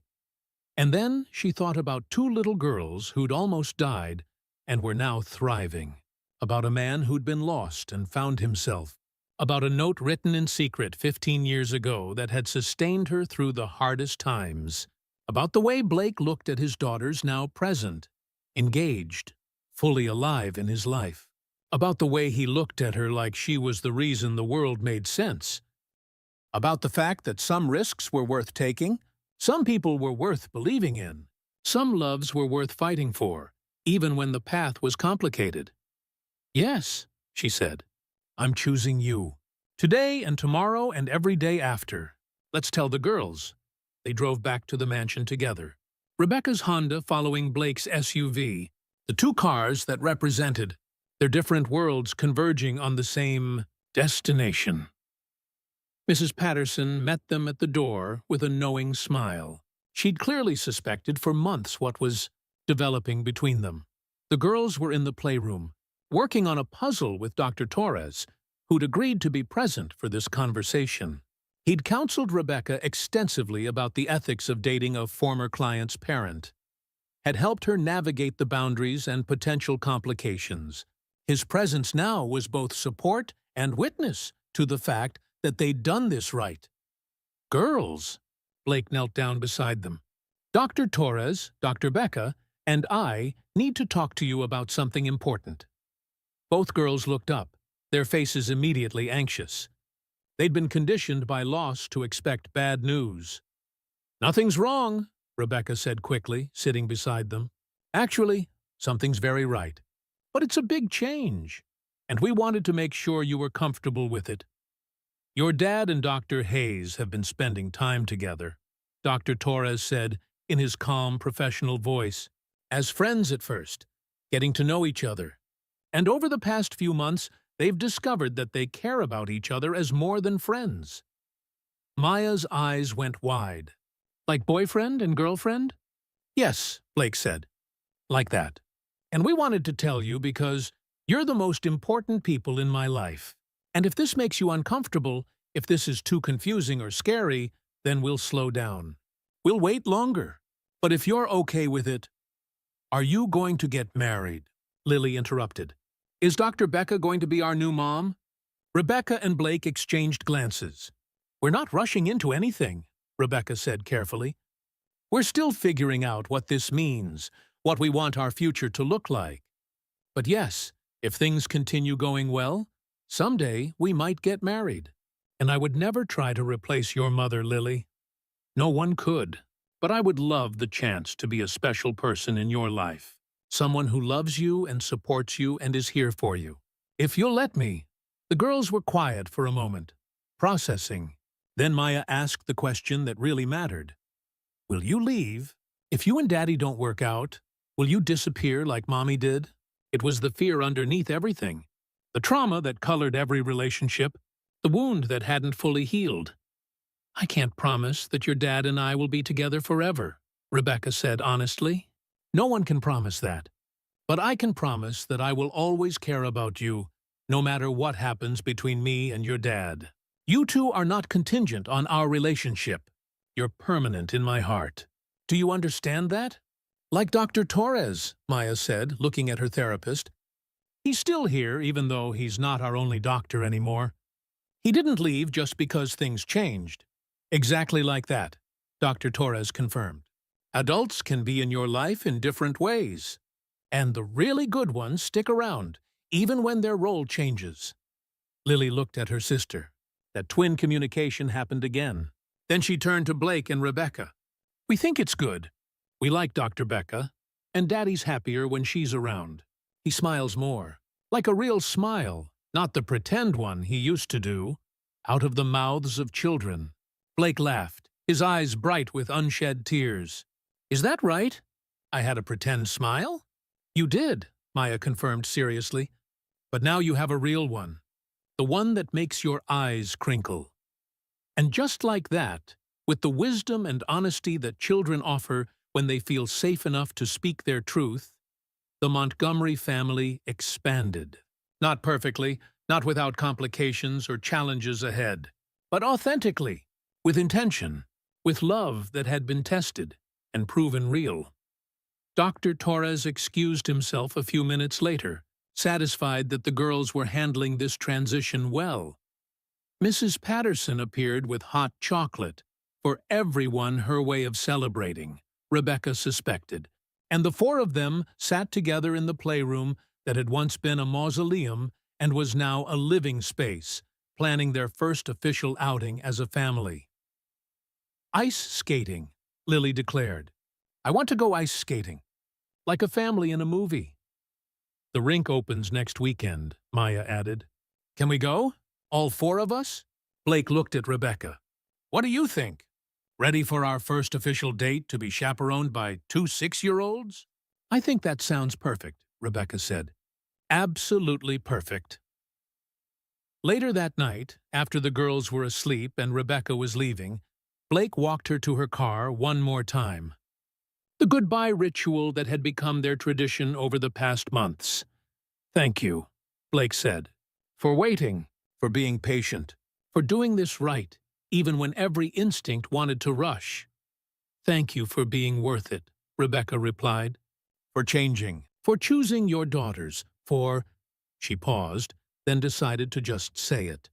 For seeing me 15 years ago, for writing that note, for giving me something to hold on to when I felt invisible. You were never invisible, Becca. You were the most visible person in every room. I was just too shy to tell you. They kissed then their first real kiss, free of professional boundaries and ethical constraints. It was soft and sweet, and held the promise of everything they'd been waiting for, everything they'd been building toward. When they broke apart, Rebecca saw lights on in the girls' bedroom window, 2 small silhouettes watching, probably excited and curious about this new development. We have an audience, she laughed. Blake looked up and waved at his daughters. They waved back enthusiastically. Good. Let them see what healthy love looks like. Let them see 2 people choosing each other with intention and care. They've seen enough of what doesn't work. Time to show them what does. Rebecca drove home that night with her heart full of hope and love. and the terrifying, exhilarating feeling of having finally found the person who'd been there all along. The person who'd seen her when she thought no one did. The person who made the world less sharp, more bearable, infinitely better. 6 months later, Blake proposed. Not at a restaurant or public venue, but in the girls' playroom, with Lily and Maya present. Because this wasn't just about him and Rebecca. It was about all of them choosing to be a family. The girls held the ring box. Maya asked the question, "Will you marry our daddy and be part of our family forever?" And Rebecca, who'd spent her whole life being careful and professional and making the safe choice, made the most beautifully risky choice of her life. She said, yes. They were married 8 months later, in a small ceremony in the same park where Blake had shown her that family painting. Emma didn't attend, still unable to move past her grief and anger, but she sent a card that said simply, "I hope you prove me wrong." It was more than Rebecca had expected, and perhaps the beginning of eventual healing. Maya and Lily were junior bridesmaids, wearing blue and yellow dresses that honored their favorite colors. They each read a poem they'd written about finding light in dark places, about people who show up when you need them, about families that are chosen as much as they're born. Dr. Torres officiated, because who better than the person who'd helped them navigate this complicated, beautiful journey? And Mrs. Patterson cried through the entire ceremony, dabbing her eyes with a handkerchief and insisting she wasn't crying. She just had allergies. During the reception, small and intimate, just close friends and colleagues, Blake stood to make a toast. But instead of the typical speech about his bride, he turned to his daughters first. "Maya and Lily," he said, his voice thick with emotion. "3 years ago I almost lost you, not to illness or accident, but to my own failure to see what mattered. You were dying right in front of me, and I didn't know how to save you, because I'd spent your entire lives not really knowing you at all." The room was silent, everyone understanding they were witnessing something sacred. But then this woman, Blake gestured to Rebecca, who was already tearing up. This woman who I'd loved from a distance since I was 17 years old, who I'd been too scared to speak to, who I thought I'd lost my chance with forever, she walked back into my life at exactly the moment I needed her most. And she didn't just save you. She saved all of us. He turned to Rebecca now. You taught me what it means to be present. What it means to choose people over accomplishments, connection over control. You showed me that the boy I was the one who saw you across a cafeteria and couldn't find words, he wasn't wrong to feel what he felt. He just needed 15 years and a catastrophe to become brave enough to say it out loud. Blake's voice broke. I love you, Becca, for seeing my daughters when I couldn't, for seeing me when I didn't deserve it, for waiting when every part of you probably wanted to run, for choosing this messy, complicated, beautiful life with us. You are the reason the world seems less sharp. You always have been. You always will be. There wasn't a dry eye in the small gathering. Rebecca stood and kissed him, and the girls cheered, and Mrs. Patterson sobbed harder, and everyone toasted to second chances and found families and love that survives the waiting. 5 years later, Rebecca sat in her home office, a sunny room in the house she and Blake had bought together. A smaller place than the mansion, but filled with actual life reviewing notes for her new book. Attachment and Healing. A therapist's journey through crisis and love was scheduled for publication in 3 months. Her agent said it could be groundbreaking, this honest account of navigating professional ethics in the face of genuine human connection. She'd changed some details, of course, protected identities, but the core story was there. How sometimes the rules were guides, not absolutes.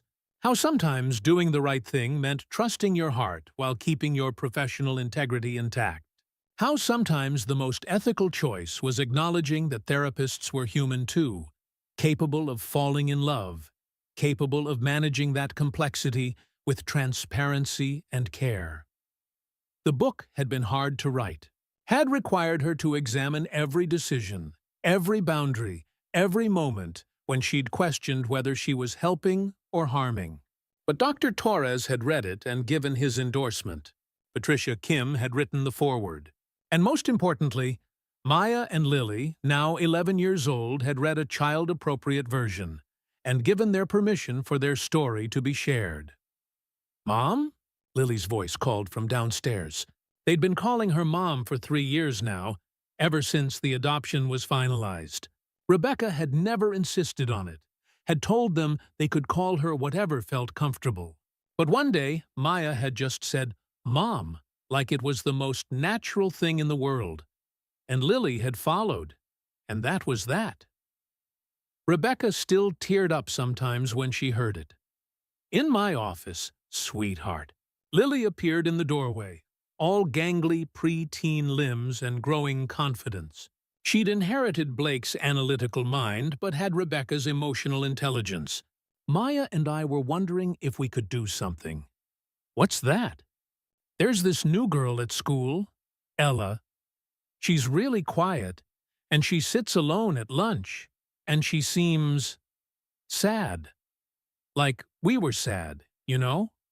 And we thought maybe we could invite her over. Maybe help her feel less alone." Rebecca's heart swelled. This was it. This was the evidence that all the therapy, all the hard work, all the patient rebuilding of trust had worked. These girls who'd nearly disappeared had become children who saw others' pain and wanted to help, who understood loneliness and chose to do something about it. "I think that's a beautiful idea," Rebecca said. "Should we check with Dad first? Make sure he's okay with a guest this weekend?" "Already asked him," Lily grinned. "He said yes immediately. Said something about how this house is supposed to be full of people finding their way home." That sounded like Blake. He'd become almost philosophical in his transformation from corporate titan to present parent. He still did some consulting work enough to keep his mind engaged and provide financial security, but his real passion now was a non-profit he'd started, Montgomery Foundation for Family Mental Health. They provided free therapy to families in crisis, training for parents navigating childhood trauma, scholarships for kids who needed intensive mental health support but whose parents couldn't afford it. He'd turned his pain into purpose, his failure into mission, his redemption into service. Maya appeared behind her sister, holding her journal. She still kept one, still wrote in it daily. "Mom, can I show you something I wrote?" "Always." Maya climbed into Rebecca's lap, even though she was really too big for it now, and opened to a marked page. Her handwriting had evolved from careful childhood printing to the looping script of a preteen finding her style. "5 years ago, I wanted to disappear. The world seemed too sharp, too painful, too much. My sister and I held hands and tried to become invisible together. We thought if we got small enough, quiet enough, maybe the hurt would stop noticing us. But then Dr. Becca came, and she didn't try to make us talk or eat or be okay. She just sat with us." She hummed. "She showed us it was safe to take up space again, and Dad changed. He got less blurry, more solid. He started seeing us instead of just looking past us to whatever was more important. Now I don't want to disappear anymore. Now I want to take up as much space as I can. I want to be loud and messy and completely, totally here. Because being here is a choice, and I choose it every day. I think that's what love does. Real love. It makes you want to stay." Rebecca's eyes filled with tears. "Maya, this is beautiful, and wise beyond your years. I want to read it at the book launch," Maya said.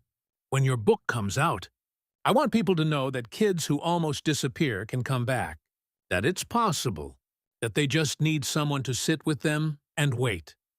"You can absolutely read it," Rebecca said, hugging her tight. "If you're sure you're ready to be that vulnerable in public." "I'm sure.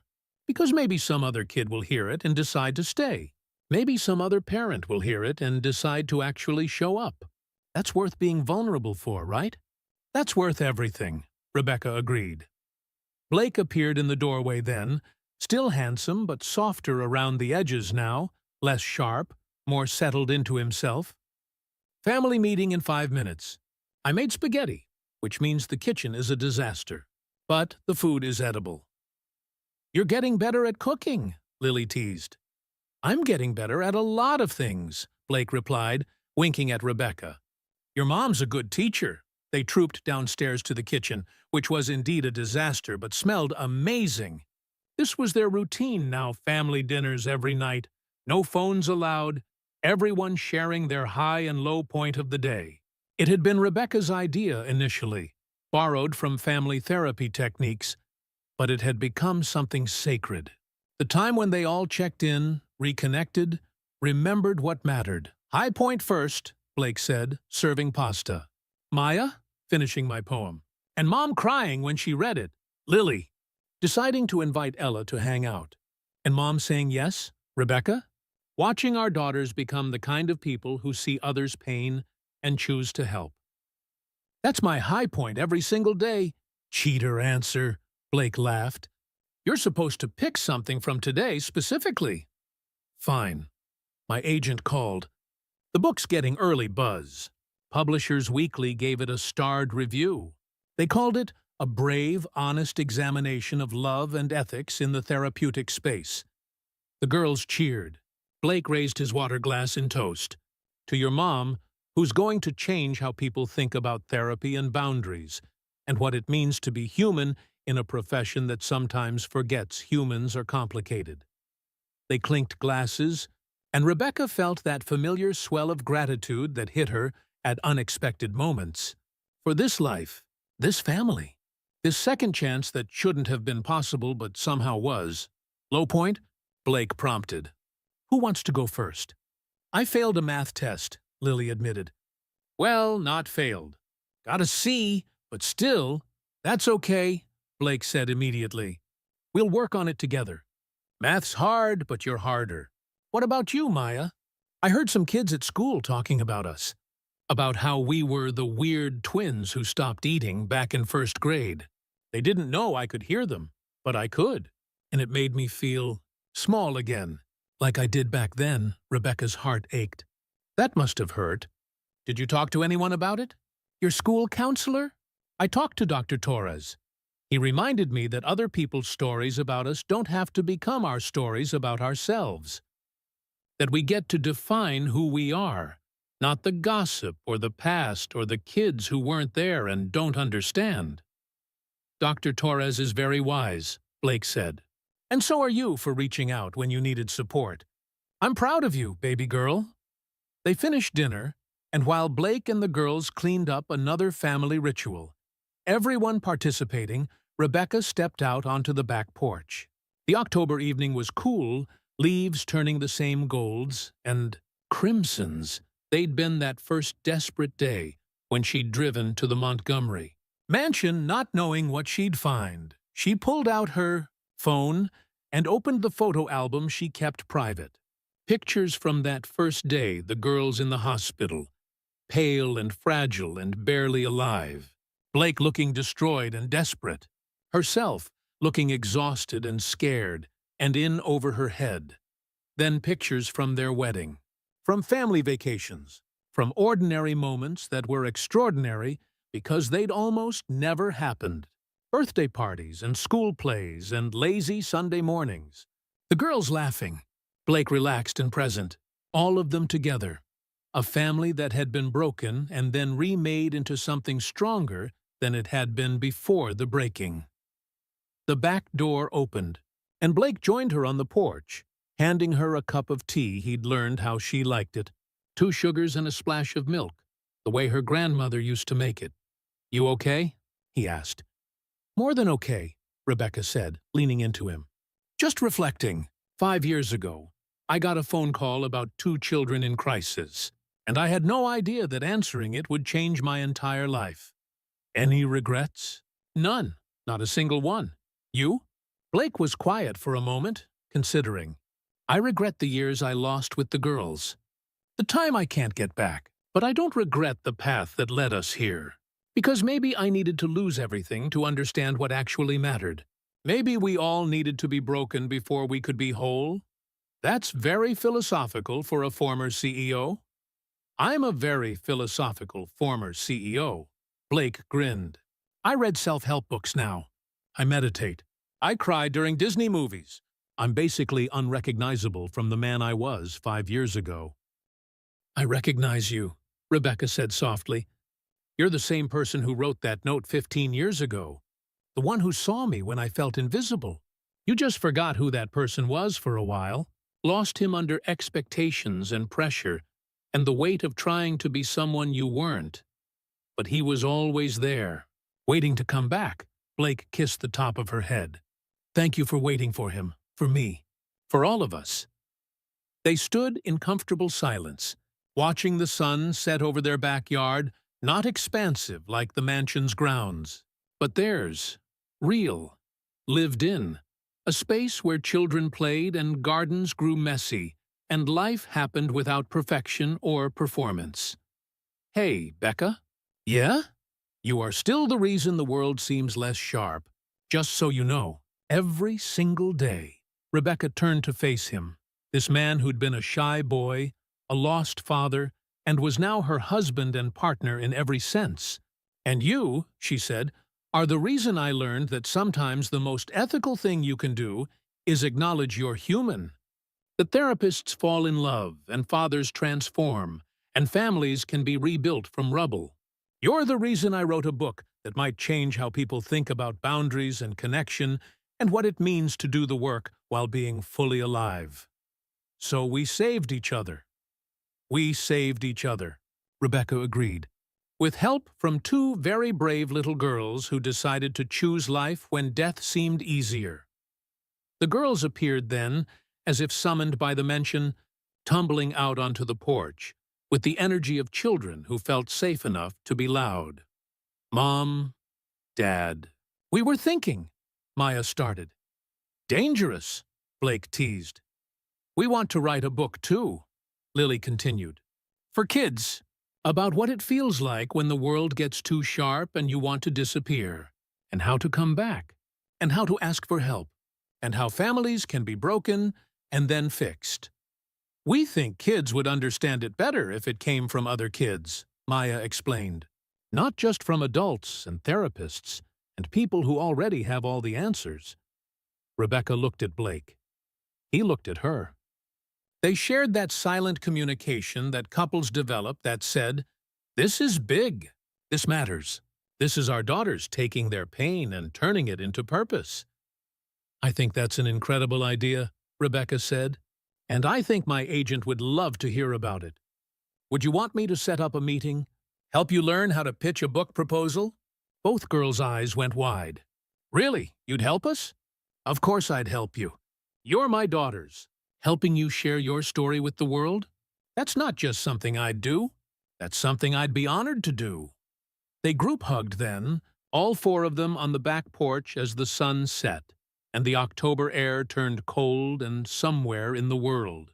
Other families were struggling, other children were in crisis, other parents were failing and trying and hoping to do better, and Rebecca thought about the ripple effect, about how two little girls who'd almost died were going to write a book that might save other children, about how Blake's nonprofit was providing therapy to families who couldn't afford it, about how her own book might change how therapists thought about boundaries and humanity, and the messy complexity of real connection, about how trauma could be transformed into purpose, how pain could become service, how broken things, when carefully tended and honestly addressed, could become more beautiful than things that had never been broken at all.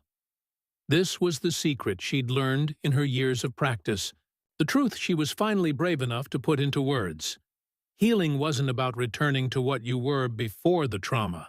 It was about becoming something new, something that carried the scars but wasn't defined by them, something that had looked into the darkness and chosen light anyway.